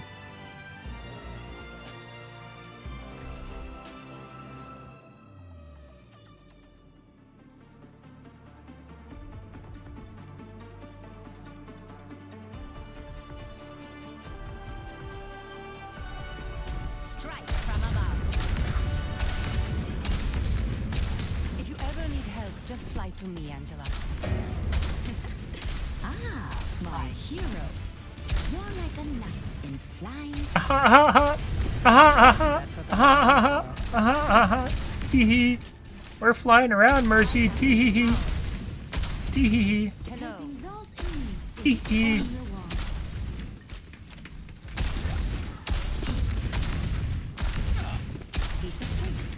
Affirmative. Piece of cake. On a scale of 1 to 10. 5, 4, press the attack. Nanoboost is charging. Aerial positioning underway. The payload's moving. About time. I will look. Enemy here. Trying to pop shot me? Yeah.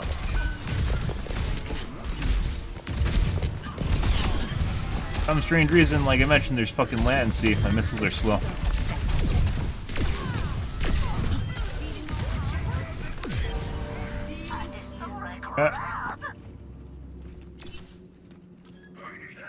Taking to the air.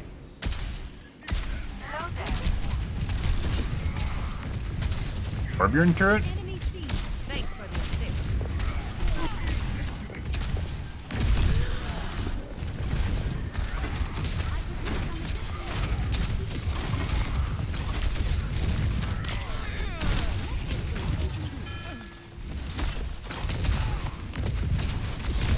And headshot.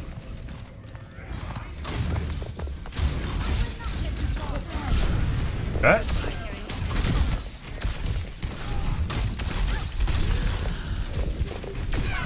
And we get healed.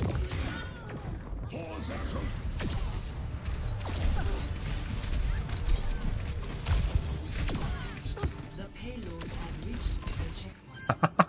Shake it off. Yes. Increasing altitude. Personne n'échappe à mon regard.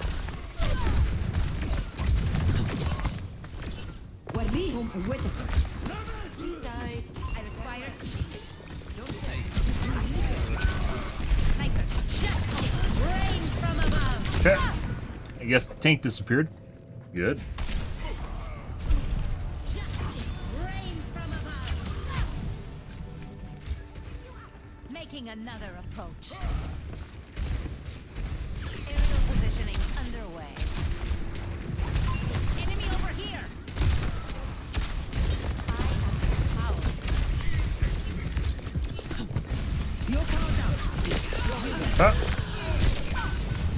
I think we just got headshot and then body shot. Oh, you guys can see. You know where's. That's an aimbot. Got Tim. All systems nominal. Establishing aerial position. Crusaders! What? Alright. I'm on top of the world. Positioning. Payload secure.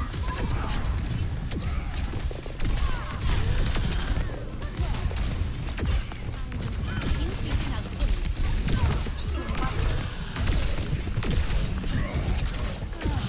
Not fucking miss. Heroes never die. Just heading down on the way. Okay. Personne n'échappe. Well, there's that.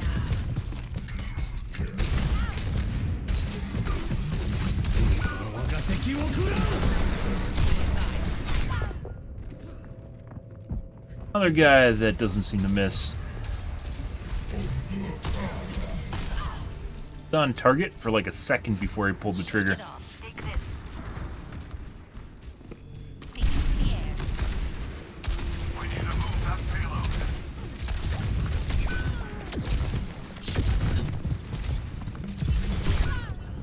Top shot. Because obviously increases accuracy by 5,000%. On target once again for a quarter second prior to pulling the Let's show trigger. off some air power. Taking off.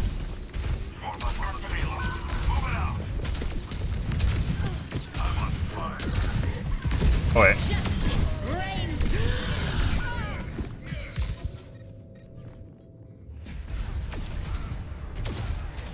Bridge miss.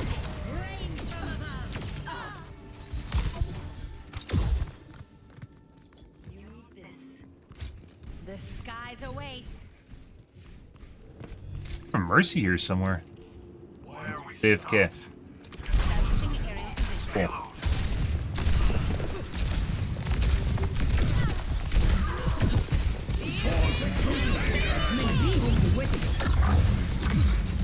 Can't make it.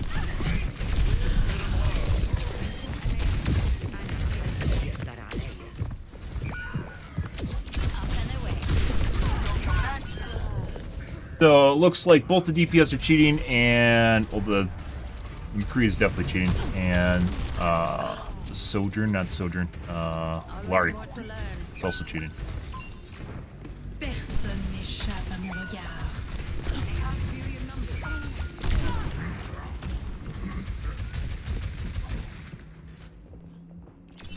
Probably gonna try a cheeky shot on me in here in a sec. Check your head.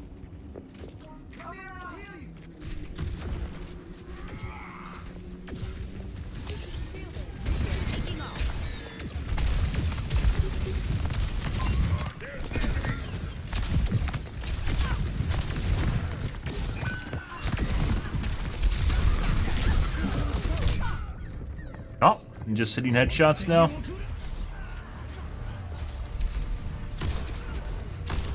Over flick, you flick. Making another approach. Shit on him too hard at the beginning of the match, guys. Origin story acquired. Yeah, crazy shit. Guess maybe we can try palm tree teching. Oh, 5,000% accuracy increased by doing a pop shot. Him hard locks, so we already know he's cheating.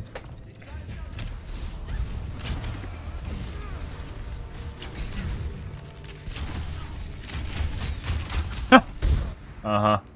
Shake it off. Game's basically over. Not really much we can do here.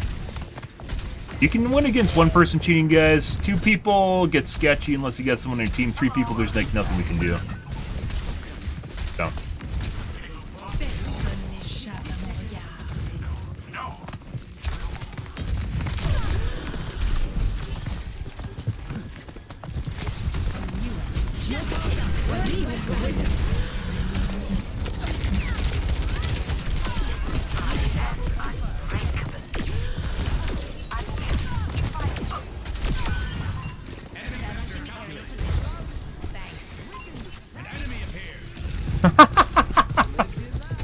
Uh-huh. Well. Yeah.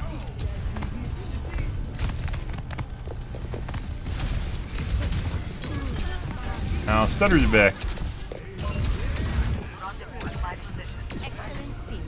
Stutter origin story acquired?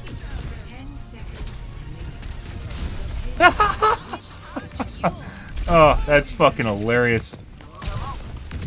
Oh, they have to be raging right now, too. Man, why do we try to capture him for so long? We trapped him for so long. There's no way. There is no way.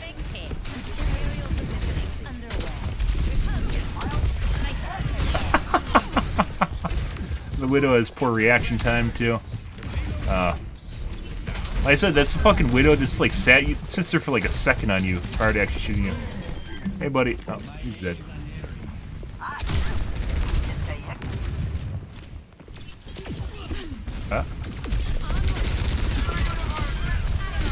Can't react worse shit.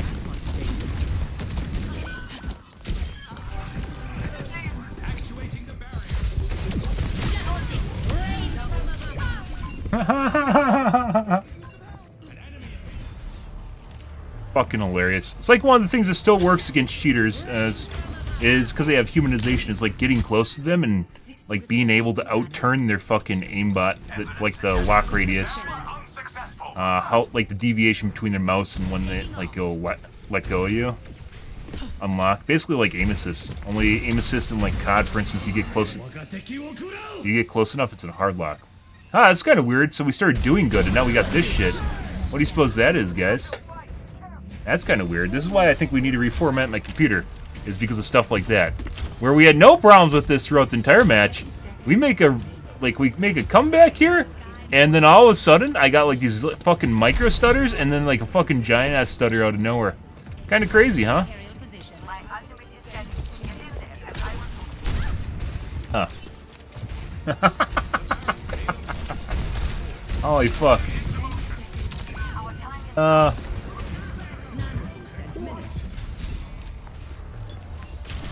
Stood in place for too long. I was trying to shoot the turret. Yeah. Making another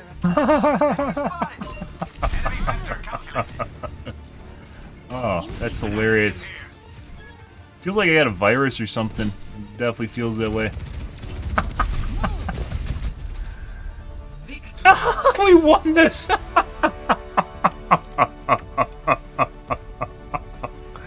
All because of that fucking Anna. The Anna Q on my Q. Oh.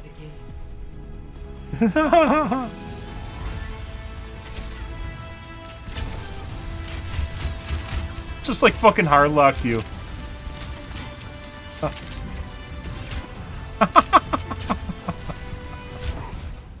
No, James Cheater. Not James Charles, James Cheater. Alright. That Widow is... that was something else.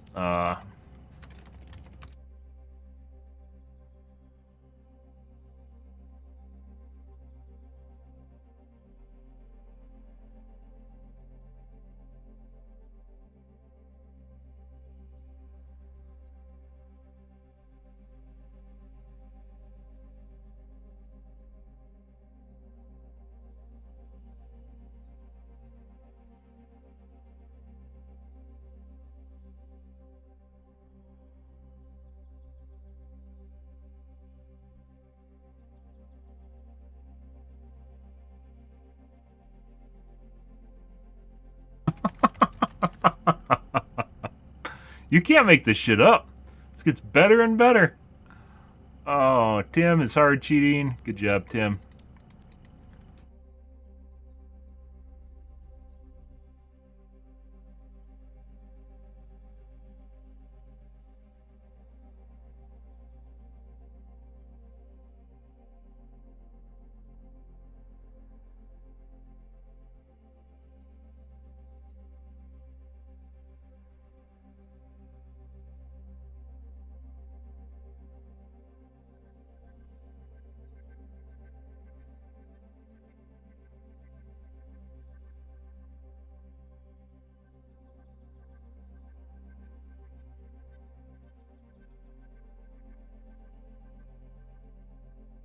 Ari was like 2 minutes into the match, I'd say, when she toggled. It was a little bit longer.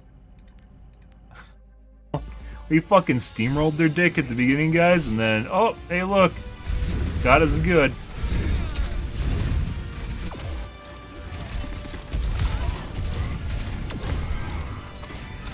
Targeted? Might be targeted aimbot, we'll see.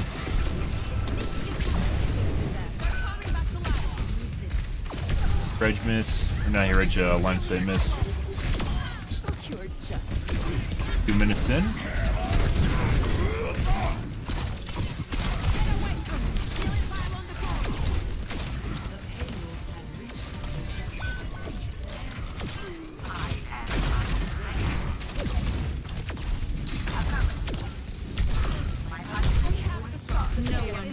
Oh yeah, the Widow was making pop shots on me too. Misses.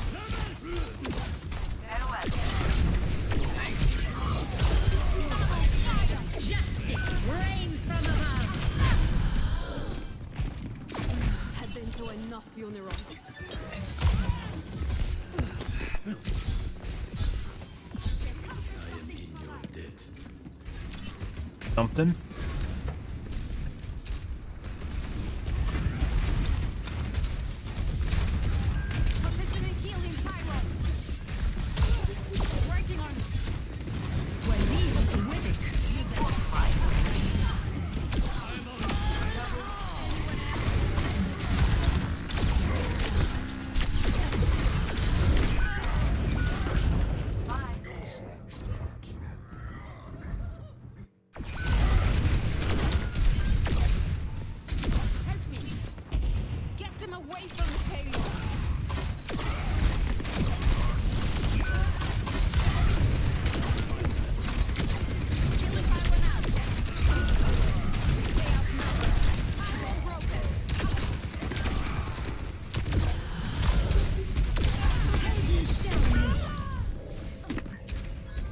No one can hide from my sight. شكرا.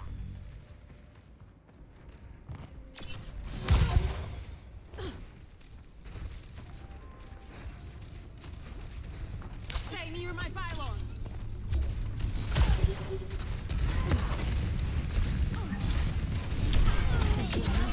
Something. Killing pylon deployed. Moving the pylon.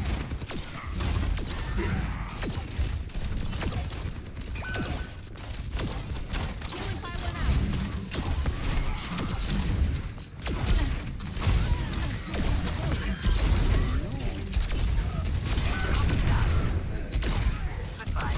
Justice reigns from above. No looking back. Positioning healing pylon. Repositioning pylon.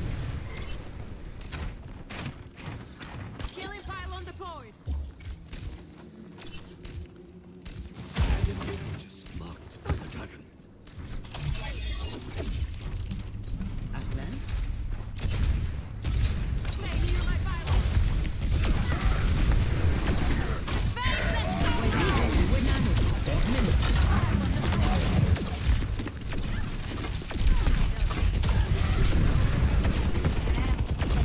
He is like ultra overextended in my team. That's why I went into the corner.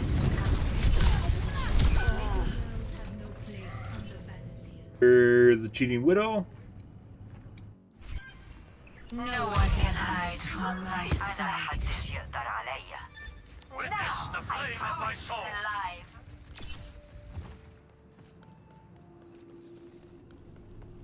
Positioning healing pylon.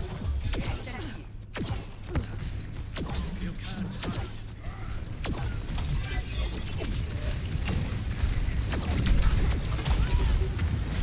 Killing pylon deployed.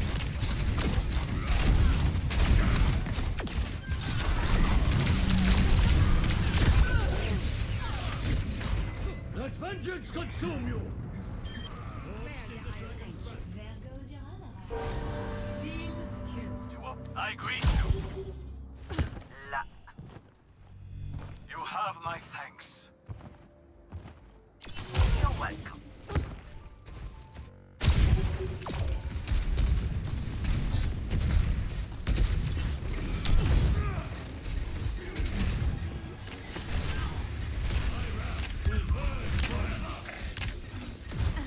Stay near my pylon. Might be typing. I wish you could see match chat.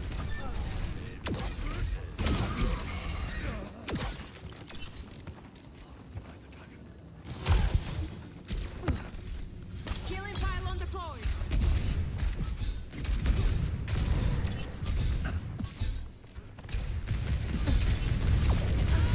Stop pushing yourselves apart. No one can hide from my sight. Killing pylon out. I have to move the pylon. Justice Positioning healing pylon. We are numbered.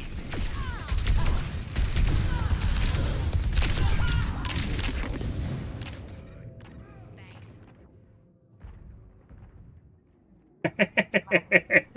30 seconds remaining. Merci.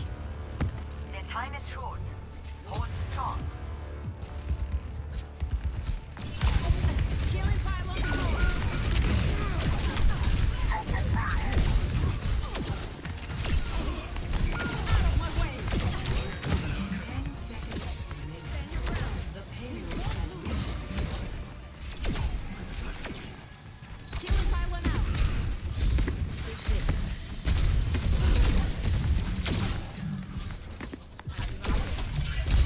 I am not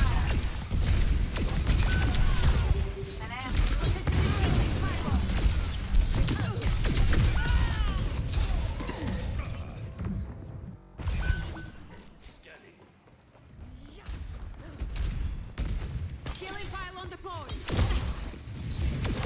They broke my pylon.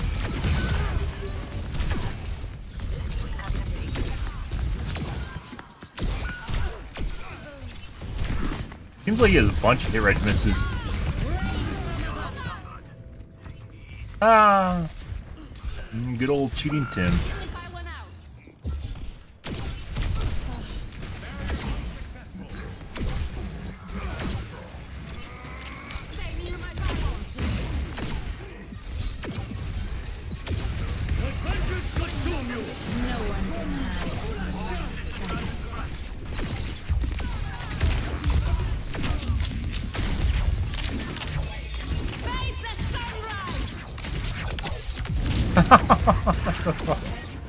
Like, the fucking radius on that thing is gigantic. I have no idea how people miss with that in any way, shape, or form. Especially Alaris that are really accurate. They somehow miss their giant... It's like fucking tracers that limp dick a pulse bomb out.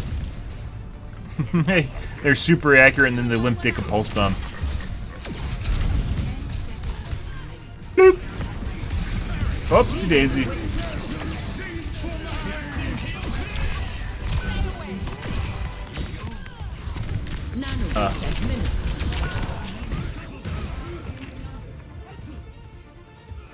Okay.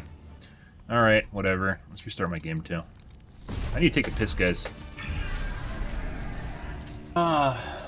B. Bloop! Here, this is for you!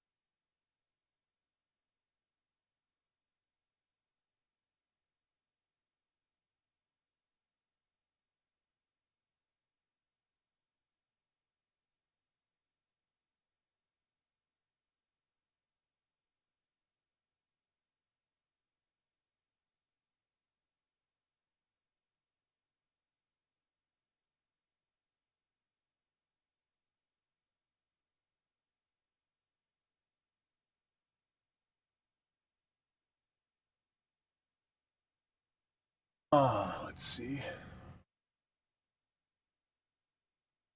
Here, these are for you. Bloop!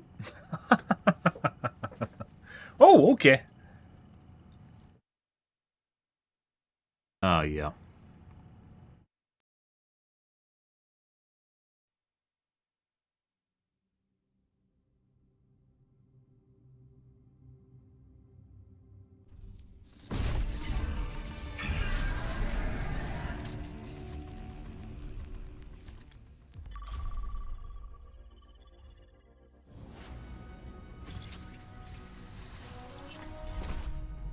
Strike from above.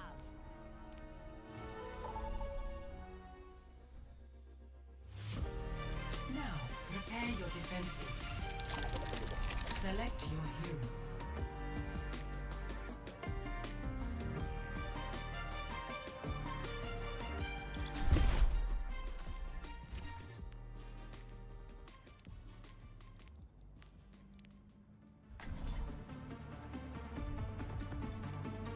Okay.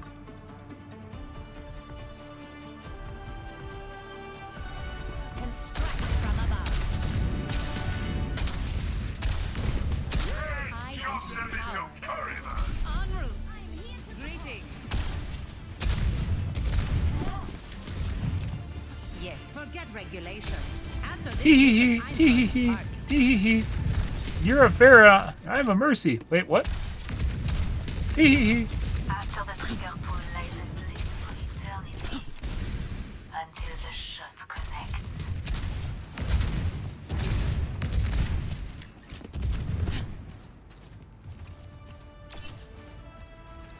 Five, 4, 3, 2, 1.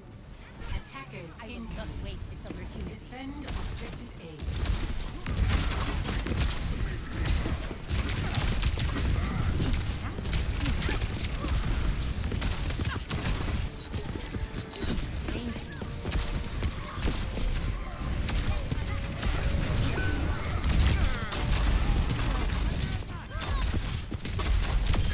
You weren't watching the skies. Positioning. What the fuck is the Widow doing? Why is she getting healed? Positioning underway. Blasting.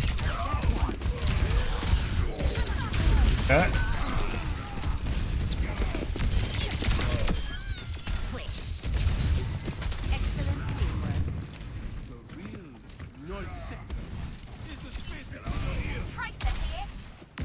Actually kind of funny.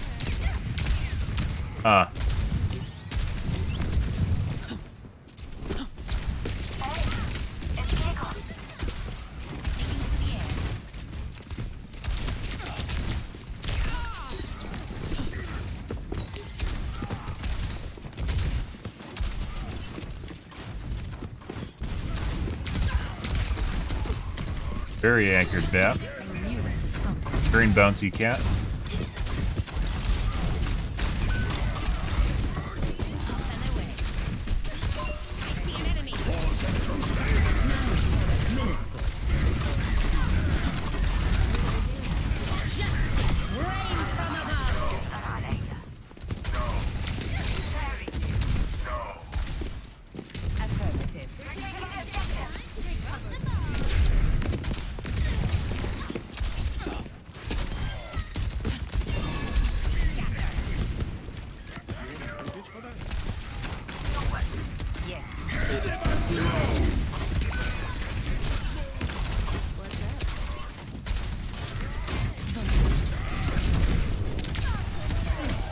Bap here might have got an origin story. He is extremely accurate.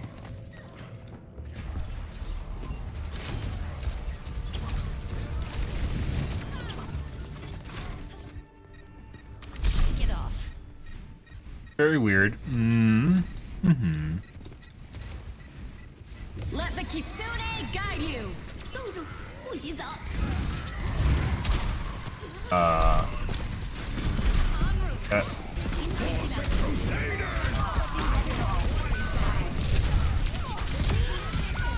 Pretty sure the Bap's shooting.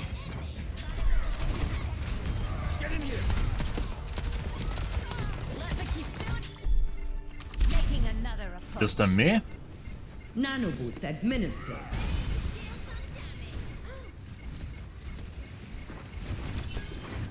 On the move.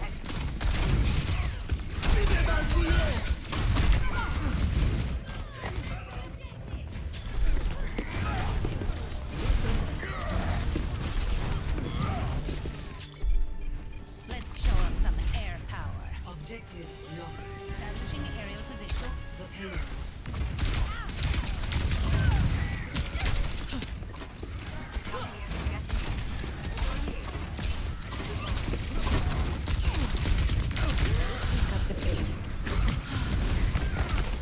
Yep.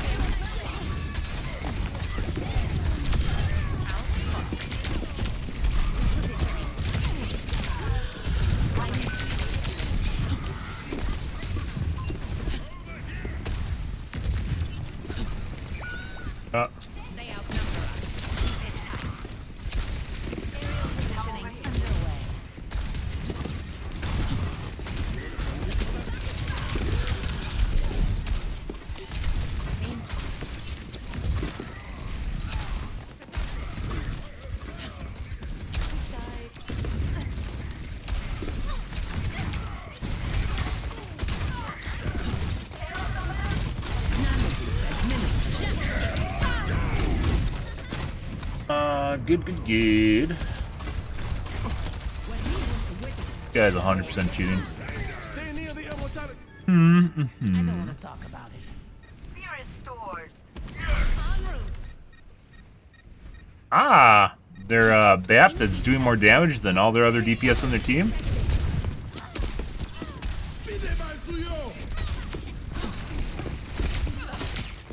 Let the Kitsune guide you.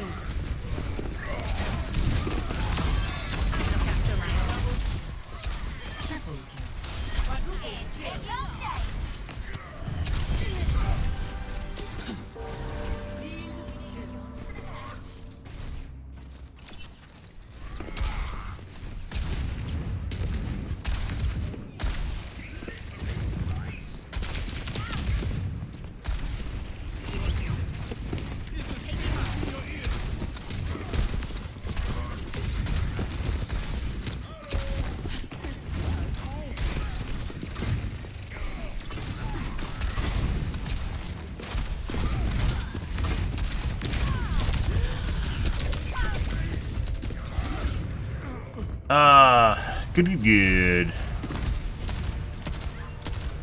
Hold down the fire button without line of sight. Can't shoot at my feet either. It needs to be able to, like, dangle tech would work on him, but there's nowhere to dangle. Needs to be able to see my chest lock, so.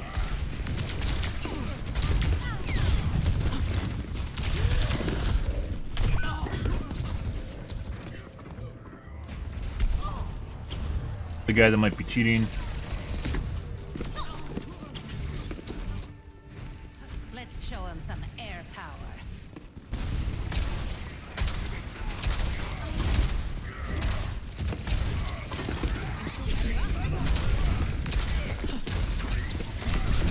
Enemy over here.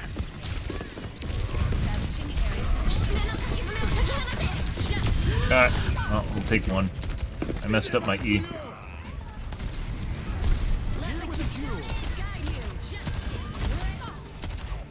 Let them. I feel Nanojuice administered.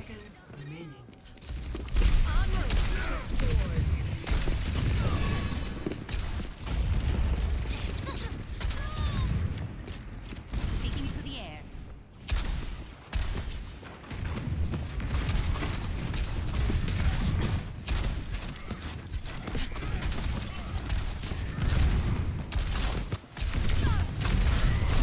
The BAP is.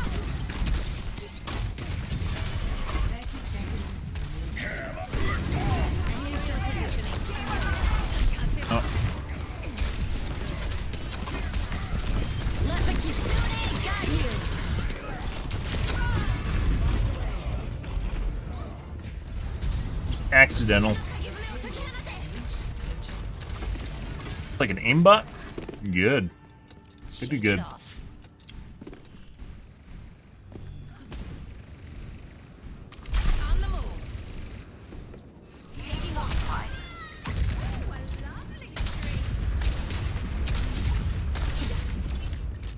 Over there.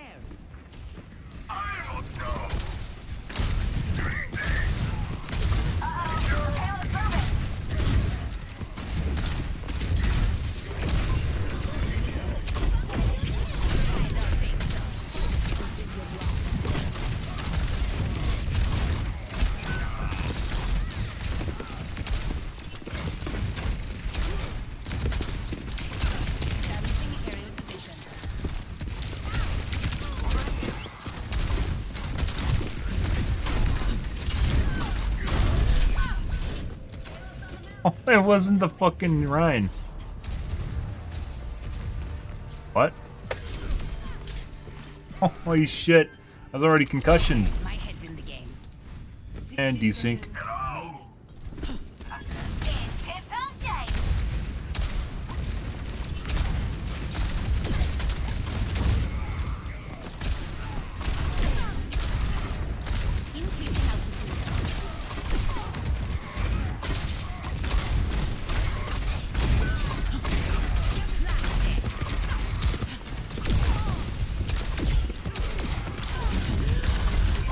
And the aimbotting Babs up top. It's just fucking locked me through the floor. Good. For the Crusaders!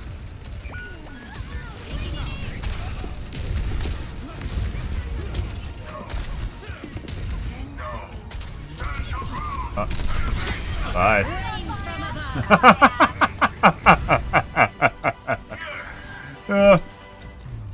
Alright.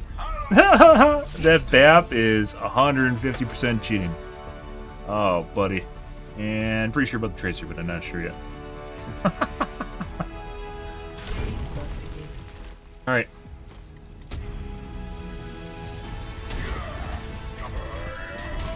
Pay for an endorsement? Holy fucking shit. You can pay for endorsements, by the way, if you use leveling services.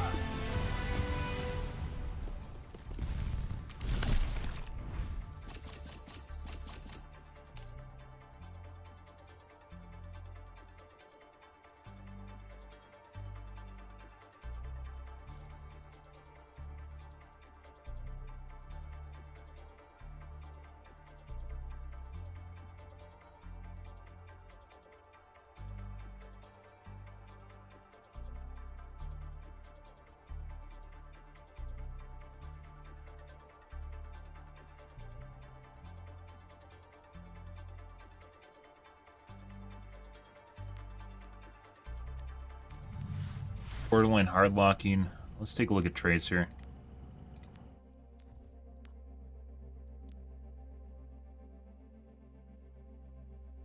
For accuracy one, guys. Once again, feels like in here. The way to take side shots. So people with endorsement 5 are either streamers or possibly really good healers, jerk-off healers, but almost exclusively streamer rank 5 because you can't get enough endorsements to do it.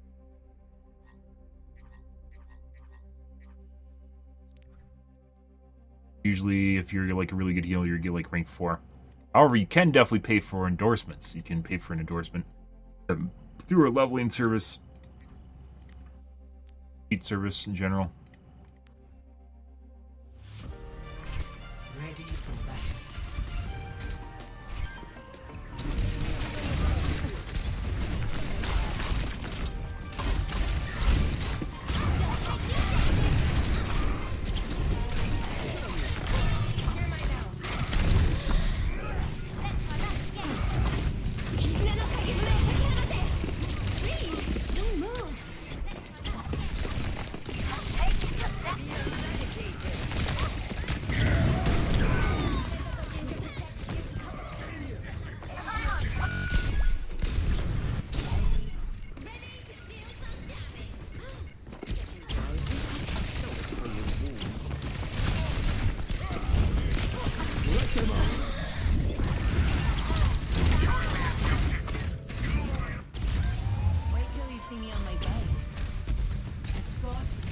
Punching people to the wall.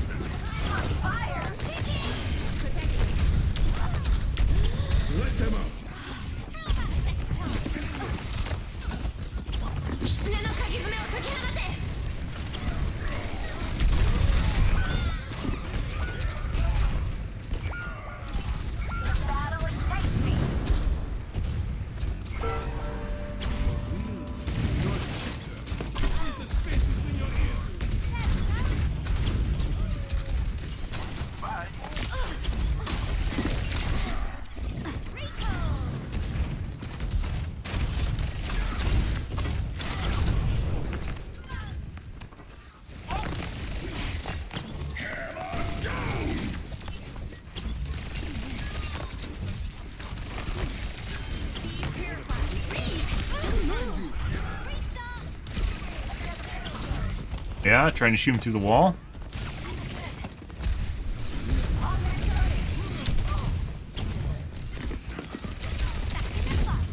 Aim looks like it's stuttering. Jittery, not all the time though.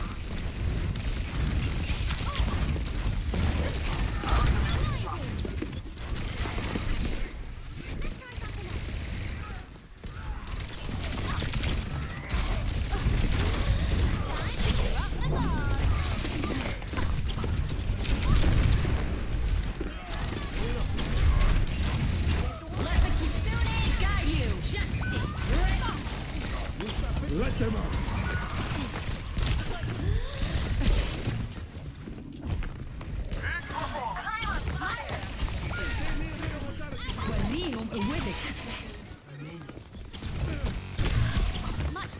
Like he's just watching the Anna through the wall. This whole interaction. وريهم قوتك. 60 seconds remaining.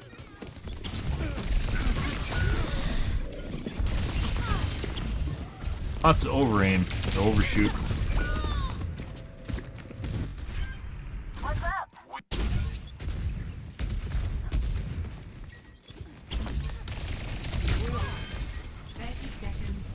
What's up?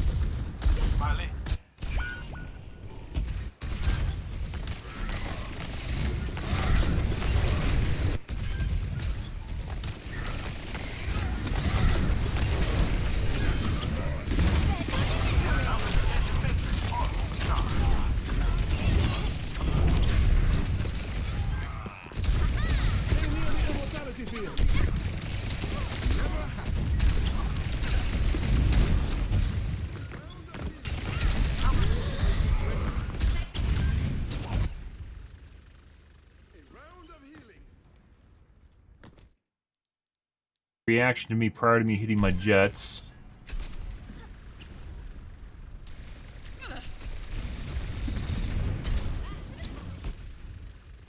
I came into his line of sight. There, you can see he's already moving up to look at me. Despite the fact that he can't see me and or hear me. Dropping jets now.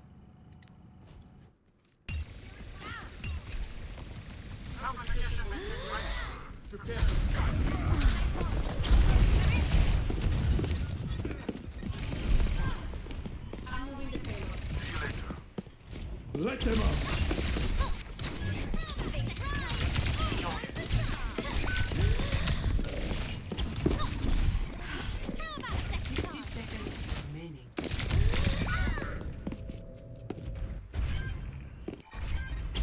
Copy that.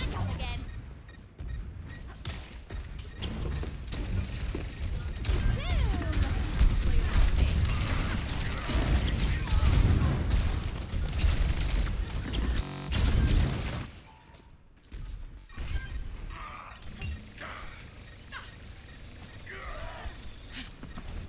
My shield holds strong.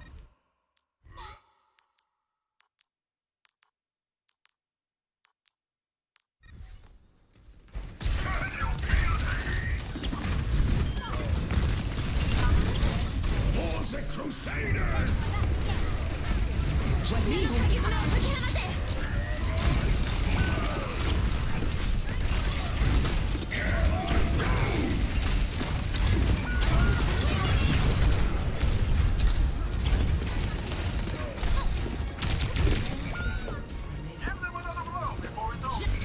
Okay.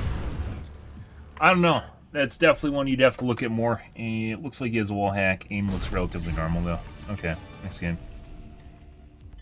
Off we go.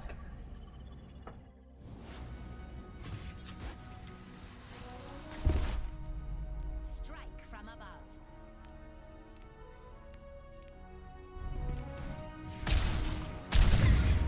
Aerial positioning underway. Double messy, but we got it done.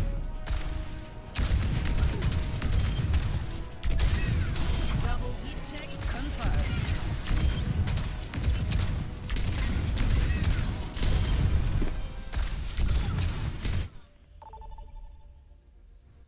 The good question is, why do I have the giant fucking stutter? Coming from? Pausing it.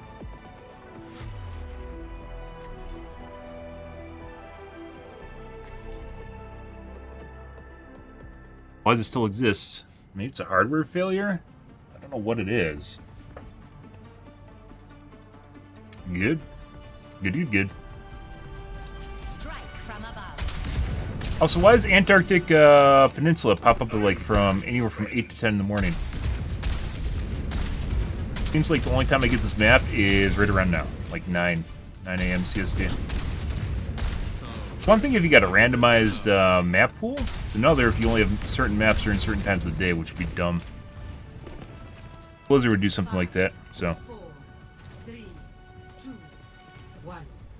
Round 1. Capture the objective. To the air. Yes. They got a fucking Lucio too.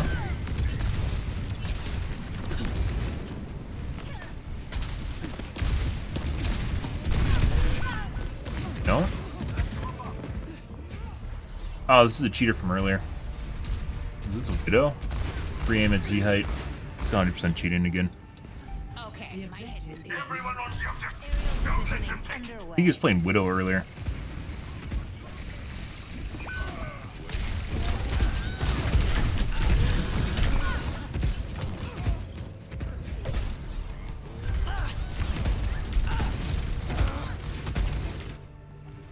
Always more to learn. Repositioning.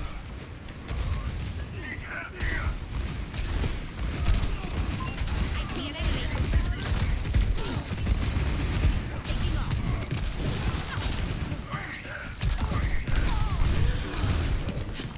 Oh.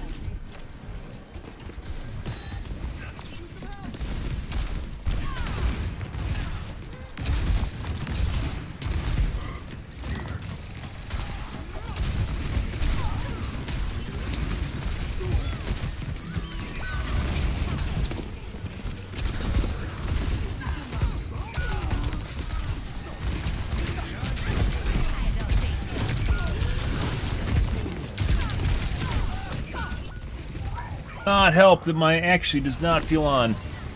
Something's off. Computer's still broken, guys. All systems nominal. Increasing altitude.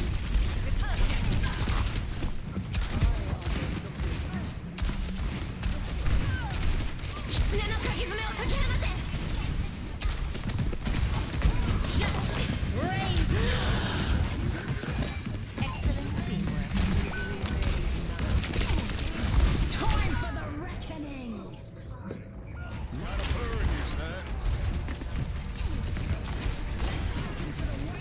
Misses, or not Heritage misses, 7% miss. Take it off. Up and away.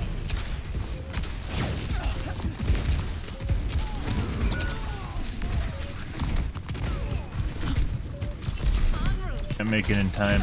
Best round lost. Yeah. Good.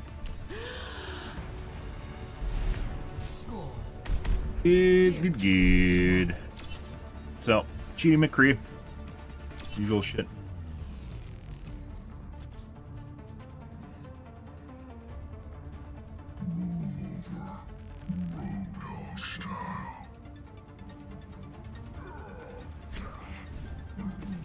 Hello. Stay near, will you? I hate when people run off without me. He stutters and snaps people too. 5, 4, 3, 2, 1. Round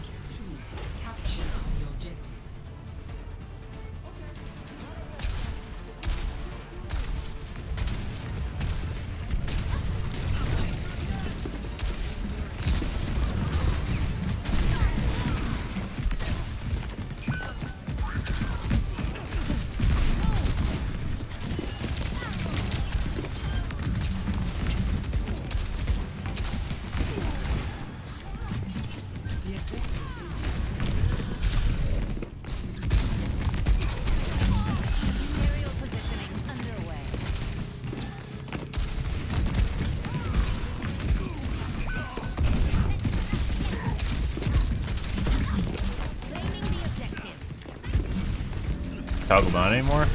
He's still toggled.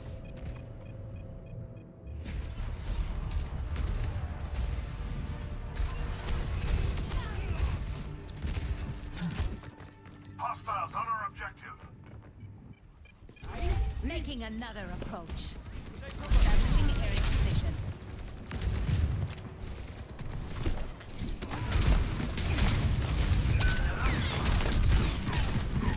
Is he toggle? He's just missed like 3 shots. What? Okay.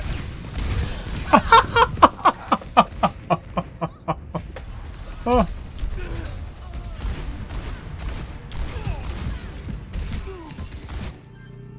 Maybe? It's like you're responding to my fucking voice comms here? What? And then we just immediately ran over the position. Uh-huh. Huh. Okay.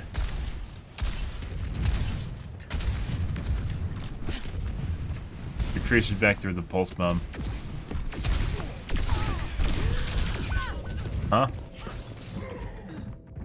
Raid? No, pulse bomb.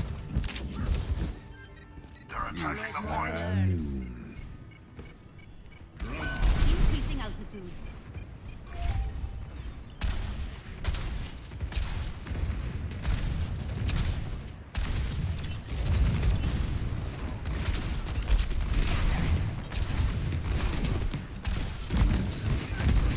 Huh? Justice reigns from above.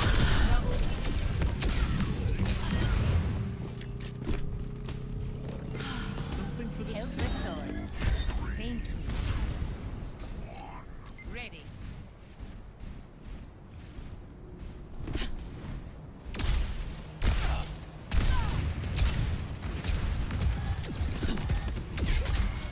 Aerial positioning underway.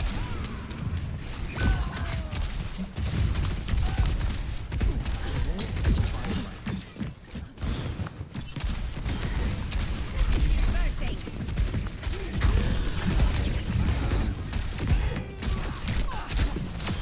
Over here. Okay. Pretty sure he's toggled off right now. Taking to the air.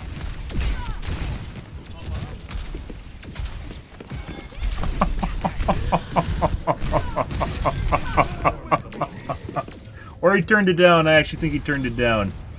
Definitely not what he was like 2-tapping everyone earlier. He's still following me behind walls though. I was just staring at a wall. Not even looking at the doorways. Not even looking at the ways people come through. Just wall. Staring at a wall. Enemy over here. Concussive out. Time for the reckoning.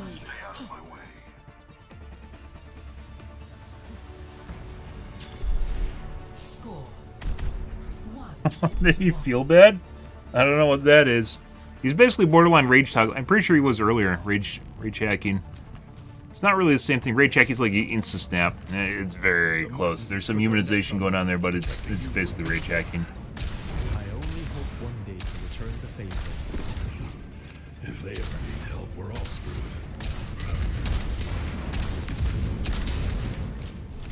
Greetings.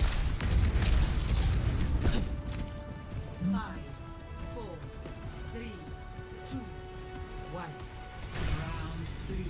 Capture the objective. On the move. We can do this if we fight hard and smart.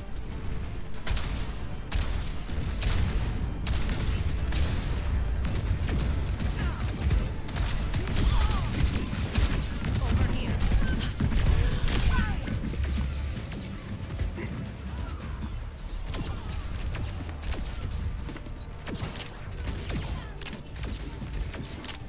The objective All is systems now active. nominal. En route. Thanks. You're welcome. The numbers do not favor us. Increasing altitude.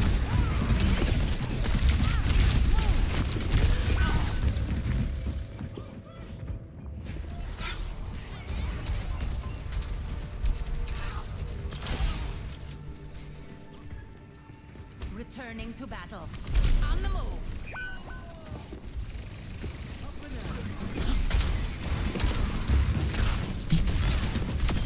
What the fuck?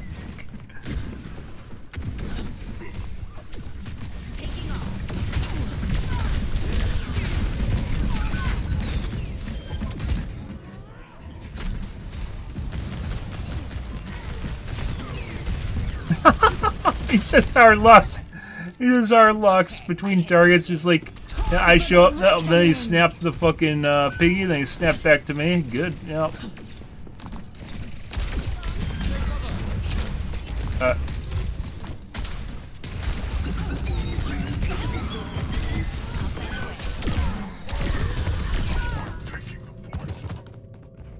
These guys grouped. Oh, okay.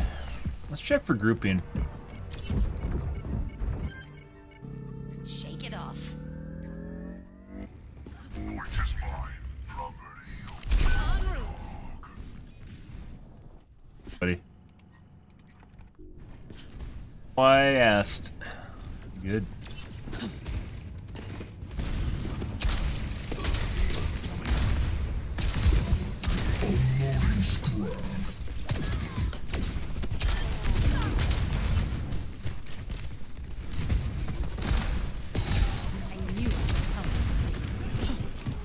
Increasing altitude.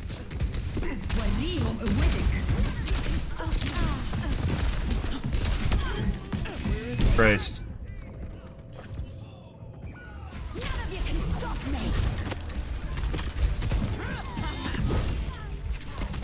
me. You can see my reaction time, just how far behind my mouse is compared to where people are on the screen. I'm trying to aim at them. Not even close. Taking to the air. Time for the reckoning.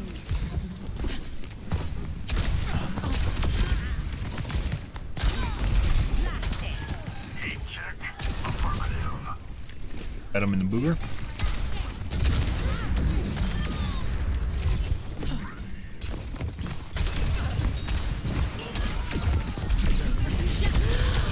As I can.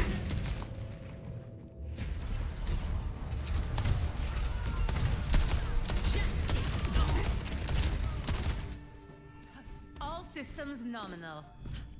On the move. Get out of my way, or all my tactiles are activated.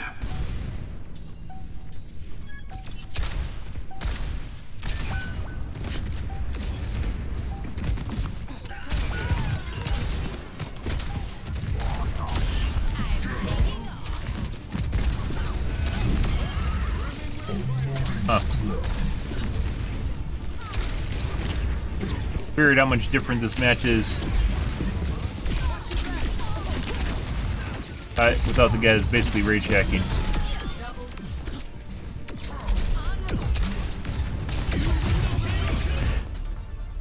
Good.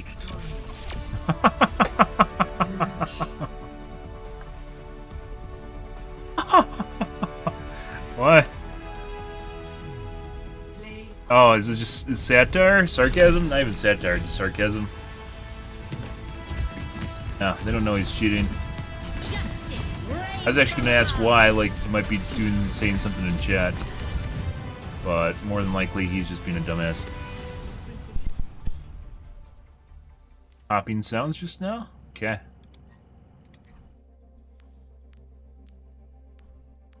Alright. I'm gonna immediately report that guy.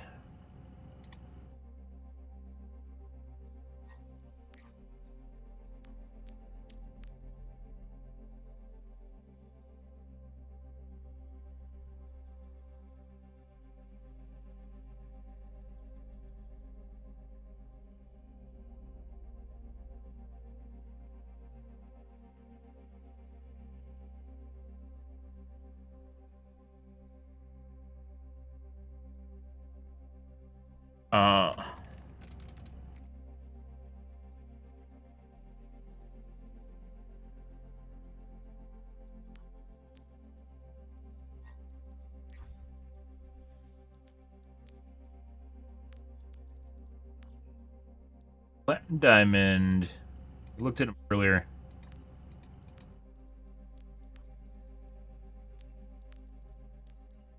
Substantial amount of games earlier in his life, and then he became a GM in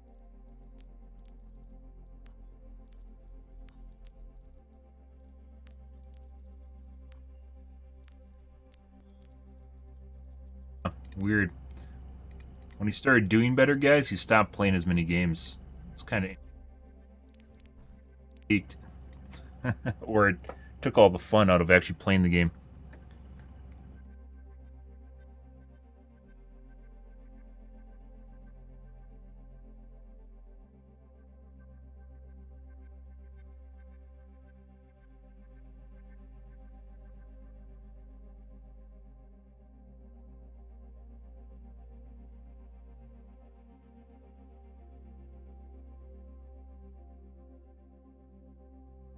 Alright guys, something's fucked up with my computer still. I don't know, we can't fix it. It's still work in progress, so we're going to call things here for this morning, guys.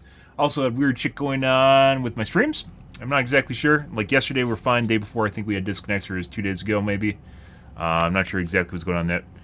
We'll see, guys. I'm out here for this morning, guys. Tonight will be more of the Overwatch2, so you guys can look forward to that or not look forward to that, depending on your preferences. Does not matter to me. Continue trying to fix my computer. It's pretty obvious that it's like, it just feels like, occasionally just feels like it's sluggish. But weirdly enough, it doesn't show up in my accuracy at all. I'm not exactly sure what to think about that. This guy also very fucking weird. Maybe before we call things, you should just take a look at... The one time we saw him kill me, it just looked like he was just like trying to flick but couldn't.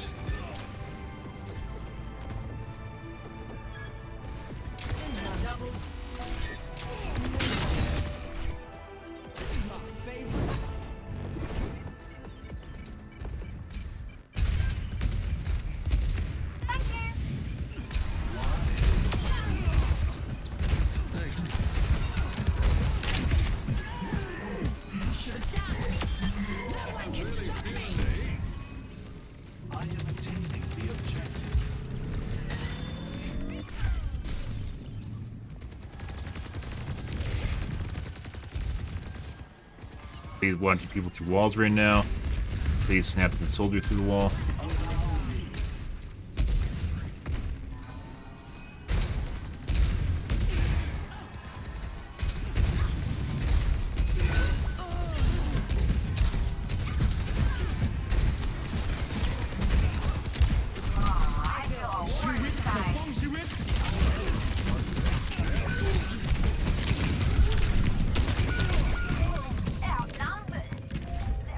He got the majority of his damage on Moira.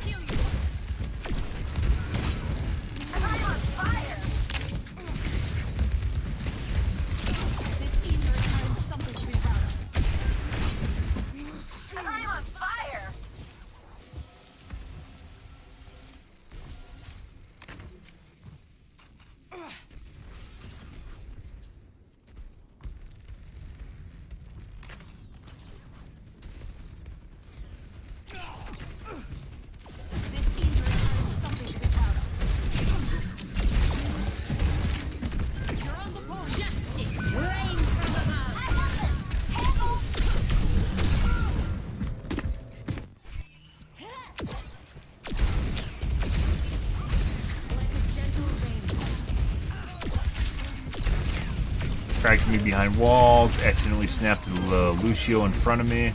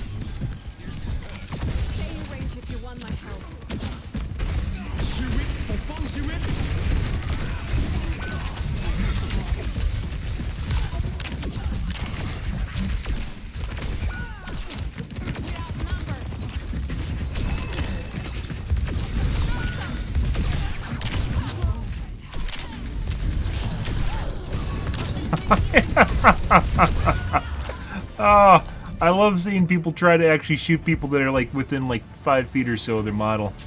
Oh, it's fucking hilarious. 1-1.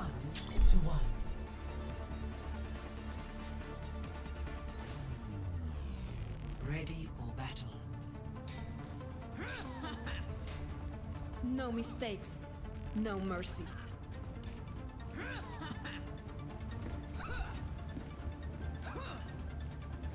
Stay in sight. Pretty amazing. You'll see big streamers, by the way, that have impeccable aim, and someone gets within 5 feet of them around their like turn radius, and they can't fucking aim worth shit. I don't know why. It's like and they, sometimes they'll just give up and start shooting at other people across the map.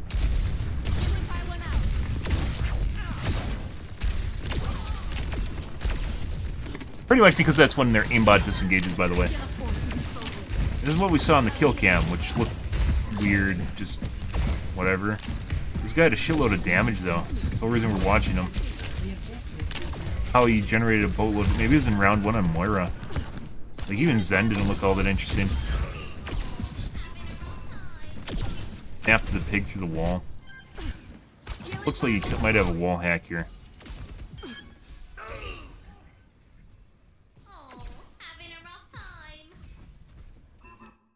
Pig right there. Can't see him, by the way. Aim looks relatively normal, I would say, but very much looks like he has a wall hack.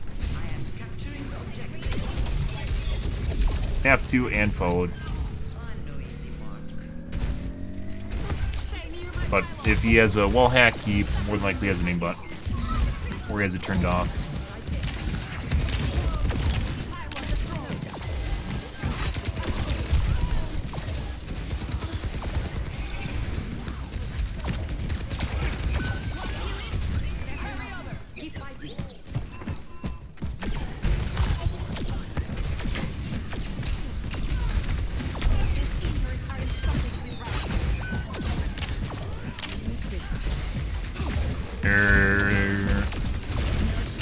Possibly snap the life lever through wall, but that's a corridor, so. You need this.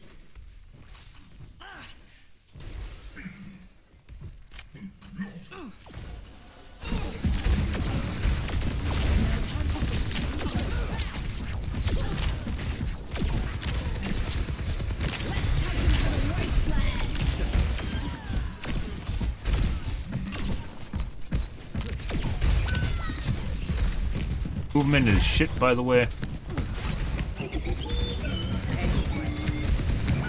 Despite the fact you can hear the soldier guy, the soldier just running up, he looks like he's just watching us through the wall right now.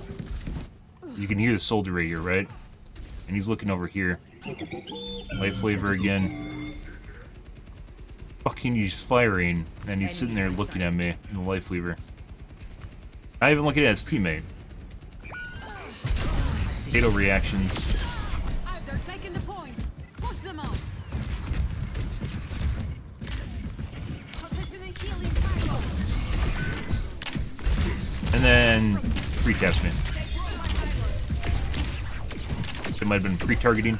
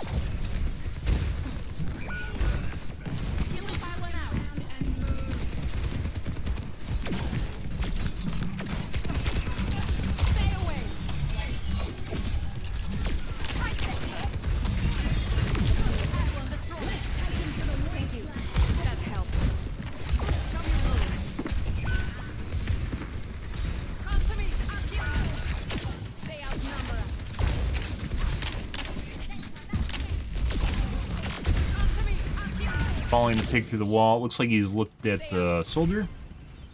And then pig through wall. Obviously teammates here, teammates there.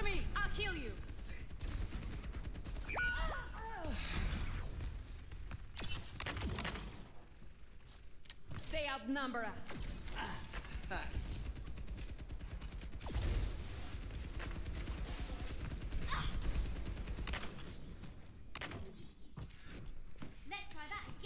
Snap to the Lucio as he's about to come around the corner. Didn't even show up, did he?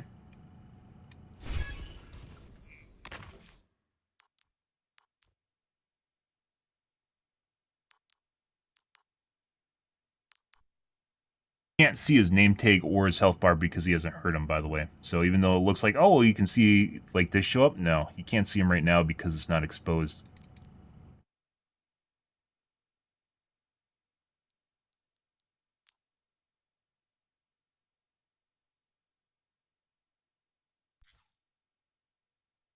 That little gap there.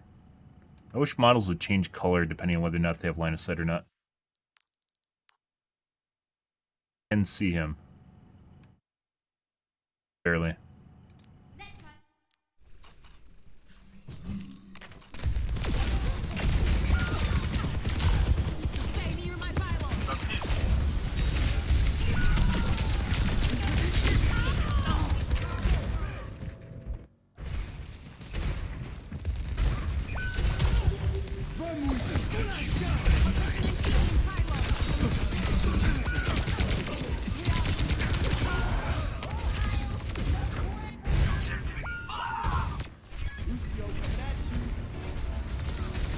Okay, I don't know, guys. Anyways, we're going to call things here for this morning, guys. Tonight will be more of... I'm pretty sure is a wall hack. I don't know. Aim looked normal, though. Relatively normal. We're just going to call things out, guys. Tonight will be more of the OW2, so you guys have to look forward to another look forward to depending on your preferences. But if you're new to stream and you enjoy things, push the follow button on your select platform and stream to Kick, Facebook, YouTube, as well as Twitch every day from late night to early morning, GMT -6. It's a late night North American time. You stream for about 5 to 6 hours, give or take, depends on my life, what's happening, etc., etc. I am out here for this morning, guys. Tonight will be more of the OW2s. Anyways, guys, thanks for watching my stream as always, and I hope you guys have a wonderfully fantastic Thursday morning. Have a good day, guys.